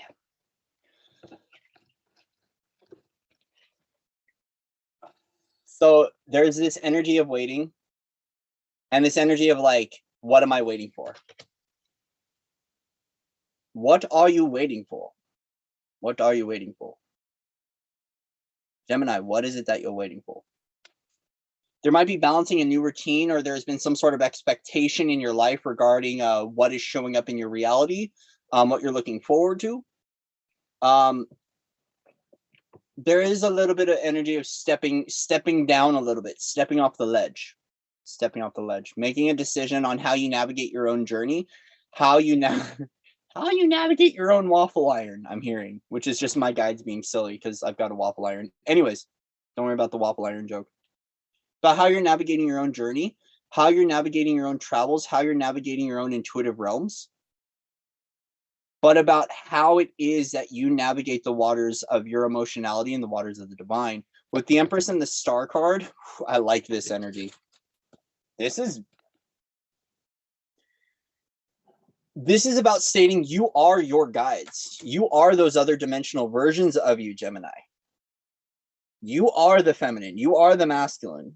Like, you are spirit in form. And as a result, you're being gifted back an opportunity, a piece of you that is might be a goddess aspect or a future version of you. There is something that the universe is giving you right now back to you. It's some form of spiritual abundance that is returning to you. So this is why, because remember, Gemini, before I was hearing about the broken stuff, it's because there's been some sort of indecision or indecisiveness in your reality. As a result, you're receiving back that clarity in that you don't have to, like, it's got this energy of you are the everything. You are the all. But it's more than just like thought. It's a knowing, it's a feeling place.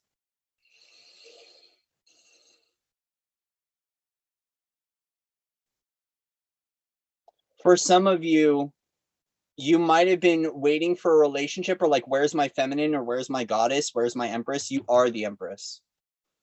Like, you are that star mother. You are galactic mama bear. You are the guide. You are the way shower. It's almost like waiting for the perfect direction or like the perfect revelation or like awaiting, awaiting Yeshua to open. It's like waiting for Moses to part the seas. Like, not sure if like revelation is really occurring the way that it is. And it's like, well, actually, you are the revelation. Like, if you've been waiting for Mother Mary to appear in the sky, it's actually she's within you. As a result, it's like the universe wanted you to recognize that everything you're looking for to appear outside of you actually exists within you. And now that you're getting the hint that, like, wait a minute, everything I've been waiting for outside actually exists within, you're receiving back some sort of spiritual abundance. This is a gift from the divine because it's an important part of balancing the inner work and the outer work, because we're looking at the scales of justice here. So as a result, there's someone with some sort of spiritual abundance in their life, and they are now gifting you the opportunity right now through their connection to the cosmos for you to be able to receive whatever this gift is, like whatever it is you've been waiting for. Because there has been indecision. Do I go backwards or do I forwards? Do I move or do I stay? Do I play or do I work? Do I show up? Do I not show up? How long do I have to keep waiting for? You're going to get the download. Like, what you've been, essentially, like, what you've been waiting for, is actually just you. And now that you're getting that, boom, you're going to start receiving everything that you need. Because you're like not sure if you should still continue to wait for whatever this is. Whatever blessing or encouragement it is, right now you're getting it, and you don't have to shuffle your feet anymore.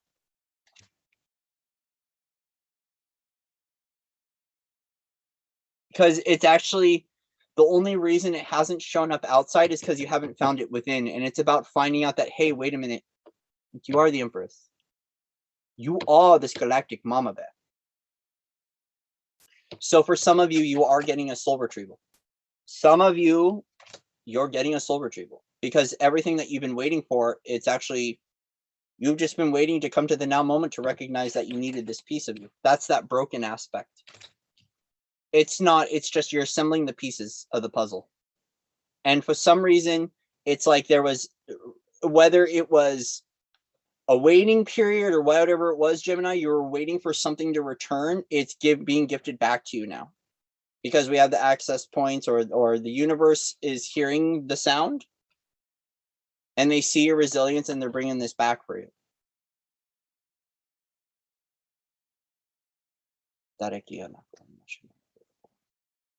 Yep, see, Ace of Pentacles.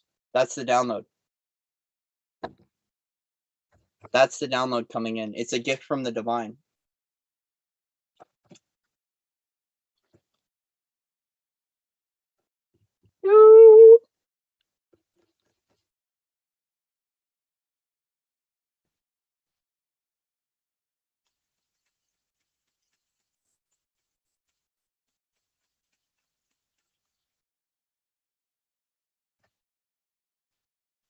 Yeah, it's because that what you were waiting for without, you had to go within to find.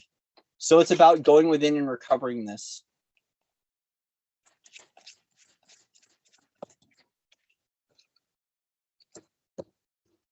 Going within to find out where you're still controlling your reality or where you're still obsessing. Where you're still tied to old creations. For some of you, it might be you got to do some womb work. Something happened to your sacral chakra.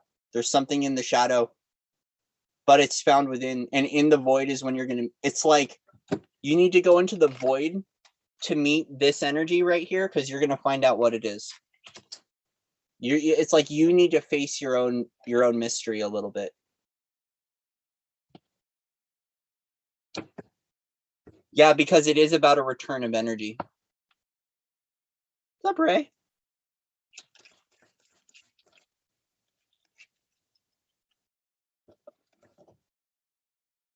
Yeah, there is some sort of, like, you're coming out triumphant with the clarity here, Ace of Swords. There is a new truth that's being shown to you. And this new, it's got this energy of, like, don't be afraid of the dark. Like, go within the void and meet it for yourself, because actually you're going to get the clarity that you need. And that's what this return of energy is. It's about knowing your worth and knowing your value in your independence. It's your fertility. There's so much energy here, fertility. I feel like someone here has been so masculine focused that they haven't been able to dive into the energy of the mother, and that's why things haven't been able to flourish or blossom. Like Gemini, I feel like, because Gemini, you're the twins. You're the shadow. You're the light and the shadow. And so I almost want to state that the reason why there hasn't been growth or movement is because it's almost like you haven't been able to fully nourish the soul light yet. And so a part of this going into this creation spot and meeting your own shadow is you're going to get some clarity and recognize what your truth really is. You're going to find your value down there. This is all about, like, balance, but also too, it's almost like you've been planting seeds in soil without water or without nutrients in it, so they couldn't grow or flourish fully. And you're like, where is that abundance? Like, where is that independent, abundant version of myself? Well, it has to do with the soil in which you've been planting. Because with the Empress, we have the golden oats here. We have the golden wheat, the pomegranates. We have that fertility, but you have to water that fertility, and we water that through the water of the divine. As within, so without, as above, so below. And the gift of this now moment, the treasure, is actually the fertility to be able to flourish within what this expression is. It's about being able to just go a little bit deeper. It's almost like it's got this energy of, like, you're on land and you've been building a well. Like, you've been, like, digging. So, like, whenever you get a fresh piece of land, you got to put in a well. You got to drill deep. And, like, for some reason, it's like you've been drilling and drilling and drilling and drilling, and you haven't hit water. Well, it's because you need to go a little bit deeper. And so the universe is gifting you the opportunity to go a little bit deeper, because you're going to get your well there. You're going to get your well. It's interesting. There's almost, like, I'm wondering, it's got a little bit of an oil feel here, and I don't want to go there with Gemini. I'm sorry. I don't know what Gemini I'm tuning into, but we're not going into oil stuff right now. We're just not. Nope. No. I say no.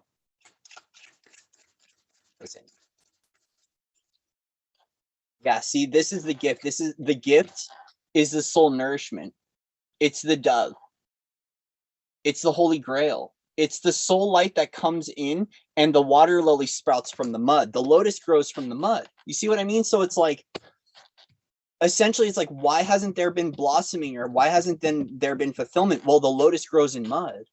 And so there is a deconstruction that needs to occur within the womb that creates the blossoming of you. And the gift is that it's the fertility, but you're being gifted the soul light. You're being gifted the 5 elements. You're being gifted the opportunity to feel. Like, I feel like what this is, Gemini, is it's an opportunity to feel deeply and to cleanse deeply, because we have Ace of Swords, Ace of Cups, which is beautiful. Ooh, the Lovers. It's about feeling love again. It's about feeling love again. Feeling loved from the divine, feeling loved by your people, feeling loved by your purpose, feeling loved by your mission. Yeah. Taking the high road out of whatever situation you've been in. Whatever it is, there is this energy of you go deep because you're going to rise above these matters. You're going to rise up over whatever situation you've been in, which is interesting because you're already at the top of the mountain looking down at the waters. I feel like it's going to take you to another level, because actually here's a place where it almost seems like you don't want to budge from this position, and yet the ships are so far away, but you got to sail to the ships sometimes. But actually there's an up leveling that's occurring, because it seems like there's something unlocking for you at the next level up. But it requires this emotional inheritance to come through, which is a soul gift. It's basically you bathing in the waters of your own soul essence is what flourishes, and that's the prosperity. The prosperity, the charity that you're receiving back is this new beautiful version of you showing up in your soul light and in your soul gift. Because it is the pass-through point. You see the W? 2 pillars with the mountain in the background. That's the way I saw it this morning. I was going through with the cards and going into the esoteric symbology here, but unpacking it myself. Is a lot of it is that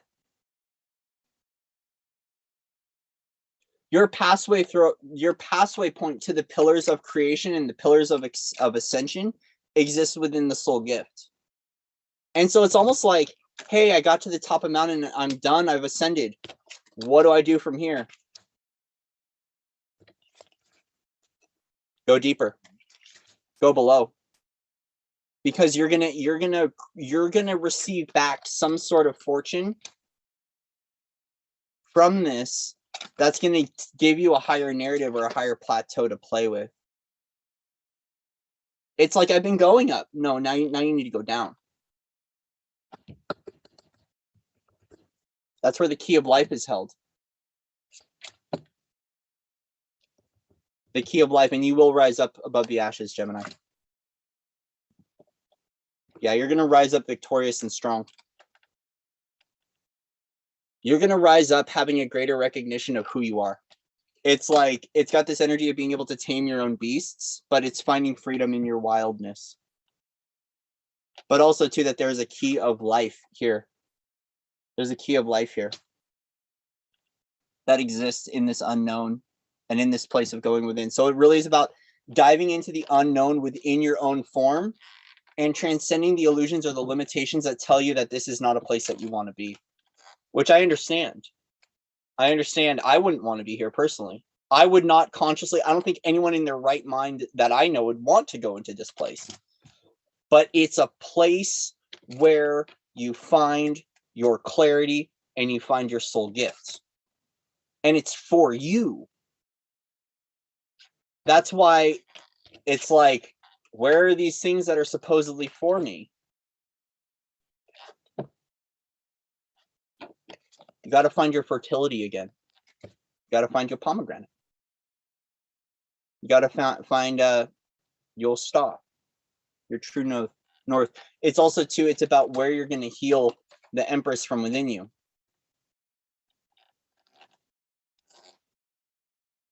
And you're showing the way into what it is to be this and to create this and to work with this energy. You are going to rise up victorious. You are going to rise up stronger. You're going to rise up as that golden lion heart.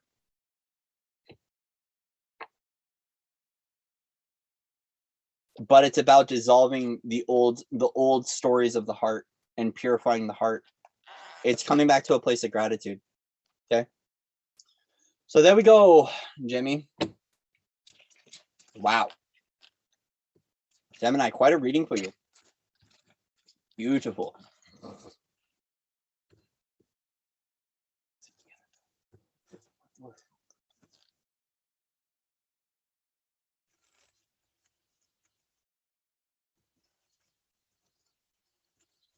Woo.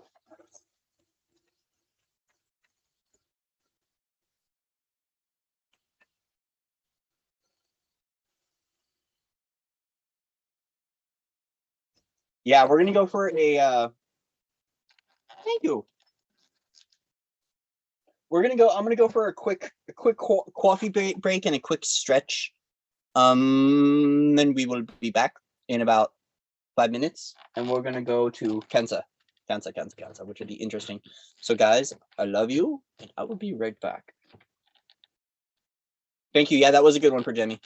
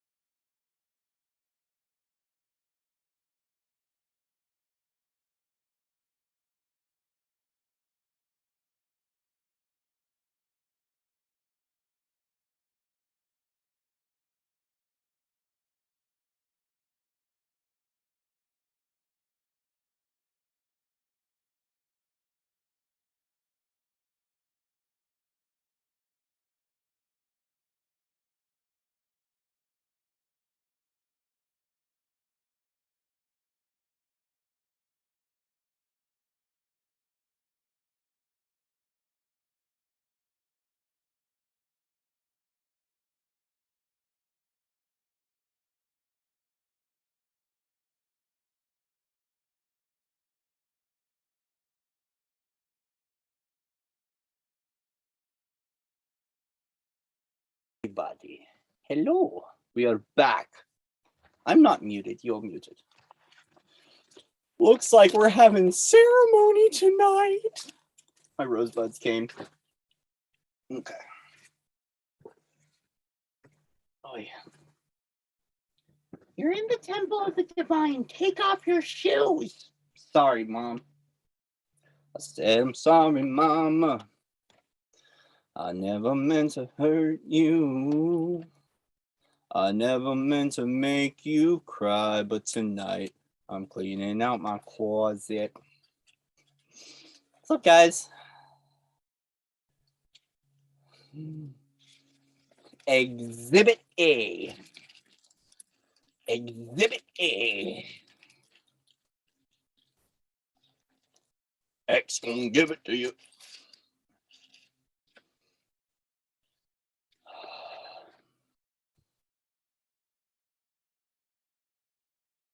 So we're gonna play with some rosemary incense. Yes.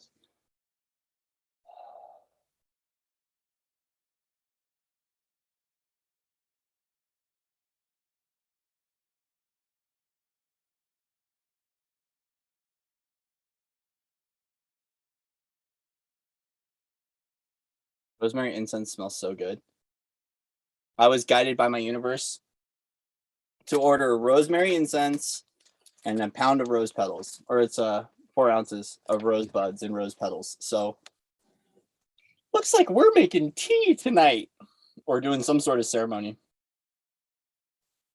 I'm gonna work with roses.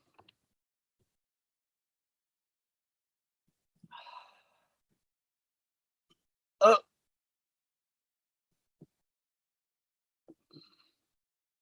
Wonder if we can do it like. Ooh.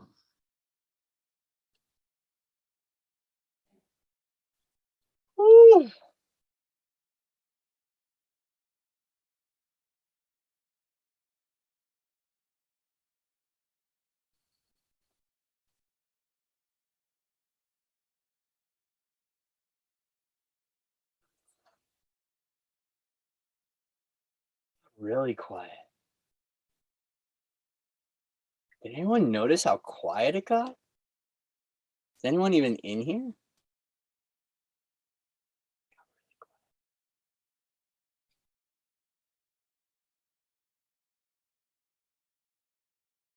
Yeah, 8.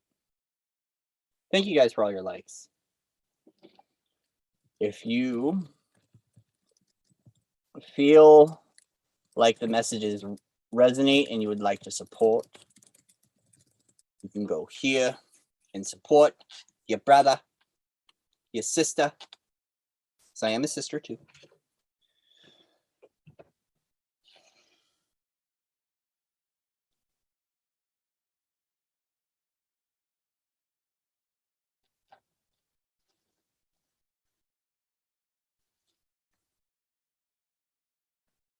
Only if you feel called to. There's no expectations. Okay. Got really quiet though.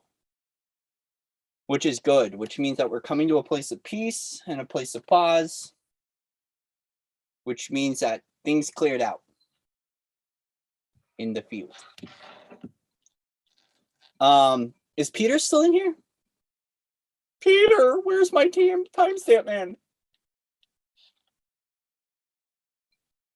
Could we get a timestamp, please?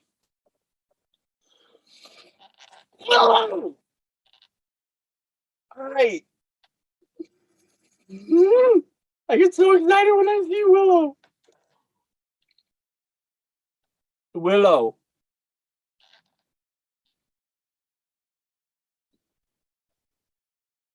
My fairy sister right there.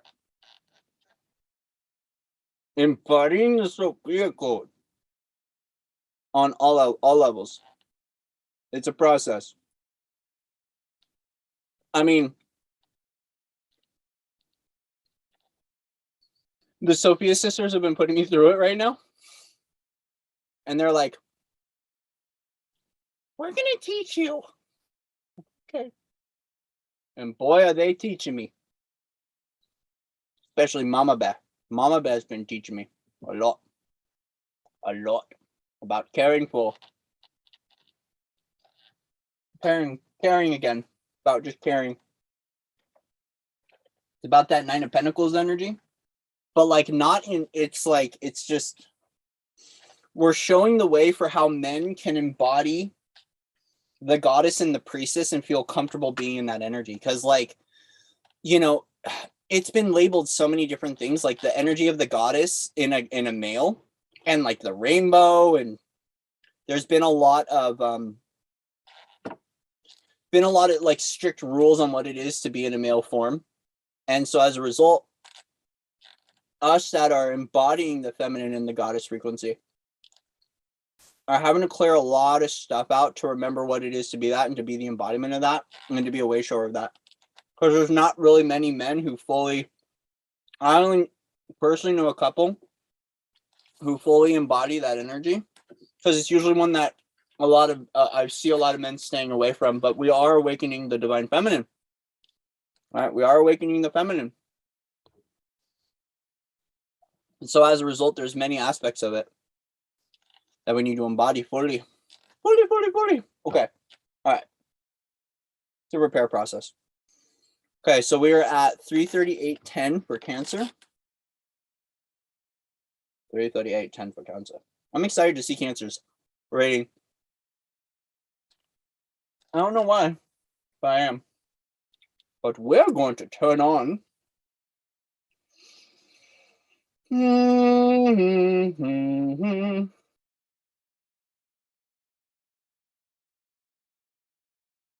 Something beautiful. Thank you, Mel. It is, we do got this. We do.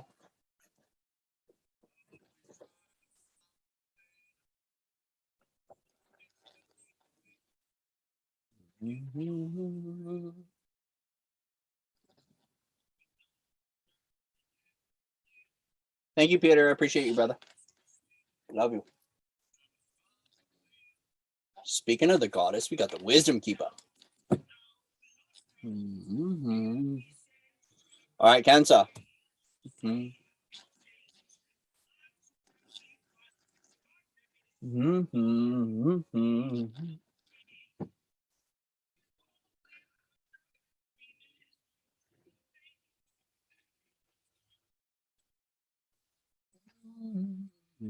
Something beautiful.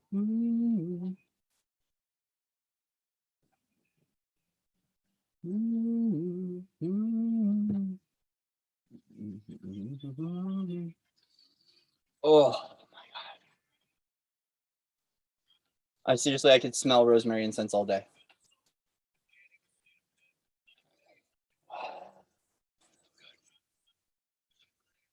Delicious.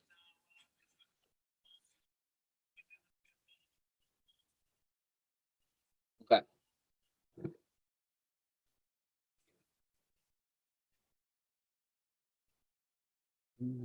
Okay, we're gonna go back to original Rider Waite. They want me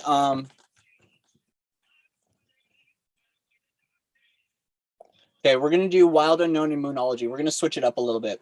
We're just gonna switch up the flavor, switch up the juice.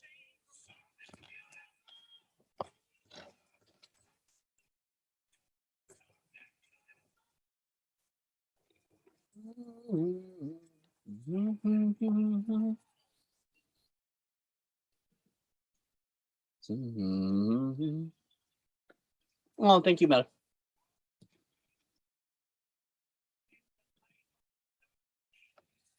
You.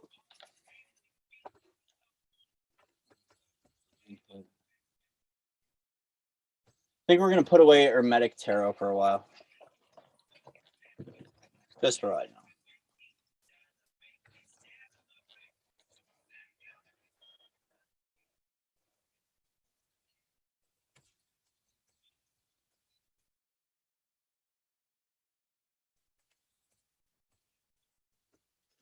Cancer.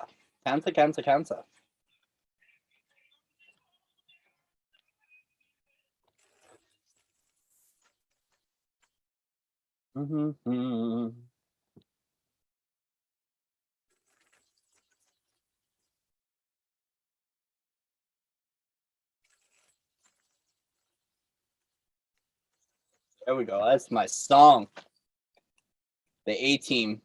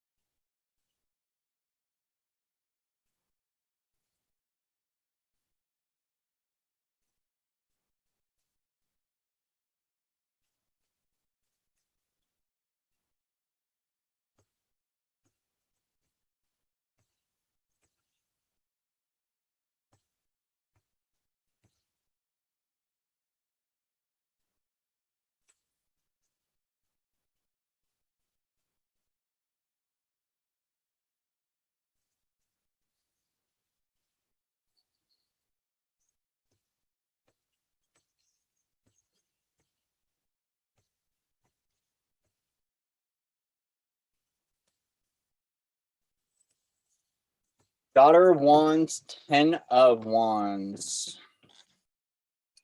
Cancer, it seems like there's something in your infinite presence that's been blocked from you, or feeling like you've been blocked or held back from fully seeing who you are. It's got this energy of like almost like a DNA code. There's something in your 12-strand DNA that hasn't fully been able to be unlocked or opened up for you, because there's a gate sequence almost. It's got an energy of like, I know that I'm a creator. I know my I am presence. I know my magic, but there's a little bit of a wall.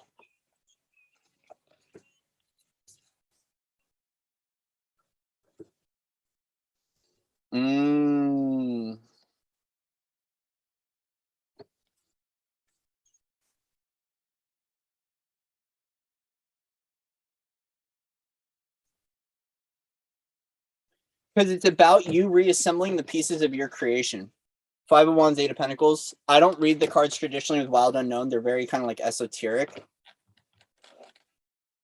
And it's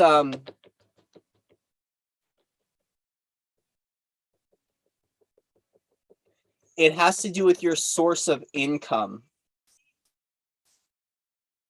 It has to do with something with your source of income. Where you're receiving an income, where you're receiving abundance from. It's almost like there's a new crystalline web of creation, a new thread to follow, and you're assembling what the pieces of that are. It's got this energy of resourcefulness. So especially, Cancers, there's this energy of like telos, inner earth, where you recycle. One man's junk is another man's treasure. Like, the reason why you can't fully or haven't been able to fully embody your magic or to know what your magic is because it's about a shift in a direction where you're taking something it's got this energy of alchemy. One man's junk. It's like taking junk and turning it into something, turning it into artwork, turning it into creation. For some of you, you're still assembling the pieces of your creation and you need to go lightly. Like, you're still receiving the codes, you're receiving the DNA codes, you're receiving the unlocking, but it's still not fully quite seen. You might also feel like you're a little bit in the dark or left out in the cold, especially with 5 of Wands here energy. It's got a little bit of an abandonment energy. I want to say, let the pieces fall as they may. Trust the divine orchestration of what's occurring, because you are weaving a web.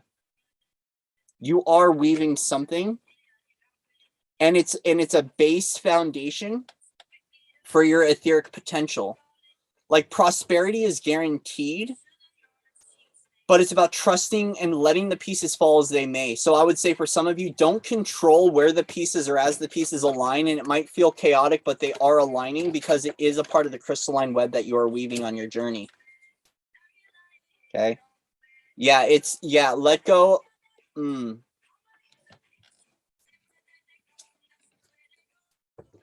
Yeah, trust your connection points. Trust your connection points. You are a star child, and the universe is gifting you with all the light you need to know. So here's the thing is like, Cancer, I want to state that if you're like, why is there no window to see through? Right? Spiritual eye. You're being gifted the light of all the light that you need is flooding to you right now. Your pineal gland is open. Why can't I see into the future? Why have I been blocked in momentum? Why has it been so standstill? Why haven't I been moving forward? Let the divine orchestra. You're weaving, babe. Cancer, you're weaving. Babe, could be brother or sister. You're weaving. You're weaving, and all the cosmic consciousness is coming for you. Like, the other thing too is you might need to get your antenna up. Okay, so like, get your antenna higher. The information that you're trying to receive right now, you have to go up. If you've hit a plateau, you need to expand and extend that antenna up. You need to wind that thing up and just shoot it straight up into the air and go up and receive.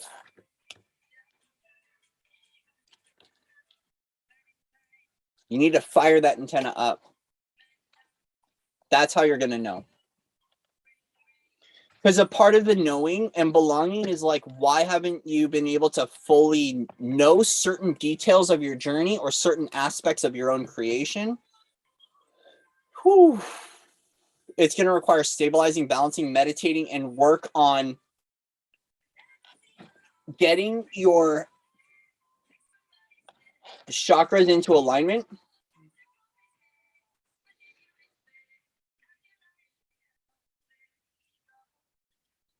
And shooting your antenna up and getting your toroidal field to go bigger. Like, it's almost going to require a bigger container or a higher viewpoint, a higher narrative to know what exactly you are or who you are in regards to your own creation and your own creative cycles. So when it comes to your creative cycles, there might be some sort of routine that doesn't belong to you that you need to let go of. But also, too, you're like, why is it at certain points of my journey I hit this benchmark and then it falls away? And it has to do with the karmic unraveling of webs you've woven in the past. Like, it requires a new level of creation. So if you're like going and then you're hitting a wall and you're like, why did everything just kind of...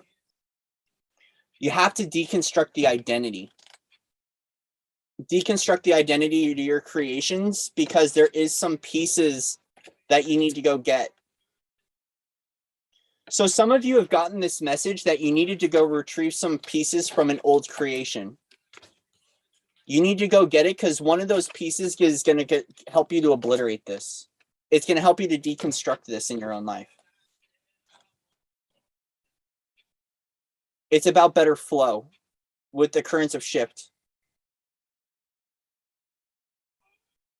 I know. Cancer, I know that weird things have been happening to you.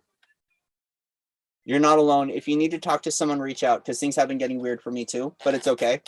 We're learning to bathe in the weird. Excuse me. Get a little excited.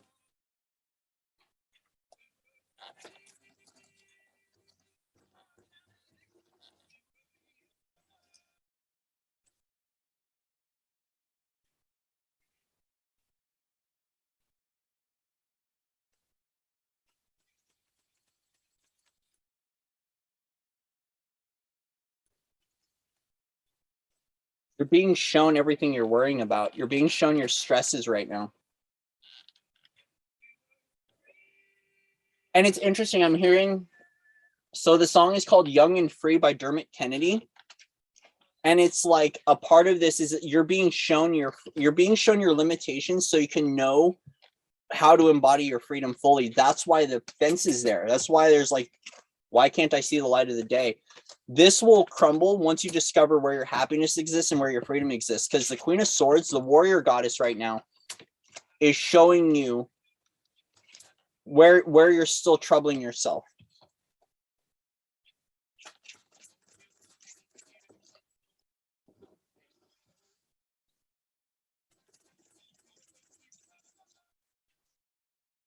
Gosh. Cancer, you got 3 queens on the board. Queen of Swords, Queen of Cups, and Queen of Pentacles.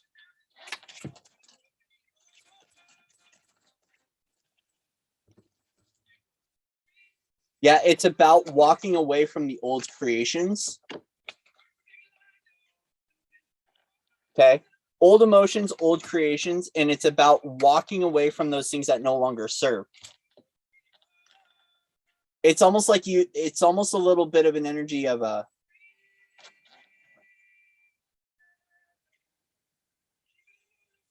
you see these people that have this quantum consciousness, you see these people that have these connections to Mother Earth, but for some reason you don't feel the connections.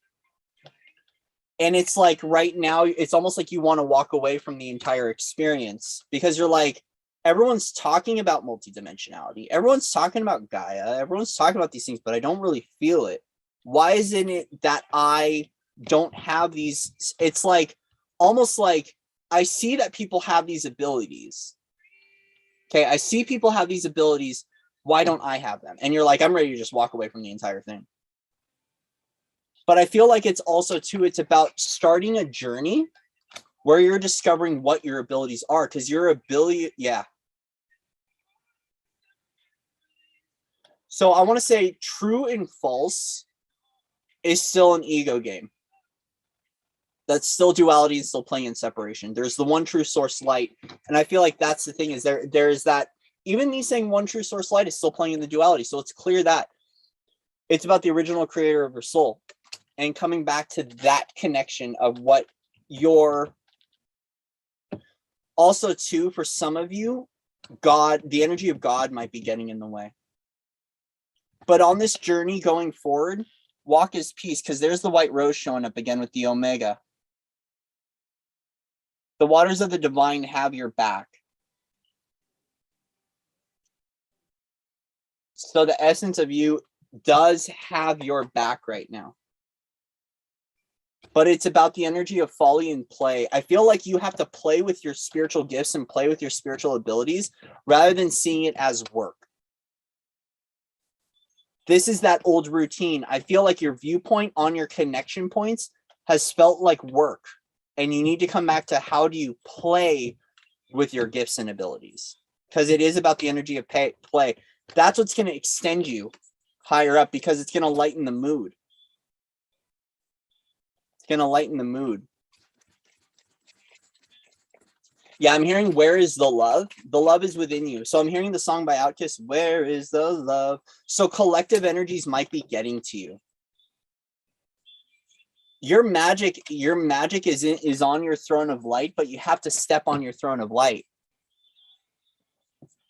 This is the Salamander King here. So Knight of Wands, he's wearing the cloak of the Salamander. The King of Wands is sitting on the throne of the Salamander. So it's like you have to step into your fire, into your creative fire, and to become one. Become one. It's almost like becoming one with the lizards. Okay, because there's a lizard here.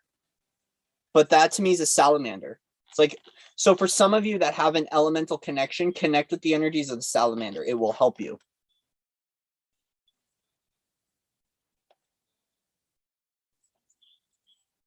No, this isn't about that. Okay, here's the thing. Your reptilian mind might be getting in the way. Reptilian brain, your animalistic nature might be getting in the way. That's why right now you're going through an obliteration or a deconstruction of these worries and fears or hurts. Also in dream time, here's what I want to say. Some of you in dream time, you're going through some stuff. You're doing some clearing. You're doing some spiritual work in dream time. And your spiritual work is important. It's actually where you're receiving your throne of creativity. Because your throne of creativity is found through whatever is deconstructing in your life in regards to older creations, and you're getting those pieces back. but there's something from your past that you need to reuse or repurpose to bring forward, because it's going to help in the energy of play, and it's going to help you to shift out a lot. The love is still standing. 2 of Cups is still standing with the 5 of Cups here at the bottom. That which it's like, I feel like you need to look back and see all the moments of love that you've had in your life, especially if you've so someone like me, Cancer, and I can relate to this, and I'll probably get emotional talking about it. Cancer, there might have been a lot of abandonment, a lot of people ghosting you, a lot of people walking away on the journey. I invite you to go back and to highlight on all the love that you found in your journey and all those loving moments. That's the use of reuse and repurpose. It's almost like the heartache is getting in the way from being able to see in, because you're still seeing through a perception. So sit and meditate with all the love that you've shared in the past, because it's going to help you. It's going to help you here. I know you're worried about this block and you're worried about these perceptions, but the worrying about it is what's creating the block almost, and the resistance. So look at everywhere you still have resistance and breathe into that place, because there's old versions. I don't want to say old versions of you, but I feel like there's things that happened in the past that you need to get. There's almost a soul journey, and you've got to repair and get these pieces. But I don't get this energy that you need to have someone do this for you. You're capable of doing this. You're very much so capable, and you are repairing this in every now moment. You are transitioning right now, and you're moving into a new cosmic web, a new universe, a new level of creation, a new level of stability. 58 here is the 13, which is coming back to the energy of the goddess. So since we do have 5-8, we are looking at the energy of the 13. We have 2 8s here. I'm looking at 8 and 8, 88. 88. Some of you might be an 88 baby. Some of you, it might be a worry about finances. I think the waters of the mystic have been getting to you a little bit. So it's time to go play and lighten up the load, because when you start to dive into the waters of mysticism, it can have an effect on your psyche. And that repair is blocking you from being able to receive the insight and the gifts that you want to know wisdom-wise. It's going to require you to go higher, but you go higher through love and through the innocence of play. Because a part of your multidimensionality and your journey going forward on Gaia is, how do I produce through the place of play? Daughter of Wands, divine innocence. There's the youthfulness. The youthfulness of the expression, the young magic is what is going to help you to move forward here. But it's like you need to go back and go repair the child, because there is some child frequency that's going to help in the future, if that makes sense. There's something from your childhood that you're not quite seeing. You need to remember the loving parts of your childhood again.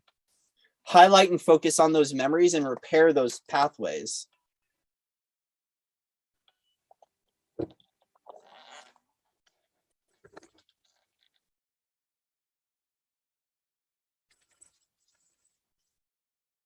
We love you. We love you. I know what it's like. But a part of the freedom that the Queen of Swords is embodying, which is the age of Aquarius, is the right to be like, it's got this energy of, at some point in your lifetime, Cancer, something occurred to you on an alternate timeline or a past version of you that's affecting you now. But a part of the freedom, it's almost like being judged or shamed. Like, so, and I'm not saying this is exactly what it is, but this is the feeling. Is it's almost like being shoved into a locker. So for some of you, it might be bullying. And there was a version of you that appeared that dealt with a lot in the world, and you suppressed it. And now it wants to come forward, because that's the time of Aquarius, because actually that's your throne of fire. That's your salamander. That's your throne. Your throne of magic is actually in a child version of you, and it's important for the future version of you. Prosperity lies ahead at the bottom of the deck. Prosperity lies ahead for you. But a part of your multidimensional and multidimensional magic in this creation is having to go back and to repair that wound.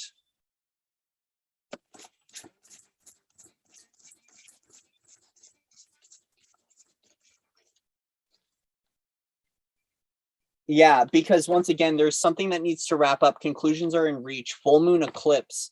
So this eclipse brought up a lot for you. We had the full moon. This is something from the full moon eclipse that has occurred, but I want to let you know that conclusions are within reach. Whatever is going on, it is finalizing, but you have to do the work. And it's kind of vague. Conclusions are within reach and a new romantic cycle begins, new moon in Libra, because there is that energy of balance here. There is that energy of balance. That the scales will turn into your fate. Like this, the balance is coming in, but you've got to do the work to get there.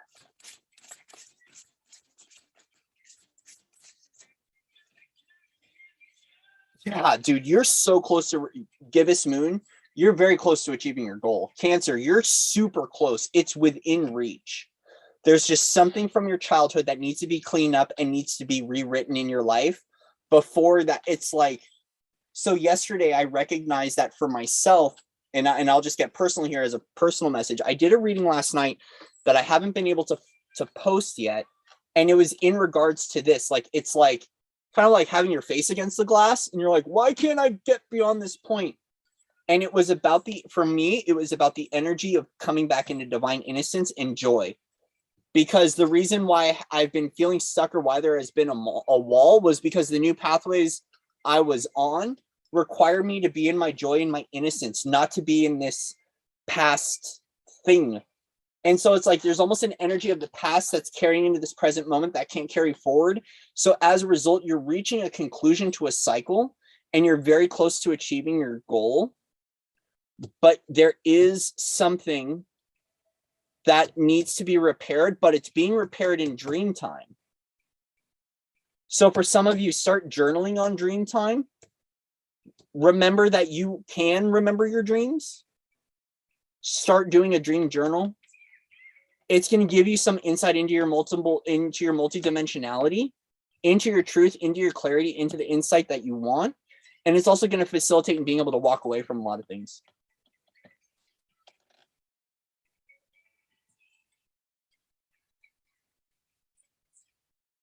Either way, this eclipse did a lot for you.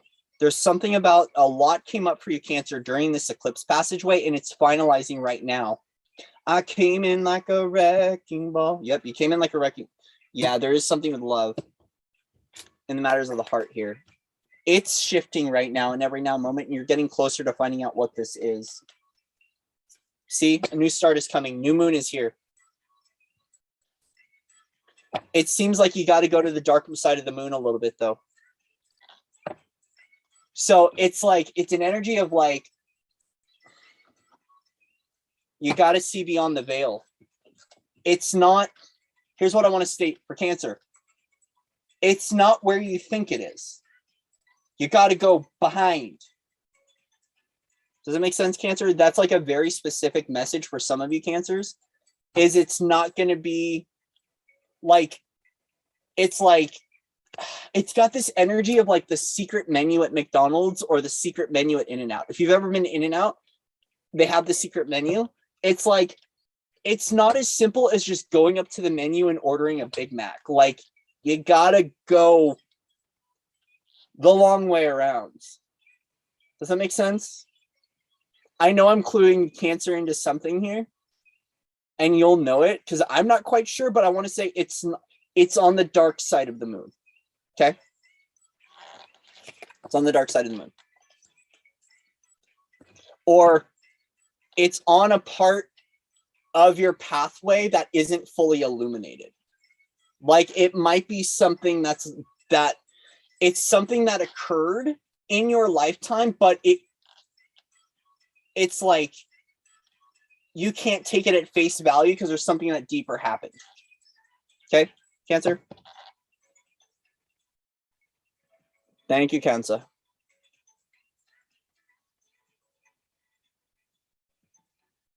Oh. Willow, you're making a wire white rose light now. Please let me know. I want one, Willow. Let me know and I'll buy one from you. Please. Thank you, Cancer. That was quite an intense reading for Cancer. A lot of stuff. Kind of cryptic.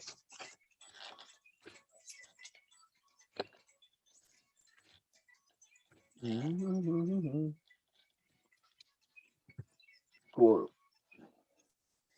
Oh.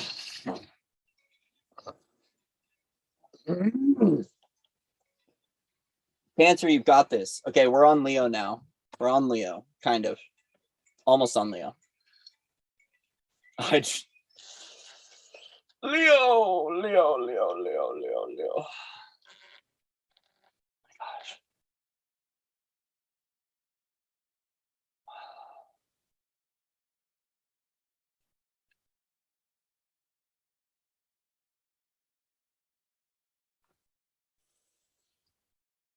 Oh, okay.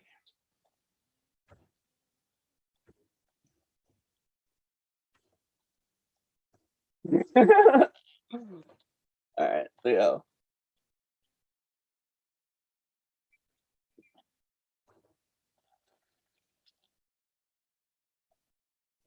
Catherine, been a while. How are you, sweetie? Catherine, good people. Good people here. Hi. What's up, Jenny? Fire Mama here. Yes, we're on Leo.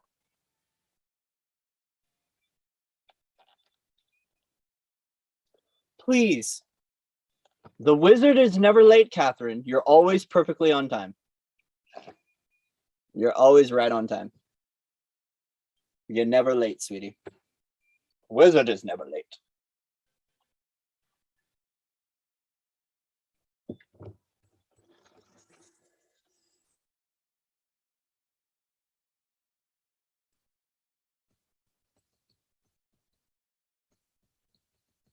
Thank you, Peter. Look at you, Peter. Love you, buddy. You're amazing. Thank you for helping today. As have I. I've been quiet too. It's been a lot going on. But we had to flip it and reverse it. Literally, someone had my whole reality had to get turned upside down just so I could show up today. Yeah. Kind of funny.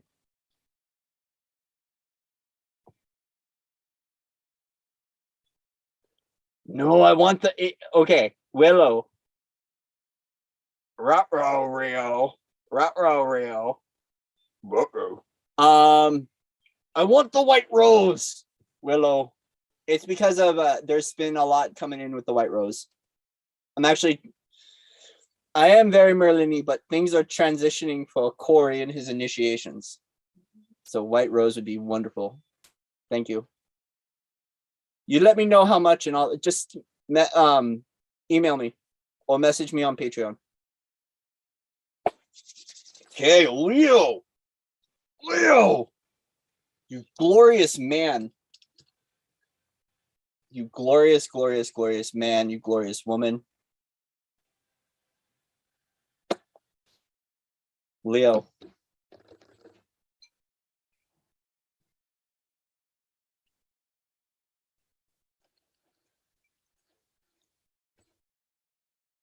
I know. Leo, are you going through Halo repair right now? We've been getting our butts kicked.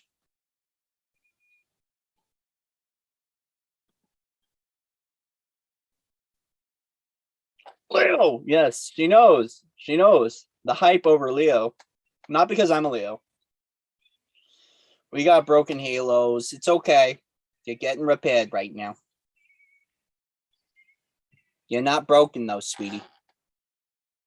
Your halo is glowing, Leo.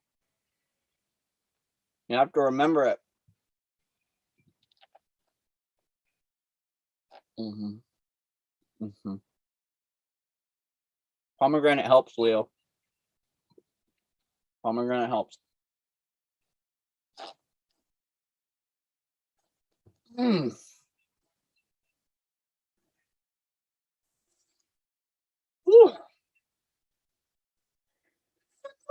Dot, dot. Now I got my cootie shot.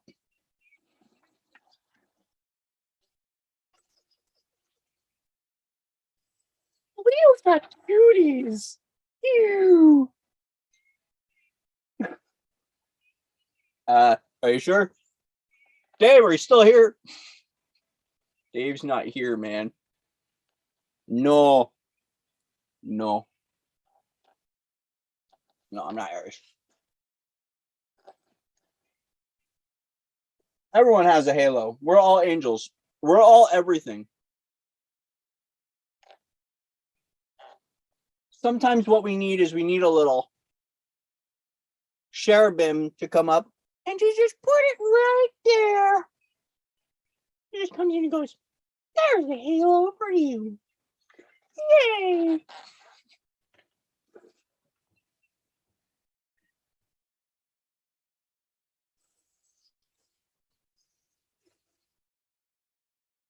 I swear I'm normal. I swear I'm normal. Halo repair. We'll get to the bottom of it. We'll get to the bottom of it, Angie. Don't worry.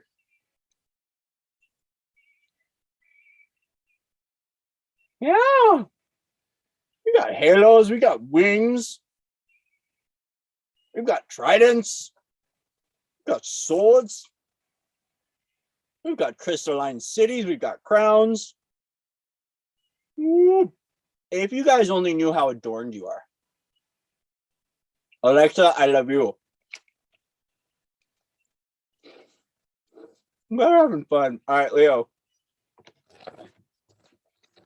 Yeah, no, we don't want the crown of thorns. We want the, we don't want to play in that, right? So it happens a lot with the, when you, I don't even want to go there. Let me, hold on.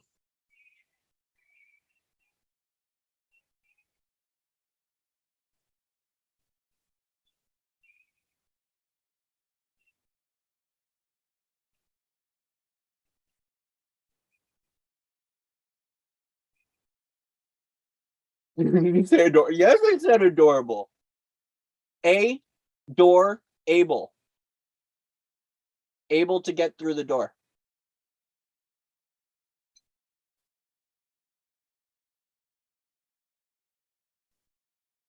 Wonder what adore means. I need to go break that word down. I've been playing with words again.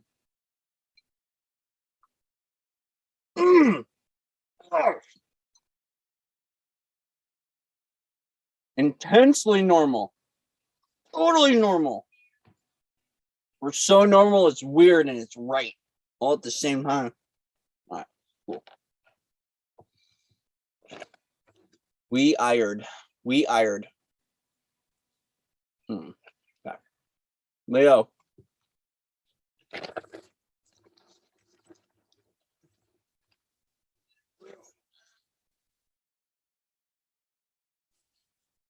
Can you stop yelling into the screen? Can you stop yelling into the screen, please? I'm trying to rest. My mom and dad are watching Coco Mojo pull cards right now. Huh? Mom and dad are watching Corey pull cards? If my mom and dad are on here right now, that's funny. Am I on a health kick?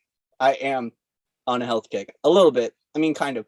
Sort of. What's... I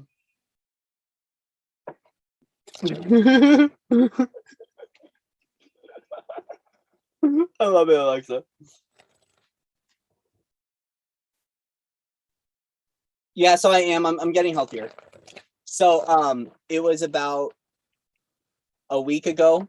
I got transported by ambulance to the hospital. for getting my butt kicked. So that was my wake-up call. So I'm getting healthier, yeah.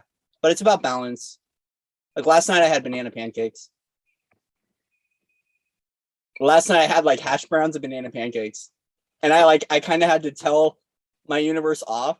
Thank you. I also I used my goddess glow. I had to I used my rose facial cleanser so I can get that nice little rose shine. We've been working with a lot of rose energy. A lot of roses. It's like everything's coming up roses right now. And a lot of people are mad at me for that. But everything's coming up roses. I like it. Thank you. Thank you for the compliment, Denise. I appreciate it. It's a very sweet and kind compliment. What happened? Well, I had a kidney infection. So we're cleaning up. So as a result, I cut back. So I was a pack-a-day smoker. I'm down to I've had one cigarette today. One cigarette today. And so basically, there was a whole thing that occurred during the solar eclipse.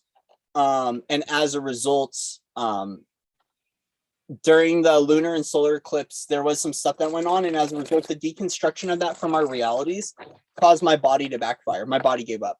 So I've been clearing an infection for a little while. I'm better now. I've just been cleansing. My doctor gave me antibiotics.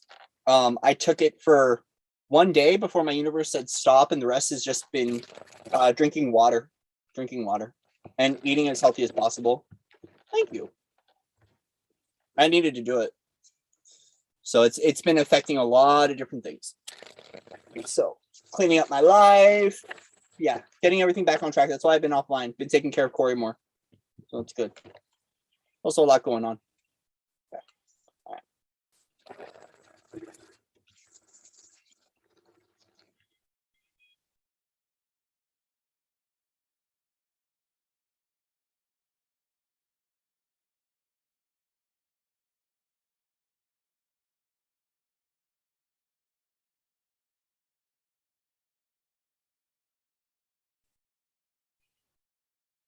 We're just stacking up the versions right now.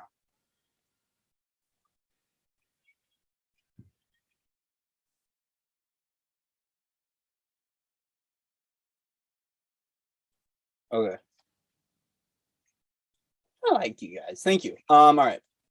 There we go.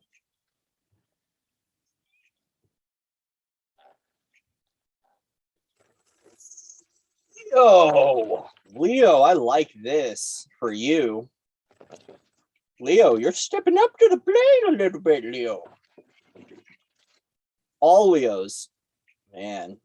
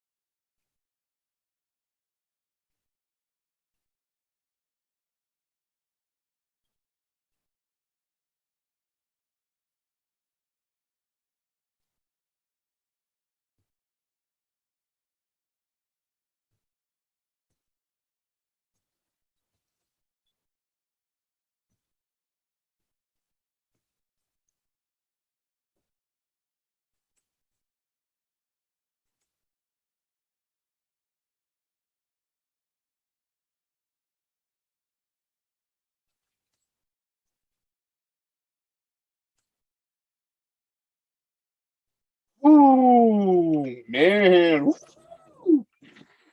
Leo. Okay. Leo, all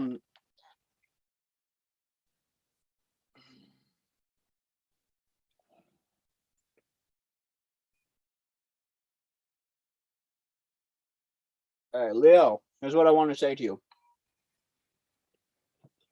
Page of Wands, the Hierophant. You're in the process right now of learning about the creator, creation, temple of the divine. There is some sort of higher learning that is going on right now in your journey. Okay. Something that is happening. You're going through some sort of you're reversing an illusion out of your life right now, and you're being called to go within, to meditate, spend more time out in nature in regards to your power. King of Swords. A part of this going within and going out in nature is it's going to help to support whatever this powerful frequency is that is available to you here and now. It's another dimensional version. It's something that's very powerful, and you're in the process of learning what this version is, what this version of you is, and you're coming out the phoenix rising up from the ashes right now. It is a process of purification that you are going under. Now, so for some of you are questioning tradition. Some of you are here questioning tradition. And as a result, it's almost like some Leos are walking away from tradition to choose an adventure out in, like, almost out in the wilderness. It's kind of like leaving the city to go into the jungle, to go into the forest, to find your power. Either way, it's some sort of purification that's happening. Also, too, the Tower wanted to connect with the King of Swords here. There is some sort of, so the King of Swords to me speaks of like a military figure. So for some of you, this might be like the military or the government, a version of you that is going through a purification process right now. We turn the whole thing upside down. Am I still on here? Am I still live? Because it says the chat is disconnected. I know. I'm going to get yelled at. Okay. I know. So a part of this is that you right now are going through a process of learning about systems. You're learning about structures. You're learning about how to build structure and routine in your own life. You're also learning about some form of tradition, but it's going to serve with whatever it is that you've been encountering in regards to your life path.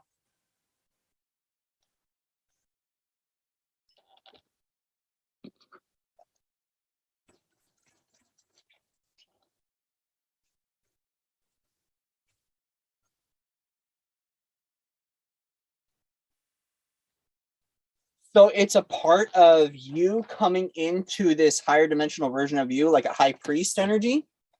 It's facilitating and being able to see beyond the veil, but it's also that it's almost like you're learning about justice and you're learning about balance, but not from like a systemic level. It's from an energetic, it's like you're learning about spiritual foundations right now and how to keep your life in balance.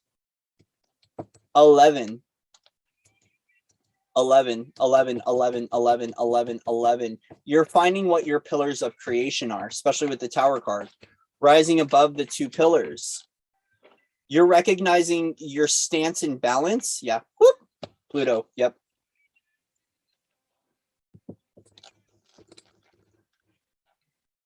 Interesting. I just noticed on this card that his sword is blue. That his sword is blue.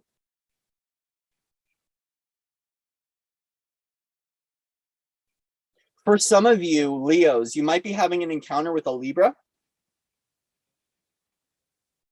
And the Libra is teaching you something right now about power and about restoring your energy and about some sort of tradition. It's almost like, Leo, it's almost got an energy of you're learning about a rite of passage.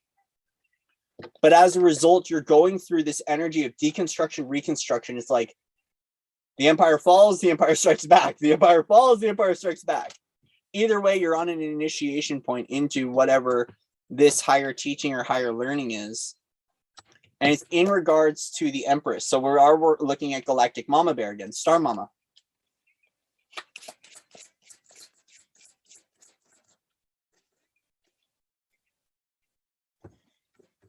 Yeah, it's about keeping old creations away from you. It's about taking the high road on your journey, no longer playing in those realms or in those ways. There is something about taking the higher road in this. In regards to this father figure, companion, future version of yourselves, multi-dimensional creation, spending time out in nature is going to be a part of your higher learning. Your higher learning. And so it's little like this isn't an all or nothing thing, guys. So it doesn't mean like, hey, just go disappear into the woods. No, it could mean just taking little steps every single day to go out into nature and to belong to that, because you are discovering some sort of power from within you, and it's your power in nature.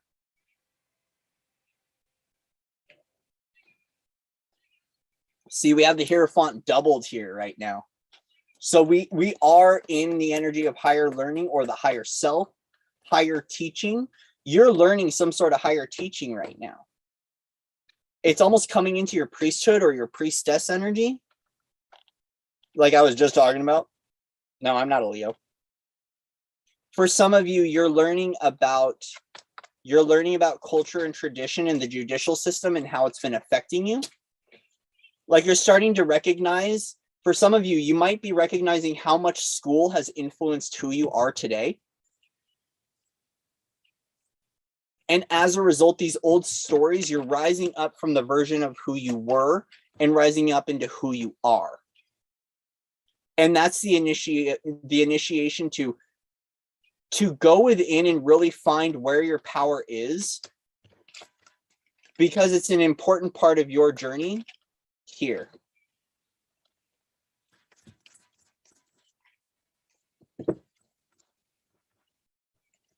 Your gift, your miracle is you.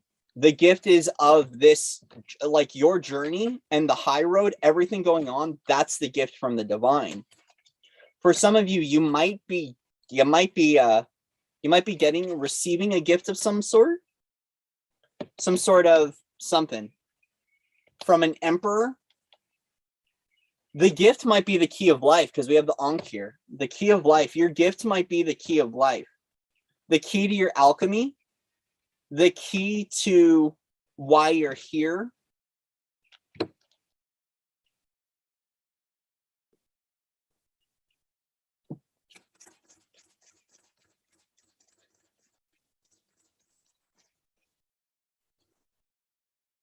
I will.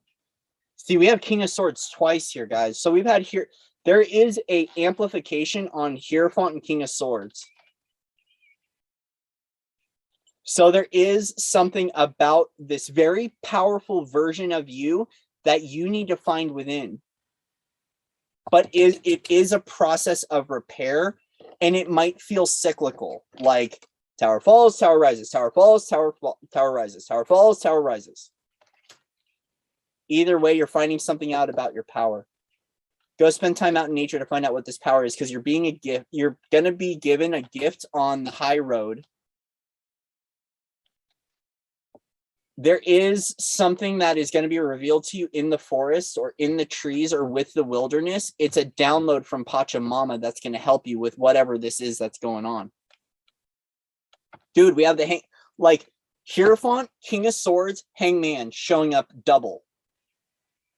So very much the focus on your power is in nature. Your teaching is from within you, and you're going through that initiation phase right now.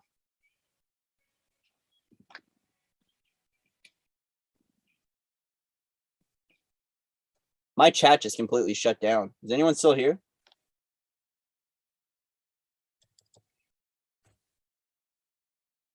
Interesting. Unable to connect to chat. I cannot see anything in the chat right now. And that's okay. I'm going to refresh that.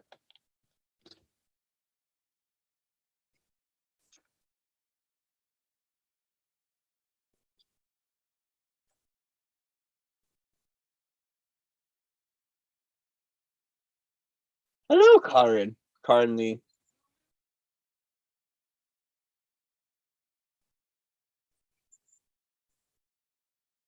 There we go. Cool, cool, cool. Yeah, I can see the chat now. Yeah, there's a key. The key to see your success is in the journey you're on right now, Leo.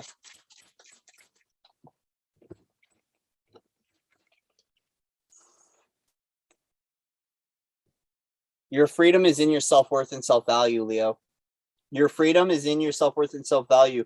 Be mindful of the things that you construct and create in your own life that block you.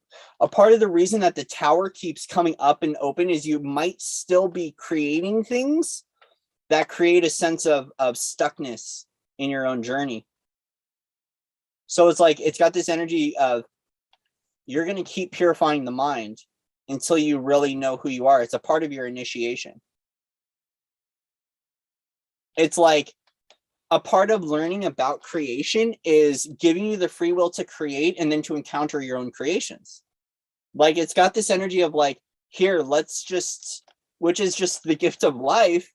But now that you're like aware of a creator, it's like, here, just create however you want. But it's like part of the journey is finding your power in creation. And every time you construct and deconstruct or obliterate a version of yourselves, it's like as another chapter closes, another one immediately opens. And we have to make sure the residual energy from the last chapter doesn't come into the new chapter. Okay.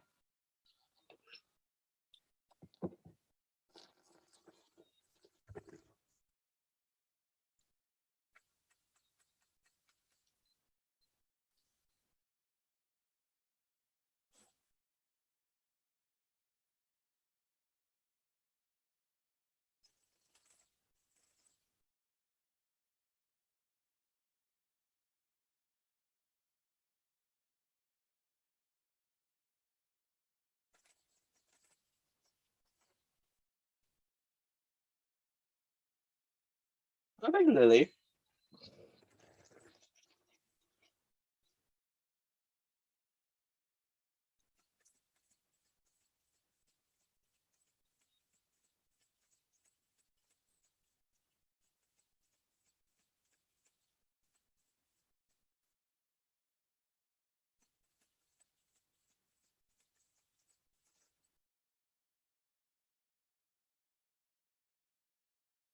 New moon eclipse, full moon in Cancer. Expect powerful change. A personal issue reaches resolution. So there is something that's coming into resolution in your own life. For some of you, if you're a Cancer Leo cusp, it might be having to dive into your Cancerian energy, into your emotionality. But there is an illumination point on all versions and bandwidths of you. It's like this eclipse is revealing something. It's almost like I have a feeling like this is going to get out of the way and you're going to see the light at the end of the tunnel. But you might have to sidestep a few things. The crab always to me speaks of sidestepping. So a personal issue will reach resolution, but you might have to step out of your own way, Leo. So Leo, it's time. Okay, so I work with the energy of no expectations, and I feel like now you need to have an expectation that change is coming. Like, I feel like healthy expectations are going to help you. Like expecting change, expecting power, expecting you're going to be fed, expecting that you're going to receive, expecting that you're going to have a beautiful day. Like, it's time to look forward to your expectations by keeping them very simple. It's interesting because I always work with the energy of don't have an expectation because we don't want to be detached, but at some level we want to power and drive our creations with that intention. So expect powerful change. Turn into a mantra. Powerful change is here right now. Powerful change is here right now. My issues are, I am resolving and dissolving all limitations from my mind, body, field, space now. I'm repairing my life path. I am in full alignment with who I am. I am pure, glorious magic. I am one with the divine. I am the higher self. I am powerful. I feel like a big thing is that, Leo, it's time to find out how powerful you are. And so as a result, it's about fully embodying and stepping into your power. and closing all those old doorways and old storylines and old people that don't honor your power, don't nurture and nourish you at a soul level, but don't allow you to be powerful. So look at everywhere, a part of this going within is to go within and see where people are taking your power away. Because it's time for you to stand up. You're the phoenix rising from the ashes. Get up, Leo. Know your worth and know your value. You're not stuck, Leo. You're not stuck. You're transcending the limitations of your own design. And a part of you taking this higher pathway is you need to be in your power. You need to be in your power. And your downloads are going to come from Gaia. They're going to come from your meditations with Mother Earth. It's going to come from that alone time in nature. Don't worry about the battlefront. Don't worry about the war-torn masculine. Just go within and find out who you are. Because you're on this pathway of higher learning. You're on this pathway of finding out what it is to be a wayshower, what it is to be a guide in your own life. You got to guide yourself through this process, though. You have to know, it's like you have to know who you are. It's important for you.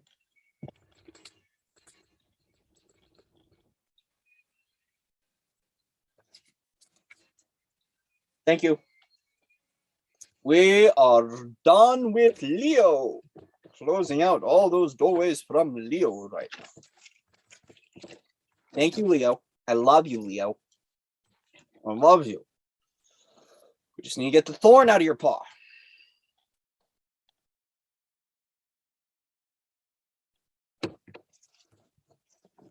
He does. He does. He knows.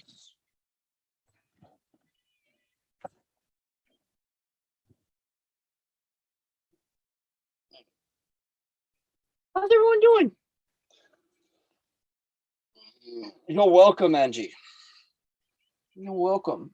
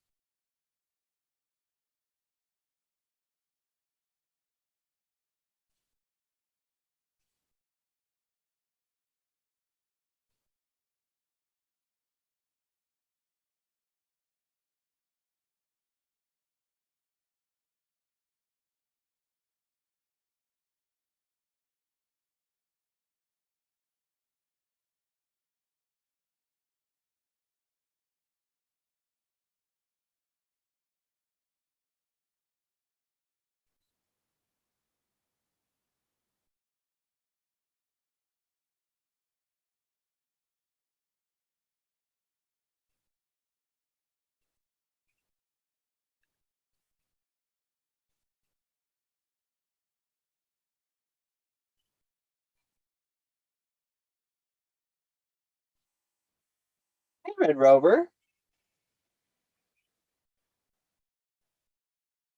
I'm glad you're back in the land of the living, too. Wow, 2 months. I'm glad you're back.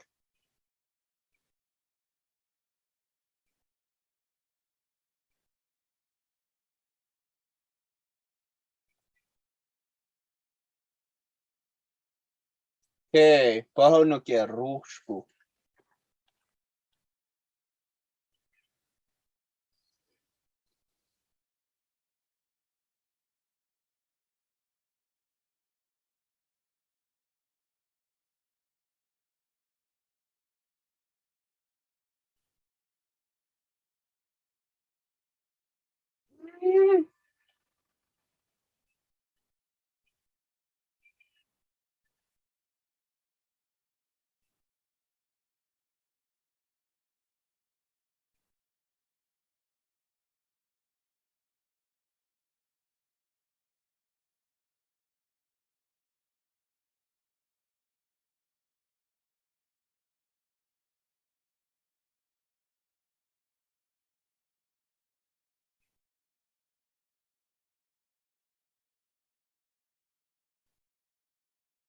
Okay, where are we on?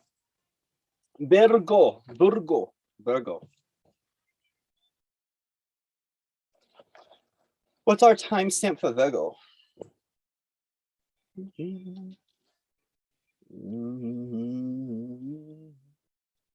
Could someone help me with the timestamp, please? It would really help me.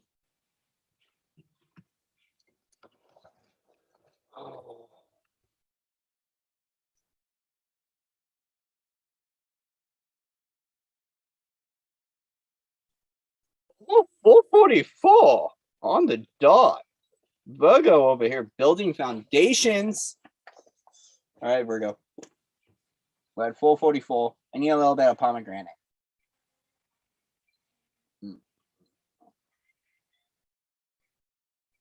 And then I'm having hash browns for dessert when we're done.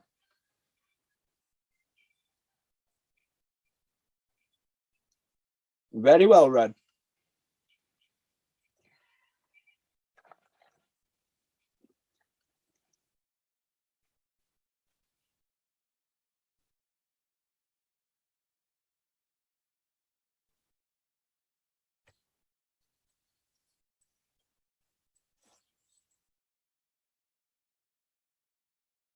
Virgo.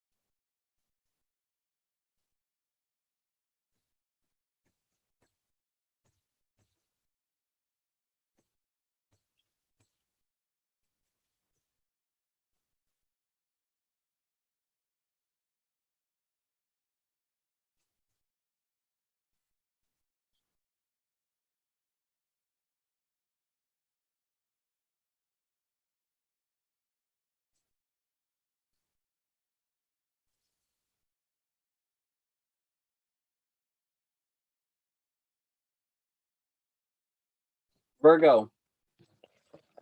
How are you embodying and harmonizing with the realms of magic that exist around you? There's something about God consciousness and seeing yourself through the eyes of God and the eyes of purity. And how you're harmonizing. For some of you, you might be holding on to a fire sign a little bit tight, Virgo.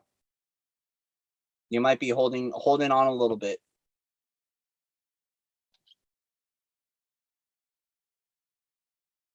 Especially with strength here, it might be a Leo. You might be holding on to a Leo. Either way, I feel like you're finding about right now, Virgo, how it is that you fully embody and unlock the power of your magic and being okay with your beasts and not seeing them as beasts. Like it's like fully loving and honoring all versions of you. Because it's you with the scepter, which is like the gatekeeper. So Virgo, I feel like you, as the gatekeeper, recognize that you have access to realms. And as a result, you've been pushing them away. And now there's some quick communication that's coming in. Either that, or there might have been some text messages that came up that sparked a beast within you. And now you're figuring out how to tame that beast. But it's not taming it. You let it loose. Like it's about loving these versions of you. It's finally being able to see you as you are. Like you might have been pushing them off for a while, and now that they're showing up, you're getting this communication point. There might have been an email or a text message or some sort of communication that came in that was a little off-putting.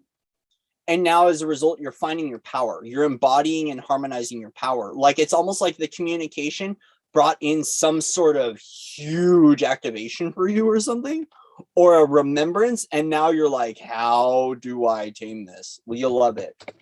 You love it. Because we're looking at matters. We're looking at an old story in the heart in regards to power, in regards to magic, and in regards to you. Like, it really is about how it is to stand sovereign. Stand strong, sovereign, firm in your sovereignty, because there's an old story. There's an old story that brought this up, and now you're harmonizing with how do I embody this fully. Like now that I see this version of me and I recognize it is a version of me, like how do I sync up to it? How do I sync up mind, body, soul to this? But also, how do I maintain my connections in my creation while all this is going on in the world?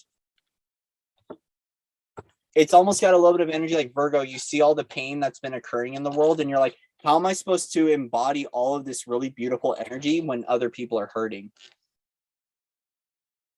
I'm hearing this shit I'm out. Yeah, I know, right? It's almost like the collective experience is getting to you a little bit, and you're like, how am I supposed to harmonize and balance fully all this like magic and stuff when there are people out there that are hurting? And now as a result, you're trying to find a way to communicate that better with the world, communicate that better with others. Some of you might be communicating with a Leo.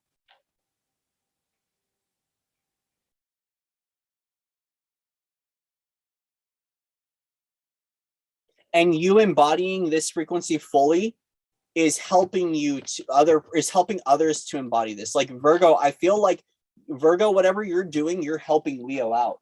And that's actually come up before in Russell's readings, where Russell has seen that like every sign's like kind of helping another one. Like it's interesting because it was like there's this Cancer, Leo, Virgo thing going on where Leo go back to Cancer because the Cancerian energy is helping you out. Like Leo's getting a download from Cancer, and Leo's also getting a download from Virgo, and Virgo's getting a download from Leo. And it's like all of the signs are like sharing code with one another right now. Like all the zodiacs are sharing code.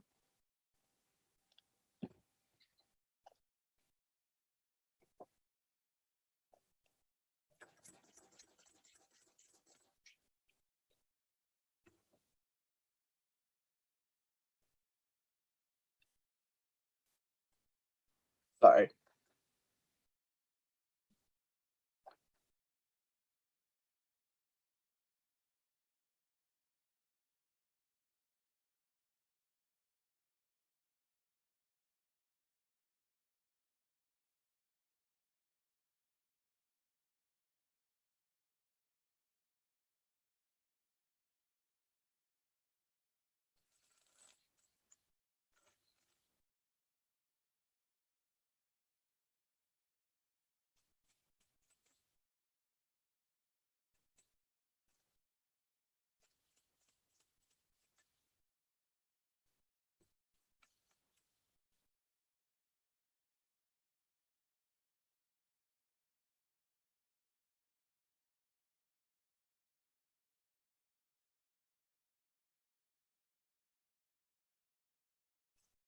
Yeah, you're walking away from some sort of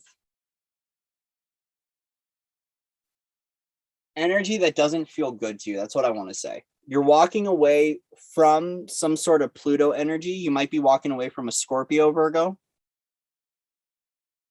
Either way, there is some sort of transformation that's occurring. One thing I want to note about the death card in here, I noticed today. Notice the skeleton's gold. He's wearing this black armor, but within he is beautiful light. I want you to remember that the transformation that occurs in this energy.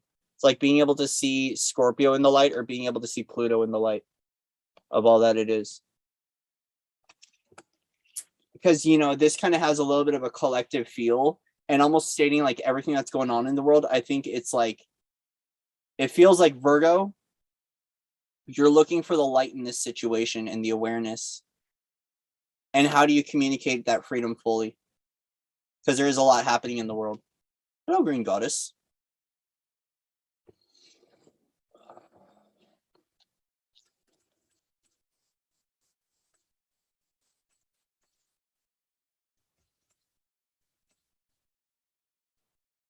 And so once again, we have another mind body soul connection with love and partnership. So Virgo, you might be thinking of connecting with the energy of love, how you harmonize with these divine partnerships. It's got a little bit of an energy of union, and you're recognizing that, like, whatever transformative frequencies you belong to, you're trying to figure out almost how do you communicate with your soul family or your soul partners, what it is that you're trying to do. Because there is this energy of, we have Four of Pentacles twice, so we have it amplified, which is, it's about harmony. Virgo, you're recognizing that there's a lot of transformative frequencies in your life, in the collective, in the life of others. And you might be communicating about this with other people, and you're recognizing, how do I harmonize with some of these energies? How do I harmonize fully with who I am in my magic? But how do I harmonize? How do I harmonize with this angelic creation? Because here's the Lyran, and here's the mastery sequence. This is two masters meeting in the middle. It's like, how do we get the masters together? And this might actually be, this feels like physical people for you, Virgo. Like there's a tribe or there's people that you want to get together, and you're like, how do I bring this in? For some of you, you might be holding on to old creations. You might be holding on or being a little stubborn when it comes to your old creations. And so it is about loosening up.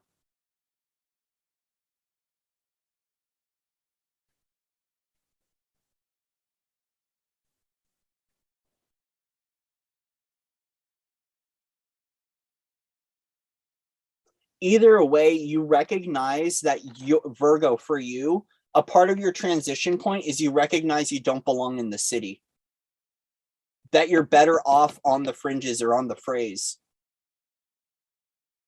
So for some of you, Virgo, I feel like you're recognizing that a part of the building block of your life is being away from the city.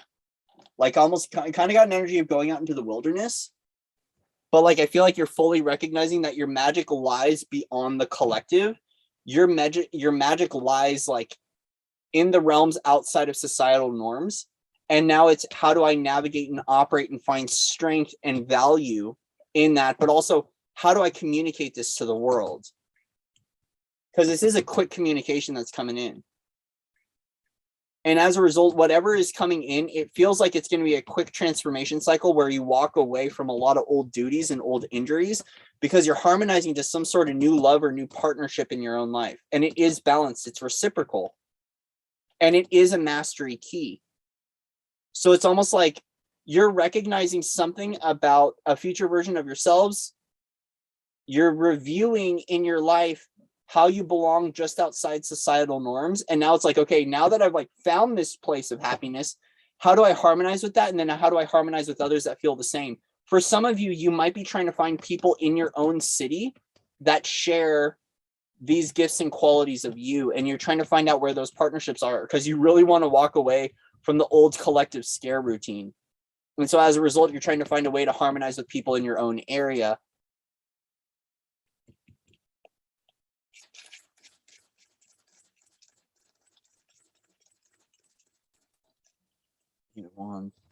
There is going to be a communication coming in from some sort of other version of you or another person, a Queen of Cups energy. There is some sort of text message or communication from a Queen of Cups energy. I'm not sure what it is, or this Queen of Cups energy communicated something to you that unlocked something about your power and about your magic. And now you're walking away from old ways of transformation and trying to harmonize with a new level of love in your life. It's almost like there's something that someone said that triggered something within you. And as it triggered something within you, It's unlocking a new version of you, and you're finding value in that new version. And as you're holding on to this new version, like as almost like you're finding the value in this old version, you're also finding you're returning to your mystical qualities again. It's almost like whatever was said unlocks some sort of powerful life force that's helping you to bathe in the waters of the divine and find your multidimensionality. But you've got this, you're walking away from the old ways of doing, the old ways of obliterating the old. It's very much so got this energy of there's an old form of creation or an old way of doing, and you're just done with the fighting. You're done. You're recognizing that in your own life, you have to balance your mind, body, soul, but you got to do unto others as you do to yourself. So are you communicating love or are you communicating death? Are you harmonizing with love or are you harmonizing with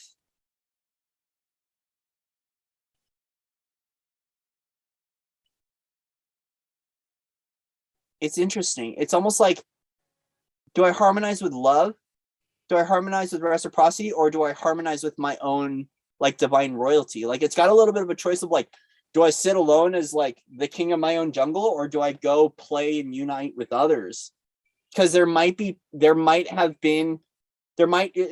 not be people around you that support you or totally understand your vision. And so as a result, it's like, do I stay alone or do I go meet other people? It's got a choice point. Either way, you're walking away from something that hurt you in the past or something that was done for you. I want to say done for you because you're not a victim, but you might be feeling some victim stuff. You're finding your reward and your strength at the end of the tunnel. And the strength is the trophies of initiation. It's all the badges of honor that you earn on this journey. But now it's like, do I stay alone on my throne of fire, or do I go meet other people and share the love with the world?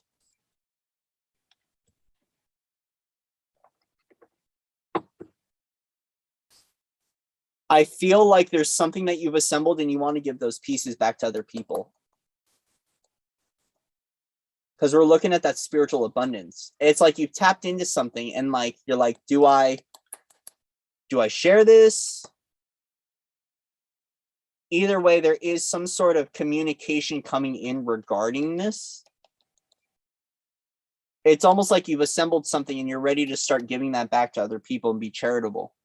You recognize you don't want to hold on. You want to be more charitable in your life. But how do I go about it? Do I do this alone or do I do this with other people?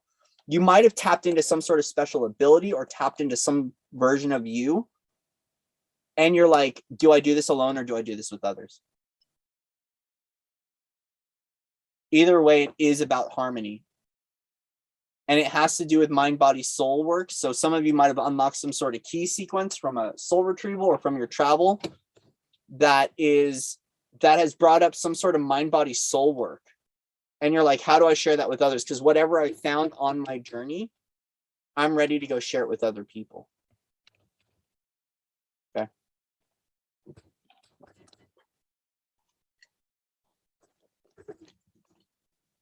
Sorry, that was loud.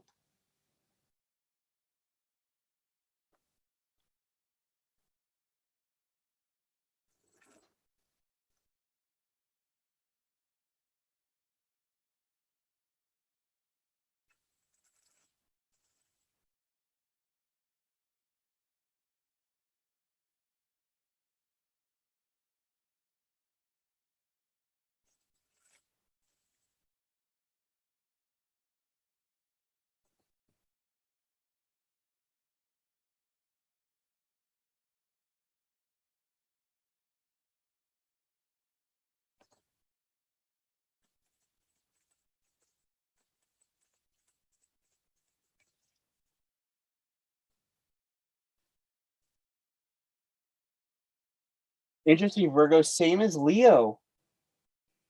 Expect powerful change and believe in the impossible.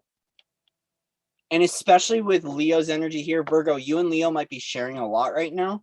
Either way, it's time to expect the impossible or to expect powerful change and believe in the impossible. Whatever it is, it's being revealed to you right now. There is a revelation that's coming in for you. And whatever this is that you found, it's once in a lifetime opportunity. It's once in a blue moon. It's rare. In a beautiful way, it's rare. But communication is key. New moon in Gemini. So it is about balancing, because we have that strength. It is about Gemini. It could be about some twin stuff, but we're also looking at the shadow and light and how we're bringing that into balance.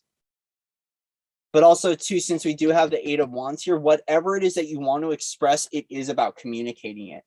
And when you're communicating it, you need to expect that whatever you're communicating is going to bring powerful change to you and to the ones that you serve, or to the collective, or however it is. And you have to believe in the impossible. It's about believing in your word. It's about believing in your truth. It's about believing in who you are. And believing that you know what's right for you, Virgo.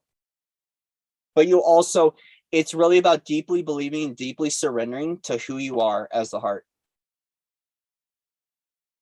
And deeply surrendering to your power.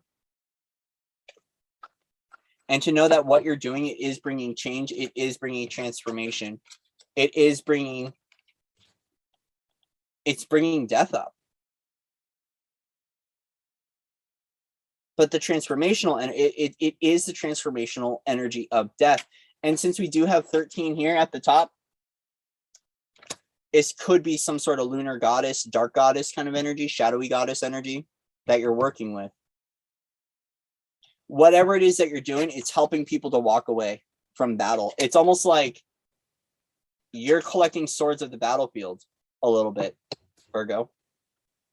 It's like whatever energy you're bringing forward, it's helping people to shift out of a lot and to step out of war and to harmonize with love again and to harmonize with the power of their magic and their creative abilities. Okay.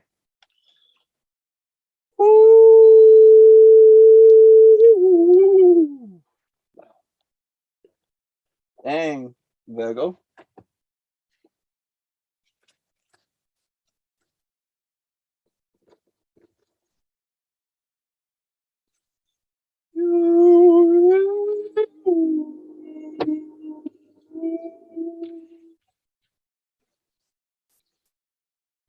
Virgo.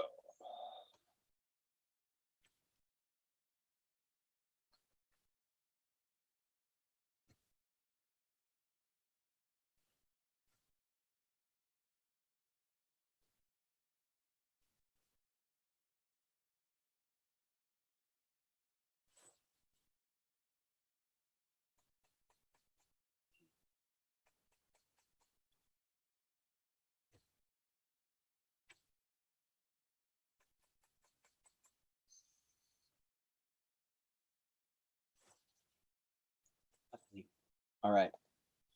How's everyone doing? How are we over here? It's quiet. It's quiet.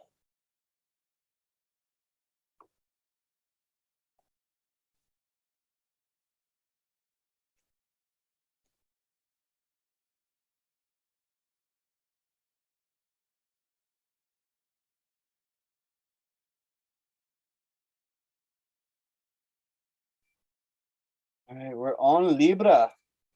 Libra. Man, it got really quiet. Why is it so quiet? Why is it so quiet?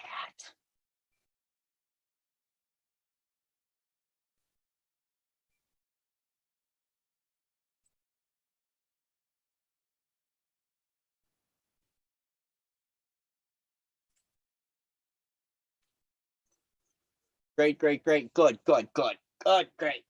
Time to stretch out the knees. I've been sitting here for 4 hours in this position. My body is just not used to sitting Indian style for 4 hours. So It's a learning process. It's a remembrance.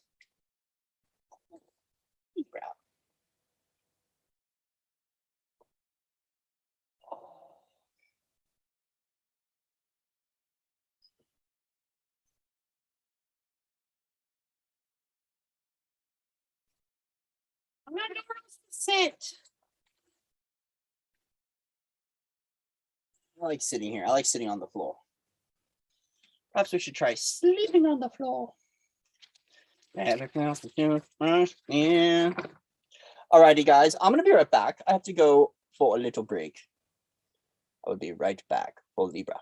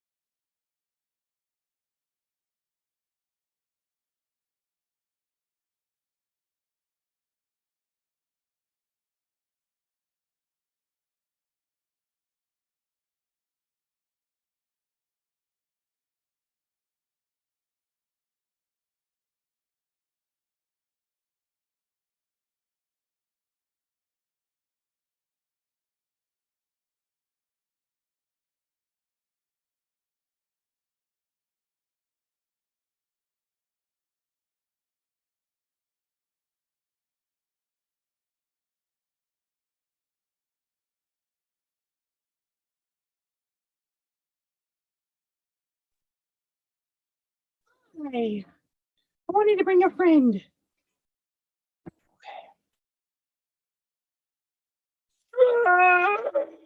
Yeah, I need to, especially my knees. I started running again and jogging. So I'm trying to get my knees better and doing more yoga, things like that, taking care of the body. It's important. Like, it's one of those where I'm recognizing how important it is to fit the soul entirely in your body. Oh my gosh. And not just like the soul codes, but your actual soul itself. Because I'm finding that there's a difference between the coding of the soul, code like CODING, which is your DNA code, and actually fitting the soul into the body, like all versions of you. And they get big. And so to fit them in the body, you got to make a lot of space and shift out a lot of density. Everything's been body this year for me. So it's been focusing on that.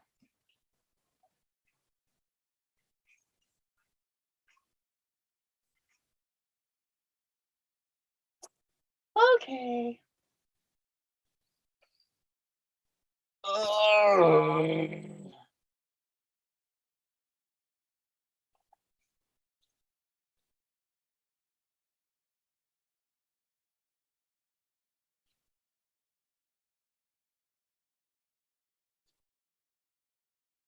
Okay.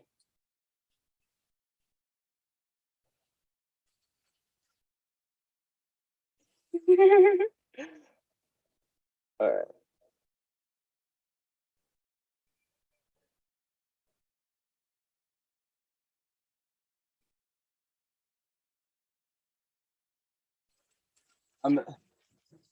I am an alchemist, and that is final.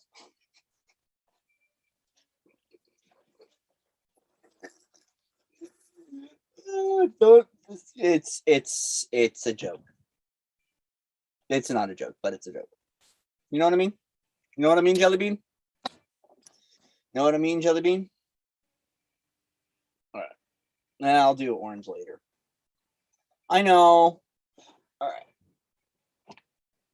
Oh, okay. Libra time. It's time for Libra.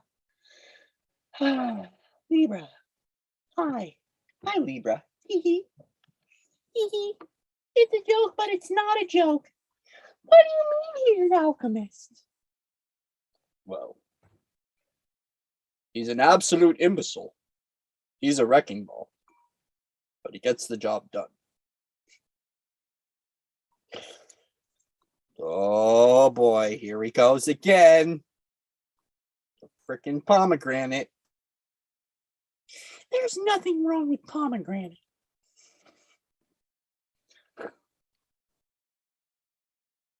Yes. So that was a download that it wasn't about being a whole soul and body. It was about being a whole body and soul. So it's like that unification and the completion of a template to arrive to the true soul union, and then to get better acquainted with what it is to have drive and passion and spark within the form. Because a part of having drive, spark, and passion again in the form, with the form as the form, is to begin caring for the form again. It sounds silly, but it's a part of soup, and it's a part of creation, where we are we're harmonizing and stabilizing our connection points to the divine by how they exist within the eternal union of you. You's a weird one, Mr. Finch. I'm not a Grinch. Kind of, sometimes I am. Sometimes I am. Pomegranates are amazing, by the way. I'm obsessed with pomegranates right now. I've been putting pomegranate on everything. Last night, I made no, it wasn't a banana pancake. It was a veggie patty with hash browns on top and pomegranate on it. Yeah, my fingers are purplish red too. I love it. I love it. I know. Willow knows about the pomegranate cake. Mine started a while ago. My neighborhood cat, I had a bag of pomegranates, and I neglected them. And our neighborhood cat, who's like, the joke is he's the owner of the RV park, is the cat, because he's just like king.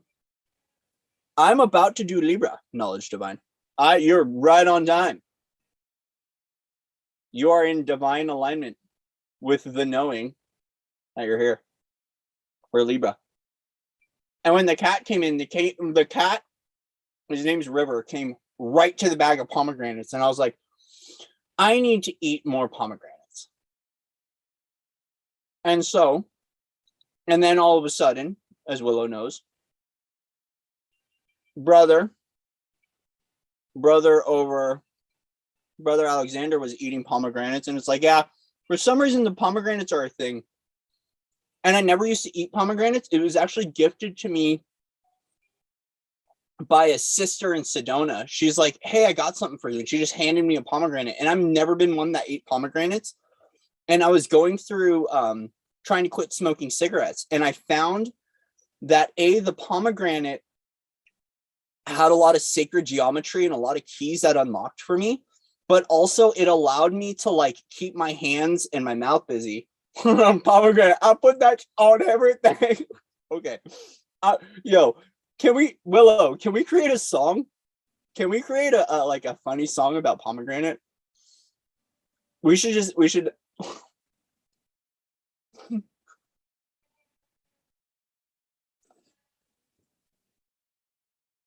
Mi dagumu ko meikia.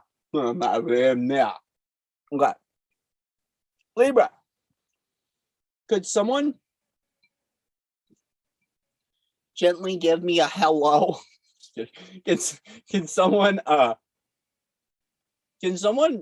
write the timestamp for Libra, please? It would help me a lot. Because these timestamps are getting ridiculous. Yep. Yes. There's a lot more with the pomegranate too. There's a lot more.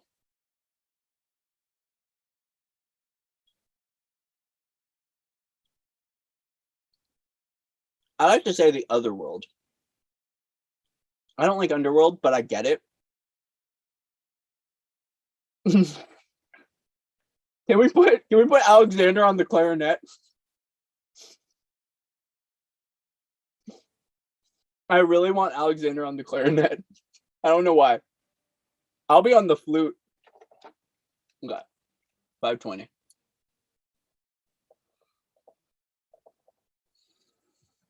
Watch out. Future versions of Corey are going to be playing the flute. I know. I need to be mindful of my words. Casting spells in so many directions right now. Okay. All right. Libra. Libra.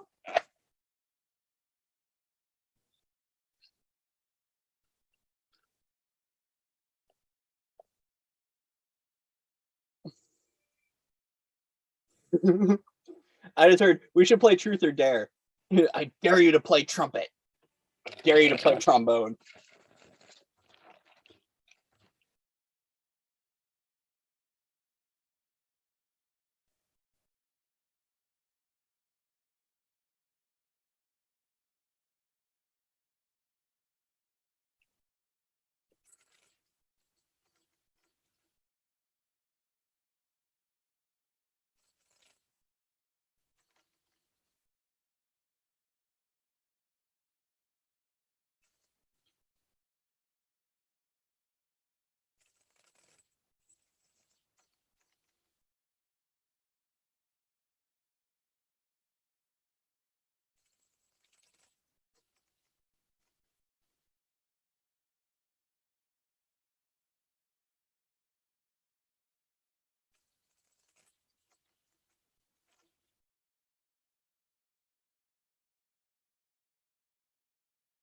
Take care, Red Rover. Good to see you. I'm glad you're back.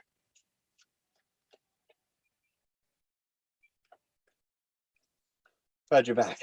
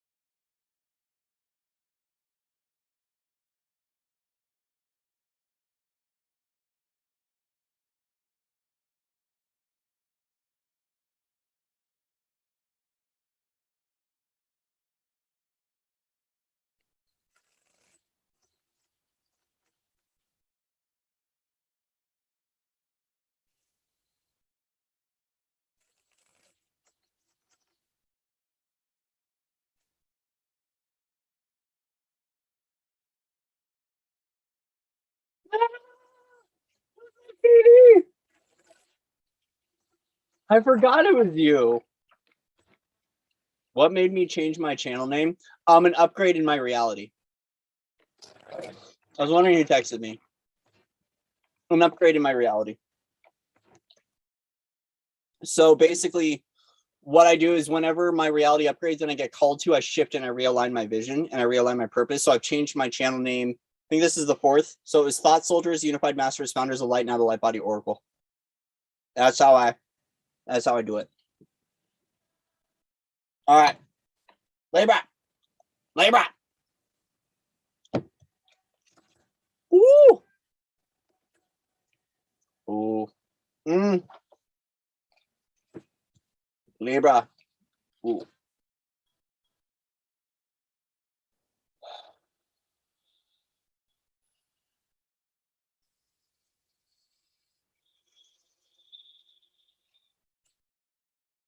Okay, Libra.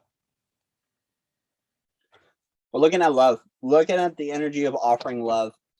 For some reason, it seems like Libra, you might be feeling like you're in the void right now in regards to some sort of soulmate or soul partner.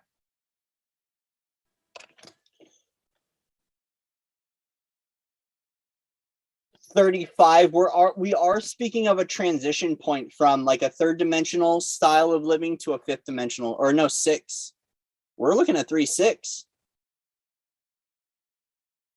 So for some of you, you're going through a consciousness transformation and transition in your own life. And as a result, you're going within and healing your womb space in regard to your inner child and the lessons of soulmates.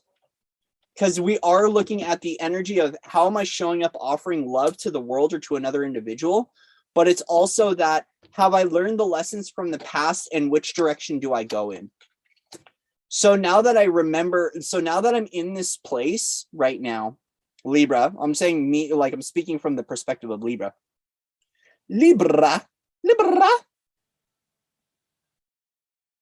A part of you reviewing your own creations is, I don't know, it's got this energy of like, I don't know where to go. I don't know what to turn to. You do know which direction to go. Okay. You know which direction to go. And it's the pathway of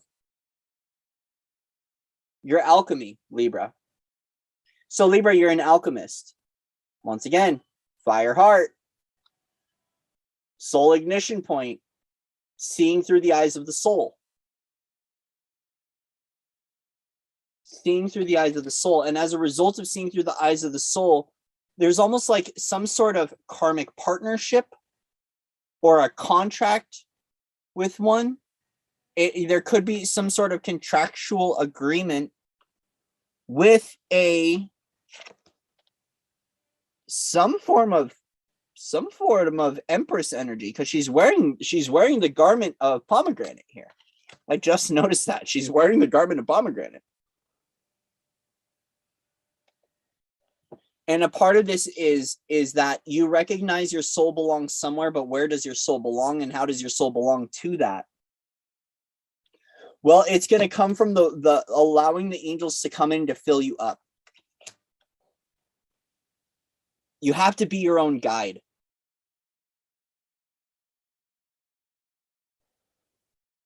You might recognize that there were mistakes that were made in the past. That's a part of this review. And a part of the humility process is recognizing that you're still growing and you're still learning, which can completely obliterate a lot of constructs out of your life, Libra, is recognizing, hey, I don't know it all, but I need to learn, and I don't know which way to go in regards to my learning. Follow your path of alchemy. Follow your path of angelic alchemy. Okay, so I want to state this. For some of you, get the Enochian, get the keys of Enoch. The keys of Enoch. For some of you, and it's interesting. I mean, I'm in this position because it's comfortable, but for some of you, there's almost like there's a security blanket a little bit, because when I kind of naturally came into this frequency, which is about the protection, the safety, the guiding yourself, and it's like, no, we need you open and get your wings out, Libra. Know who you are, Libra. Know who you are. I'm doing that because it feels good on my knees, but.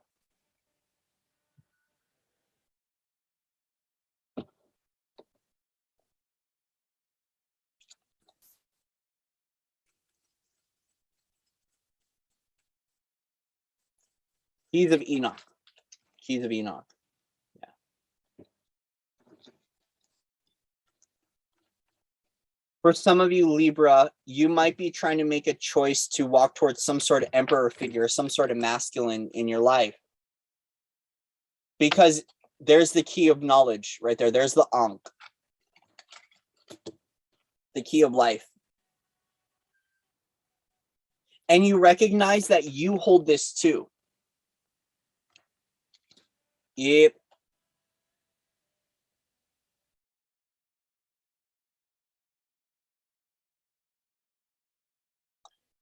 So there's another dimensional version of you that's getting in the way, and that needs to come into balance. You might be recognizing that things have been going pretty interesting in your life and you don't know what to turn to. It's because there's something going on with another dimensional version that's being cleaned up right now. You need to release the guilt and the shame of your old partnerships and who you are. And you need to let go of this individual. It's important for the transformation that's taking place for you. Also, too, is that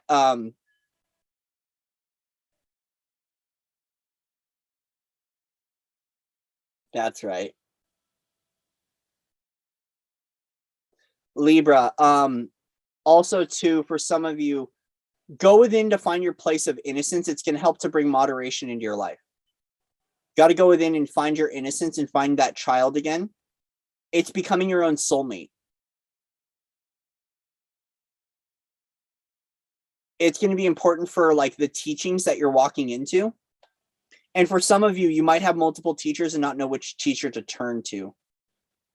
Follow your heart. Follow what resonates for you. But I want to state, you hold the key of life within you. You hold the Ankh within you. You are the one that is adorned and sits on your throne of light. You are the throne of light. And since we do have the energy of the ram here exists, it's like your power to move forward is within your hands, Libra, no one else's. But you have to go within and recognize that the council exists within you. And that soulmate, that soul partner that you're looking for, it exists within you. You got to become your own soul partner. And the more, like, it really is, especially with the temperance card, sometimes the 2 cups speaks of the separation of energies, like the wash through of, like, let's say oil and water mix, and you keep pouring it until you separated the oil and water. You're in the process of separating from some sort of energy that existed within the womb that had to do with the soulmate. And right now, those energies are separating out of your life. And now you're learning what it is to belong to the world and how to share your world with others. Because you might be recognizing, Libra, that your world isn't like the others. And your version of reality, it's how do I share that version of reality while I'm still learning? Like, I'm still learning, but I am a master. So how do I share my mastery? Like, I know I'm the divine masculine. How am I the divine masculine? And it's all parts are equal. Like, you're recognizing you are this Emperor card and you hold this knowledge, but it's like, how do I bring this knowledge forward and through? Libra.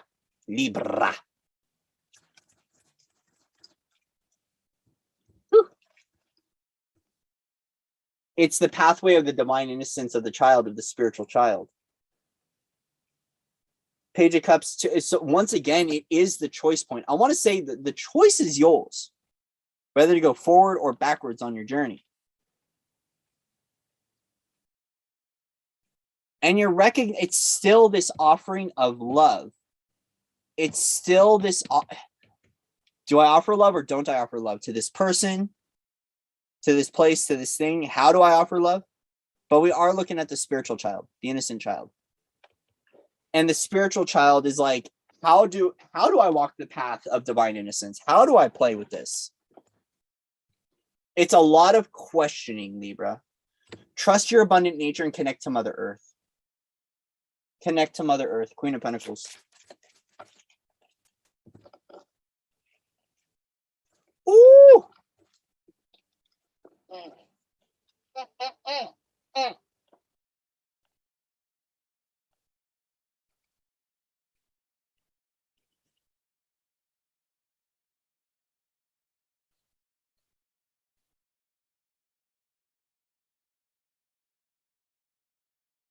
in regards to your earth magic, Libra, your earth magic stabilizes once you complete your alchemical process of creation that you're currently undergoing and you walk away from your old creations.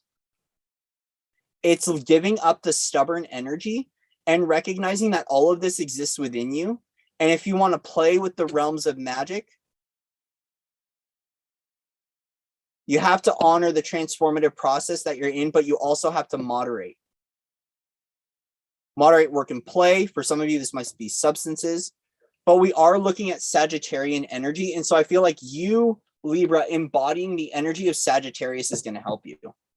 Recognizing that all zodiac symbols exist within you, like all signs, all elements, all of creation exists within you, including the magic that you see within other people. And you need to stop worrying and carrying the burdens. Like it's got this energy of drop the burdens and walk away. Because whatever process is unfolding in your own life is bringing about the Emperor. It's about taking charge of your own reality. Rather than questioning or compromising, it's time for you to go on your pathway. There is this energy of indecision, and what's being asked of you is to make a decision, especially the Emperor card. You hold the magic within you. You hold the magic. You hold the ability to create whatever you want within you. But you got to set aside the old story and the old noise. Everything that you heard from the past, everything you heard from yesteryear, let it go. Because there is something new that's blossoming from within you. But it is about carrying your own weight. So for some of you, you might be wanting someone else to carry you. You've got to carry your own weight here. You got to detach and allow yourself to carry your own weight and to take responsibility for your own creations. It's like, how do I be a creator? Well, the first thing is be responsible for your creations and realign your creations. So we have to say no more to things. We have to cut out a lot, right? We have to go within and discover what's been going on here. The other thing too is the magic of your creation lies within the alchemical process that your guides are working with you through you right now, and it's in your connection to Mother Earth. It's in your connection to being a guardian again. It's recognizing that you are the union. The union doesn't exist within you, King and Queen of Wands. The union doesn't exist outside of you. It exists within you. Everything you want exists within here. So it is about deepening yourself into the cave of creation and going within and finding exactly what it is. Like everything you want belongs, it starts and begins with you. Now, here's the other thing too, is that you might be in a void right now, and it might feel like it's impossible to play, but the void or the emptiness, the nothingness, the detachment is a part of your experience. And there's nothing you have to do but rest and belong to that, because you're going to find power in this place of void. It's like, just relax. Just relax, because you're still learning. You're still learning. You're going to know which way to go. Allow yourself to learn. Also, too, you're reviewing. Go within and review your creations. Take ownership of your creations.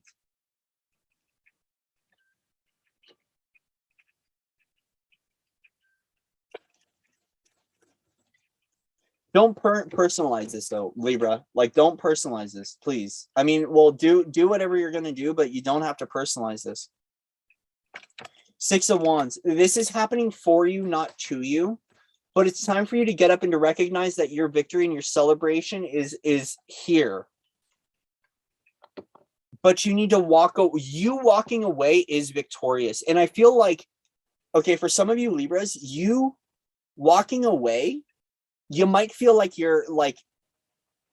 okay, so here's the thing. You walking away right now is actually a celebration and a victory, and you might not be seeing it as such.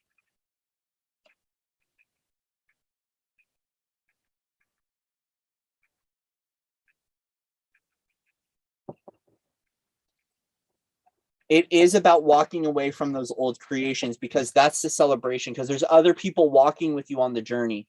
Do you see the 3 wise men? You're not the only one that's walking away right now. You're not the only one that's walking away. You're not the only one that's been usurped, and you're not the only one that's been a usurper, right? You're not the only one that's been a part of this, Libra. So whatever is going on right now is going on because there's also another dimensional version of you that is affecting you. And that's being cleared right now in the dimensions. So interdimensionally speaking, there's things that have been happening that you haven't been aware of, and that's being cleared out right now by the angels. It's time for you to walk away from 3D because you're not the only one. This is a collective movement. What's going on is a collective shift of being unplugged and transitioning. And it might not feel good at first, but you're walking away from the old and you're walking away in celebration. You're walking away with your head held high. You're walking away with all your adornments, with all that you are. And it is a journey, and it can feel like a journey into the unknown. 3 of Pentacles, but it is a journey. And it's time to celebrate your journey and to celebrate your life again. Because the more you celebrate your life and your journey, the more you're going to find this innocence and this play. It's about really belonging to yourself as the soul if you want that soulmate. Like, go within and find the soul of you, connect to the soul of you, and you're going to find that soulmate within the world. But you have to become your own best friend and not your worst enemy anymore. That's a part of this old creation to walk away from, is to recognize that this is something that you created in your reality, and you're taking ownership, and you're choosing now to step aside and to step away from that old way of thinking. Because once again, Star Mama's coming in. There's a baby being born right now through you. It is the beautiful innocence of the child. It is the crystalline child. It is the rainbow child. It is that innocent, beautiful version of you. It's the spiritual child. Libra, right now, everything you want is coming from all the questions that you're asking. This now moment is actually creating all of those things to come forward through you. But it doesn't appear physically. It comes through energetically. It starts within. So it's like, actually, Libra, everything you want and desire, all those things that you've been asking about, they're coming through for you, but it's being born from within you.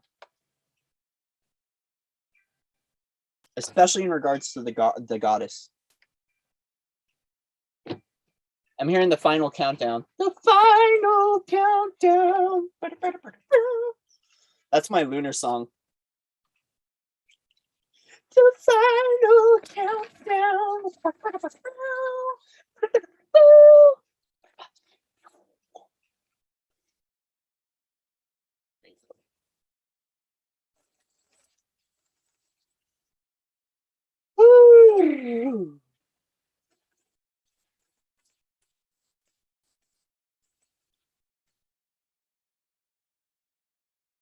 Surrender to the divine. Surrender to the divine, Libra. Surrender, because it's a time for healing right now. It's a time for transformation. Balsamic moon. You are going through a transformation right now, and it's about, is your commitment to the divine, you're being tested right. So it says your commitment is being tested. Hold your vision. First quarter moon and fixed moon. Right? So what it is, it's about holding the knowing in your heart of who you are, because right now, all these things are going to come in to see if you're going to distract or if you're going to waver off your path. Because especially with Temperance twice, you've got some high alchemy, Libra. You've got some beautiful multidimensional aspects, which we all do. Okay, but Libra, I feel like you need some empowerment to know who you are and to know that the universe is actually doing this for you, to see if you really, if everything you want that you've been calling forward and you've been manifesting in your life and calling forward as a creation, whether or not you're really ready for it, and if you're committed to the vision. And it's the long-term vision. It's about not swaying. The end of a tough cycle approaches. See, you are closing out a cycle, full moon in Capricorn. You're closing out a cycle right now. Also, too, Capricorn season might be your time for you, Libra. Capricorn season might be your time for you.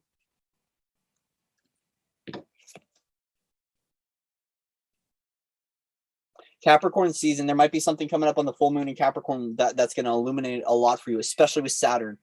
There is a lot of stuff happening with Saturn right now, and I can hear it right now in the, carry on, my wayward son. There will be peace when you are done. Don't you cry no more. Listen to that song by Kansas. It's very empowering for me when I'm going through this.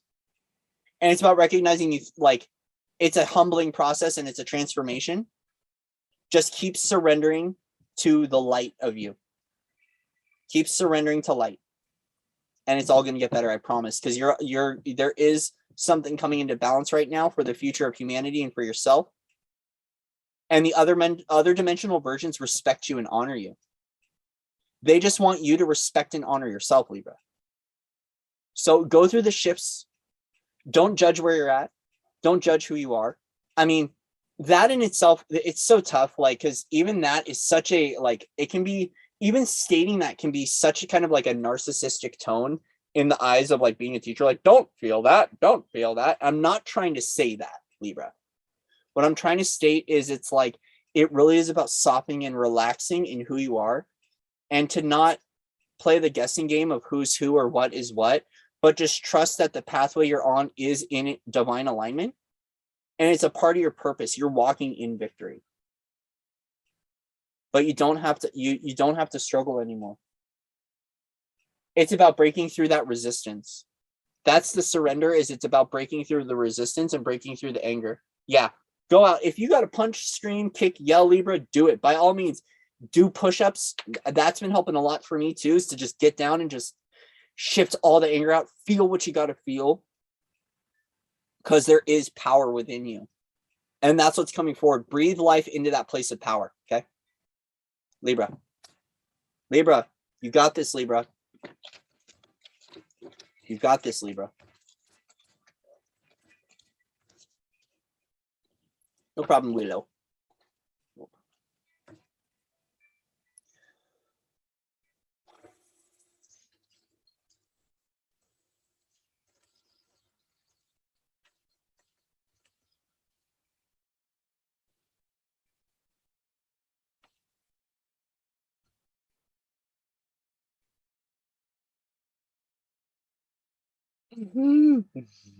That's right, Katie. All right, love you guys. Love you, Libra. Love you, Libra. Okay, we're ending on Scorpio. Scorpio. What a good way to end on Scorpio. Great way to close this all out. I know, me too. I look like a fool. I look like a fool. But there was, you know, just happened.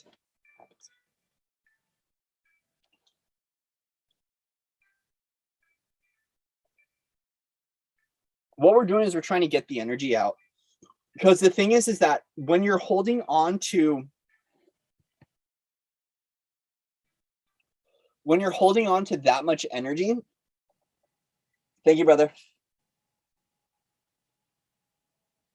When you're holding on to that much energy of like anger and resentment, it's got to go somewhere. And if you can't let it out by like screaming or yelling, the body's got to put it somewhere. And so putting that power to good use through fitness actually does help a lot. But it's also good for like your posture. It's good for your energetics. And I'll be talking about that more. It's something I just started, so I'm by no means going to come through being like, I know it all. No, don't. I'm still learning.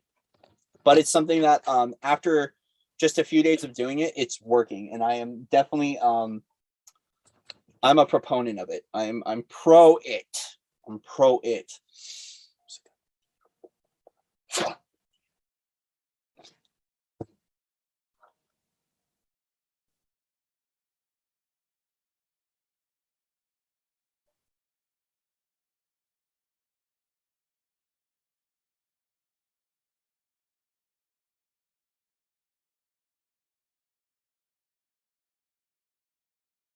Good. How's everyone doing? There's Catalina. Hi, sweetie. I saw you texting me, Kat, and I was like, hop on YouTube. I'm not on my phone. Got to do a reading. But I'm glad you came in. Good to see you here, Catty. Kitty cat. Kitty cat. Catalina, she does this amazing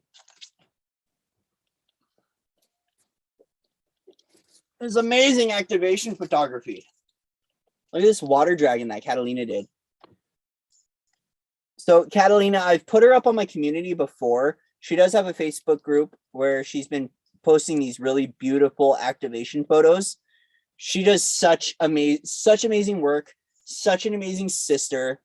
She actually came out and visited me here, and we got to go camping, and it was so much fun. So thank you, Kat. I love you. You're such a dear, sweet individual. Such a kind sister. And Kat, we're doing ceremony tonight. We're doing ceremony. Okay, anyway, I'm really excited about having rosebuds. I'm really excited. She knows. Okay. All right. So we are on Scorpio. Scorpio. Okay.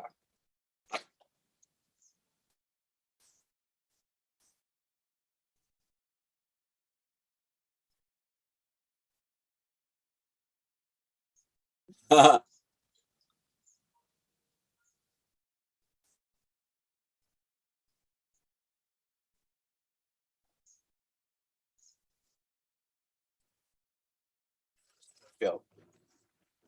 Transition time.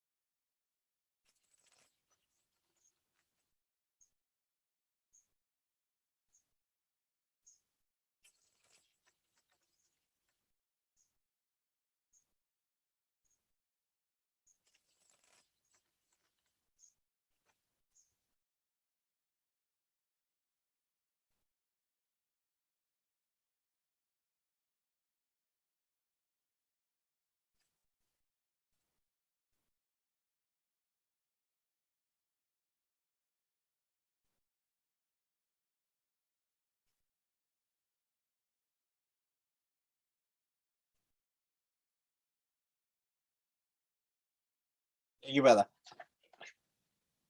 That's for Kat. Yeah, Catalina does great work.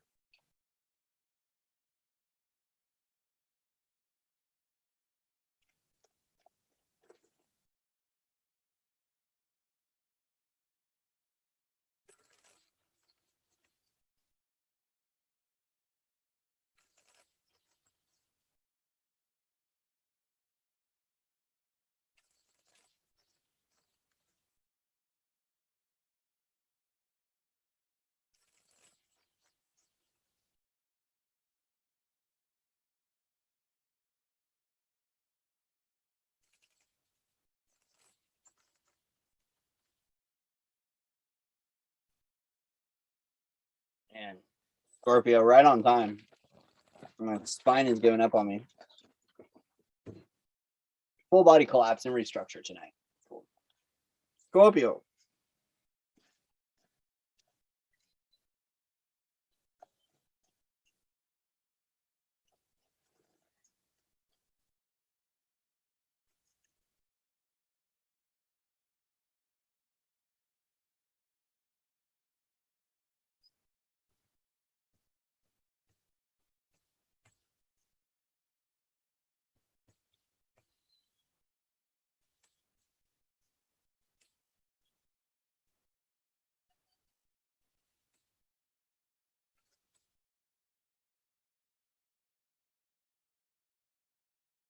Scorpio.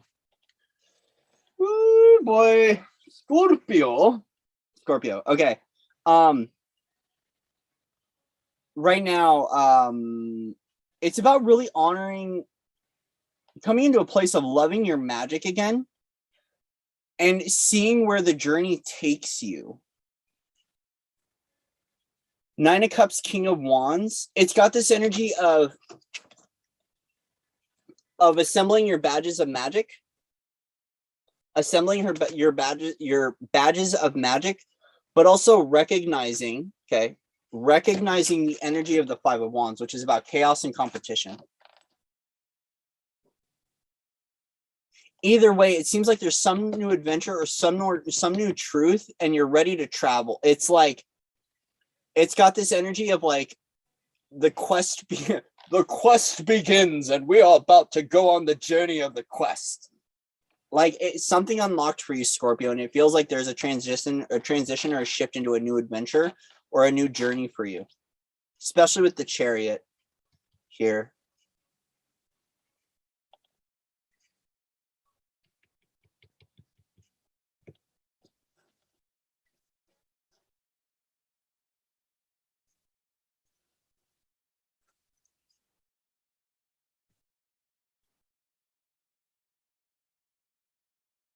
About fully understanding the power of your magic and the power of your words and the power of your creation.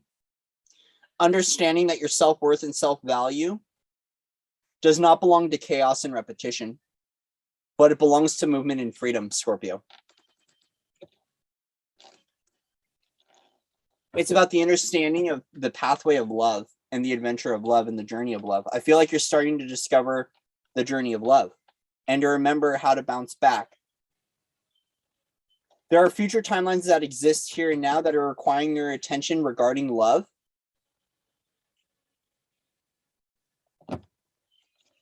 It's about love, and it has to do with the love that you share with yourself and how you offer that to the world. It also might be in regards to a partnership. So a partnership can be a friendship. It's not always romantic love.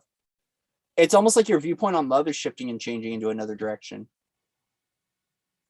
As a result, you don't want to compete. This might be competing in the workplace, competing in the workhorse. You don't want to play the game anymore. It's like Scorpio's got this energy of, I'm done playing the game.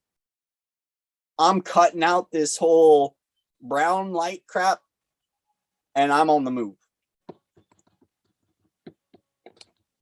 But it's about really loving and honoring who you are, because it's like your future friendships that you're calling forward here and now require the ability to be able to walk as love.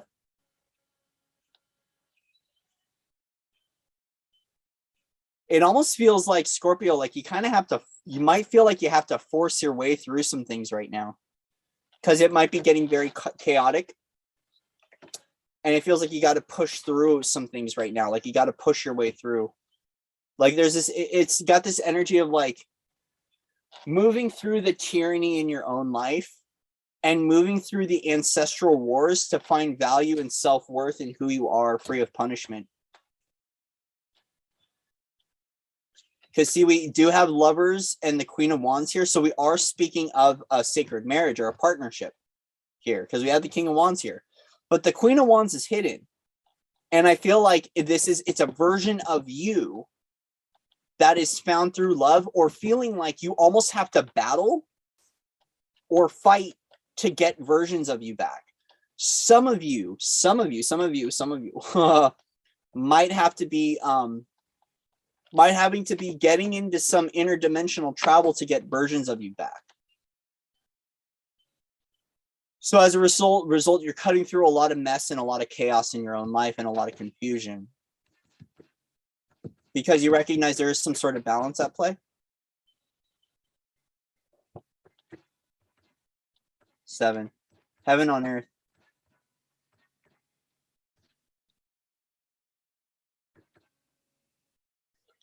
Okay, so Scorpio, this is about you pulling up your power and respecting the versions of you that are showing up right now, because there are people, Scorpio, there are people that you're connecting with interdimensionally that are future connections for you, and we don't want you to fight them or to compete with them or to get into chaos with them, because they are a part of your future. Scorpio, they're a part of your future.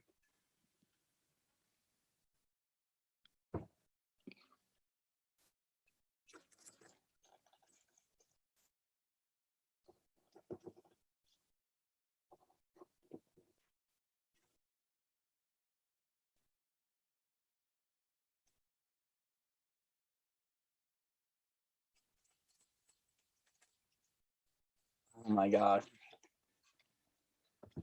You don't have to fight for love, Scorpio.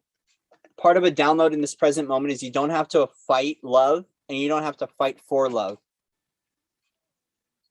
Like, it might be annoying that these future versions of you are showing up, but you don't have to fight for love. Also, too, you don't have to fight to get what you want. You don't have to fight to move in this world. You don't have to fight to be you. You don't have to compete. You don't have to play into the chaos. Someone is showing up to bring in some sort of stability into your life, and it has to do with a life partner. Once again, life partners don't always mean romantic, guys.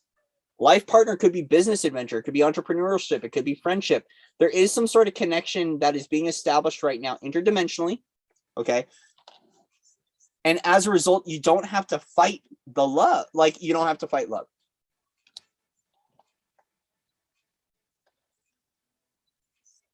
Part of this download is that the action that you're taking right now, like, there's a quick offering that's coming in for you in regards to this lover's energy.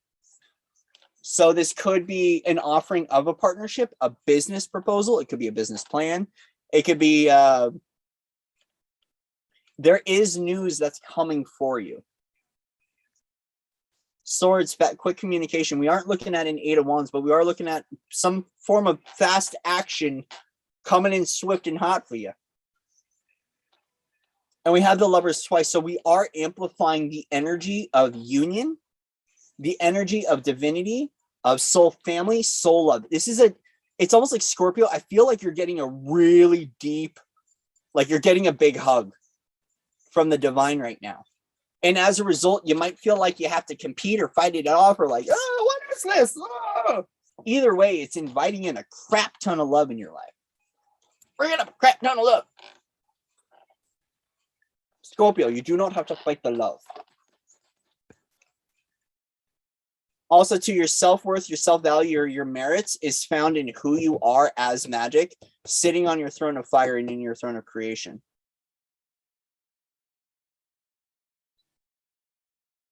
Like, it's almost, I want to say, surrender to the light body. Like, you don't have to fight your light anymore. You don't have to fight, because the Chariot to me is light body, Merkaba, light ship. Like in the Page of Swords, it's kind of like, I'm going to go fight the ships. And it's like, you don't have to. You don't have to fight love. You don't have to fight love. Okay, Scorpio. The answers you need are coming. So if you feel like you're not getting some sort of clarity right now, it's because there is no visibility in the the 5 of Wands is like dust. It's like if we were to take a snow globe and flip it upside down, it's just the flurry. And you're like, whoa. The answers you need are coming, but it is in the energy of Gemini. Once again, Chariot, it's about that balance of shadow and light. Not everything is shadow, not everything is light. It's a balance of that. There is something that's coming through balance, and it's in regards to twins too. Guys, we have the lovers and Gemini. We're looking at and the Chariot. All this energy is on twins. So some of you might have been fighting the twin flame journey, and now you're like, oh crap. There's something important in that with you, and it's not about the outward expression. It's about the divine union from within. It's about the divine union from within. And there is a higher way to handle this situation, and it is available to you. What is this higher, the higher alignment for this? It's about sitting down and letting the phoenix rise. It's like just it's about awaiting the transformation of strength. So it might be awaiting the purification of a Leo energy, Scorpio. It might be allowing the universe to handle it. Like, it's got this energy of like, Scorpio, you don't need to do anything. Sit back and let the universe handle this, because the phoenix is working and it's in your favor right now, Scorpio. The highest aligned pathways, you don't have to get into the thick of this or fight it. You can actually just sit back and just let the tower. It's like, don't dive into don't be the demolition team. Just let the tower naturally fall. And that there is strength in that, like there is strength in just sitting back and just going, I'm just going to let that one do what it needs to do. Because you do have a choice on this journey on how you navigate this ascension process and how you navigate through the realms and how you navigate in self-worth and self-value. You don't have to say yes to this. You can actually just sit back and just let the Phoenix energies in. For some of you, it's just about calling in the Phoenix and allow the transformation to occur. Because either way, there is some sort of balance that's coming in. It's like there is something that's being taken care of or someone that's being taken care of in this situation, and it's universally being taken care of. And it's interesting. I kind of want to, so for some of you, it has to do with the watchers, and I want to just say, listen to All Along the Watchtower.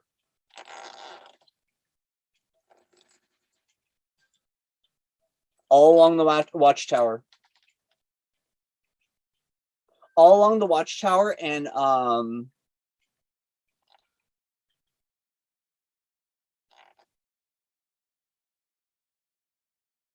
allowing the universe to take care of it, because the universe is. You don't have to collide with anything. Scorpio, the universe is taking care of it. And whatever it is, this strength card is something that is not meant to be tamed. It's meant to be free. Scorpio, that's for some of you. Whatever this energy is, it's not meant to be tamed. It's meant to be let loose. It's not meant to be restrained or restricted. That's why the letting go and the detachment energy is key, because it's meant to be what it is.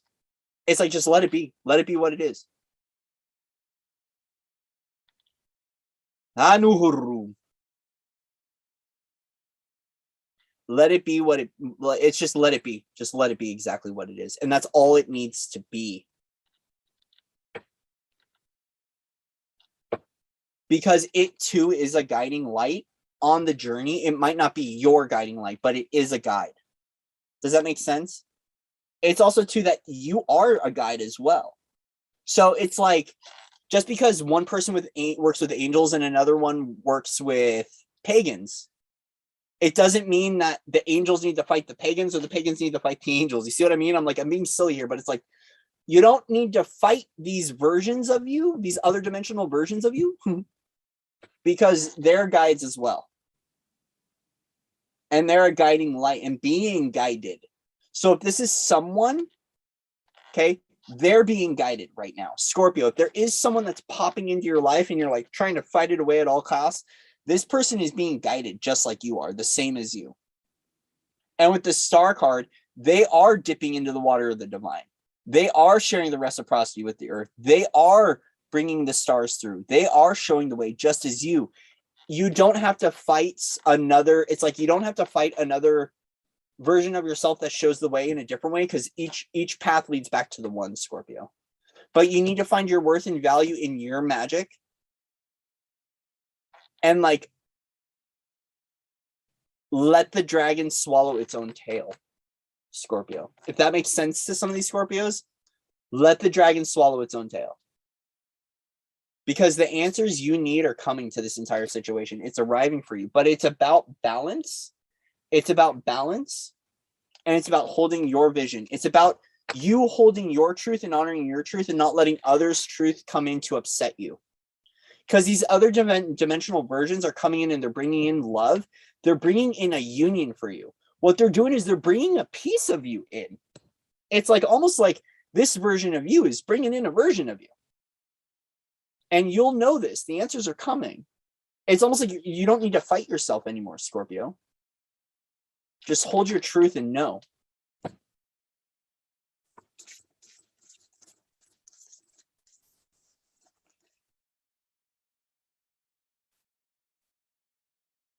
Okay, third quarter moon, full moon in Libra. Adjustments are required, right? So like there is going to be some processes of fine tuning that are going to be required, but a win-win outcome is in forecast. So a part of this full moon in Libra is that everyone's going to win from this, Scorpio. Whatever you got to do, everyone is going to win. There is no win. There is no competition in here. Actually, there is no winner or loser because there is no game. And as long as you surrender that there is no chess match occurring, that there is no game, you're going to recognize that everyone wins in the end, because it's about that divine guidance. Everyone right now is being guided. Everyone's universe is guiding them home and is guiding them to where they belong. There is no wrong or right. Everyone wins in the end, but it requires just fine tuning. It's a process of fine tuning. Okay, Scorpio?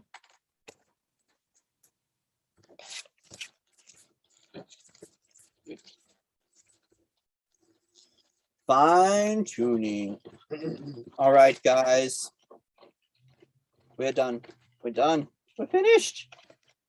We're finished. How's everyone doing?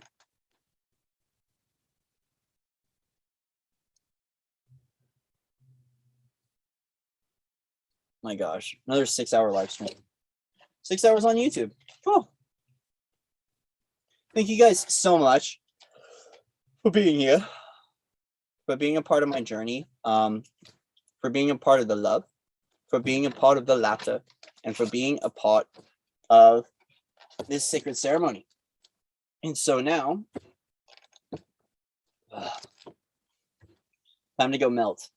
So I want to thank all of the brothers and sisters of light that are out here, that are doing the do, that are being the be, to all the magics, to all the alchemists, to all the beautiful ones out there. I love you.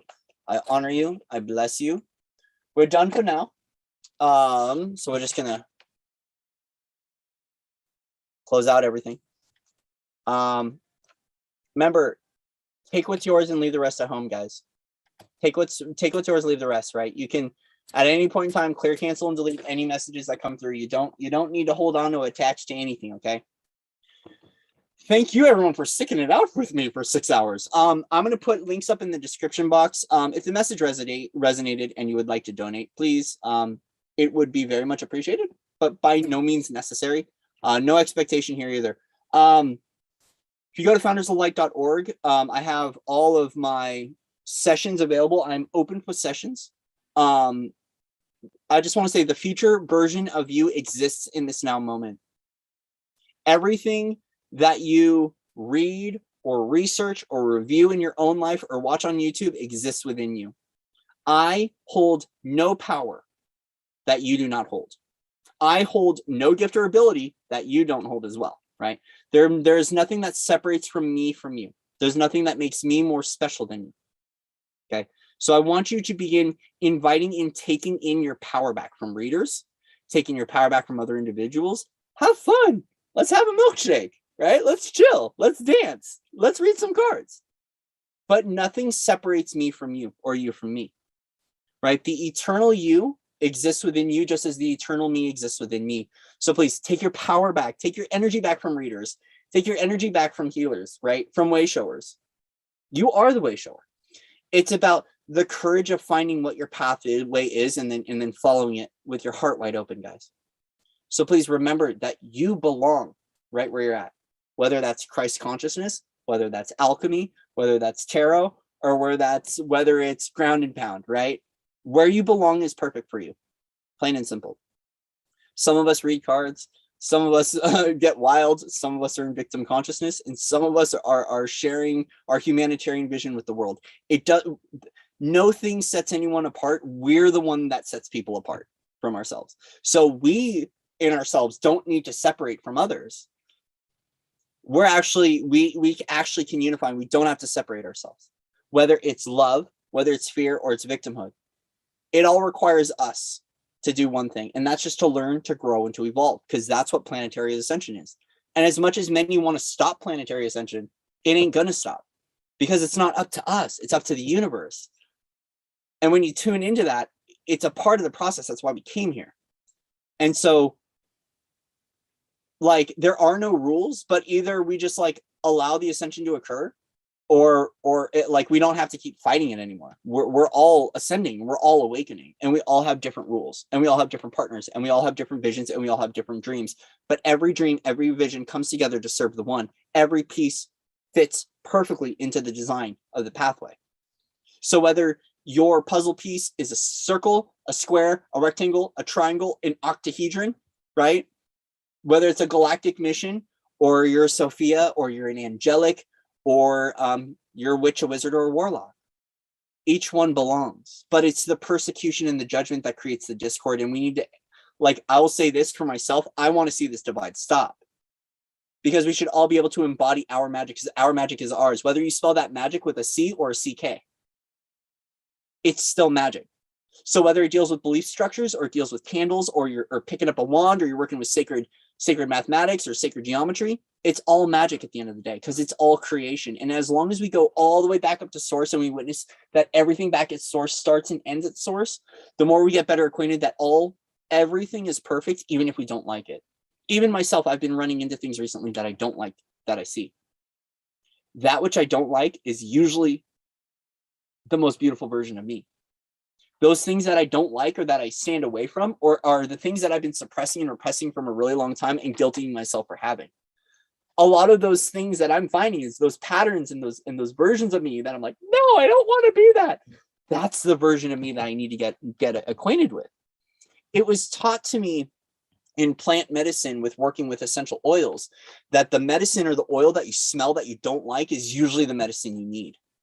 So usually the one smell you don't like with certain medicines and certain essential oils, certain fragrances, is the one thing you need, because that's like the healing, or that's like the most beautiful version of you.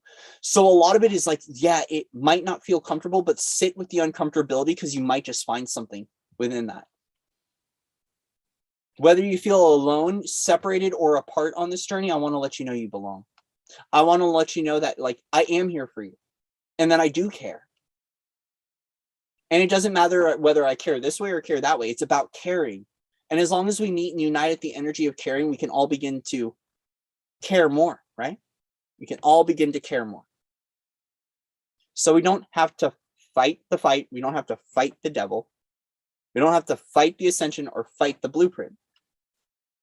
We can sing the blues. We can sing rock and roll. We can rap. Or we can play bluegrass, right?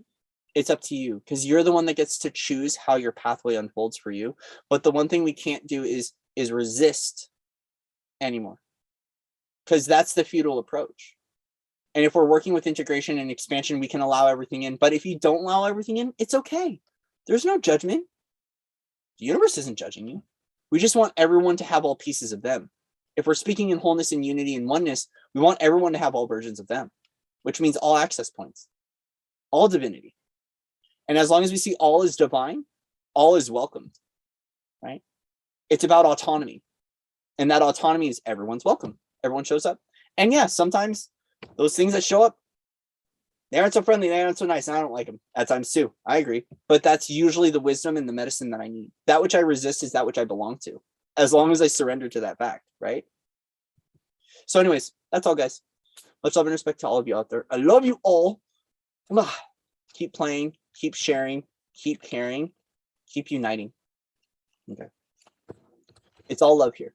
It's all love here. Even when it doesn't feel loving, even when it feels gross and pretty and beautiful and pure. Oh, I agree. Sometimes it gets really mushy and gushy.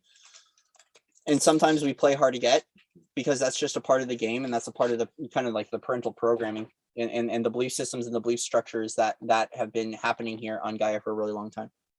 So whether it's mushy gushy rainbows or it's dark night of the soul, I want to let you know you're loved just as you are. Whether you're a demonologist, whether you belong to some secret order, or whether you are you're a church member, I want to let you know that you're welcomed and that you belong here. Now, there is a universal orchestration, and there is a cosmic integration that's in effect. And there are some things that are out of the hands of the human and in the arms of the divine, and we need to honor that in every now moment. And the more that we honor and surrender to what that divine is, that divine purpose, the more things are going to be shifting. It's about trusting the universe. You've got a lot of power standing behind you, people. A lot of beautiful power and a lot of beautiful energy. Begin embracing that, because it's going to be the thing that is the deciding factor in the turn of events that are happening globally for all of us. The micro affects the macro affects the micro. As within, so without, as above, so below. That's the way the energy flows. Okay. Sit with your silence, sit with your peace, sit with your love. Just love and honor you for who you are. There's no mistakes made on this path. Not one single person up until this now moment has ever made a mistake. What you're doing is just living your journey, which does have essentially free will choice, or the observation or the thought of free will choice. But there's just divine alignment and divine pathways. And as long as you keep securing your pathway in the heart and in the love for who you are, we can begin dropping and surrendering the resistance to how others are or who others are. So whether it's someone playing a basketball game, or it's a homeless man in the street, or someone that's opening up a homeless shelter, right? All those versions are important. All cogs in the wheel serve their necessary functioning. And so now It's time for me to step down. to go play and to go rest. So I love you guys. From me to you, you to me, from the highest in all of my heart to yours, I love you.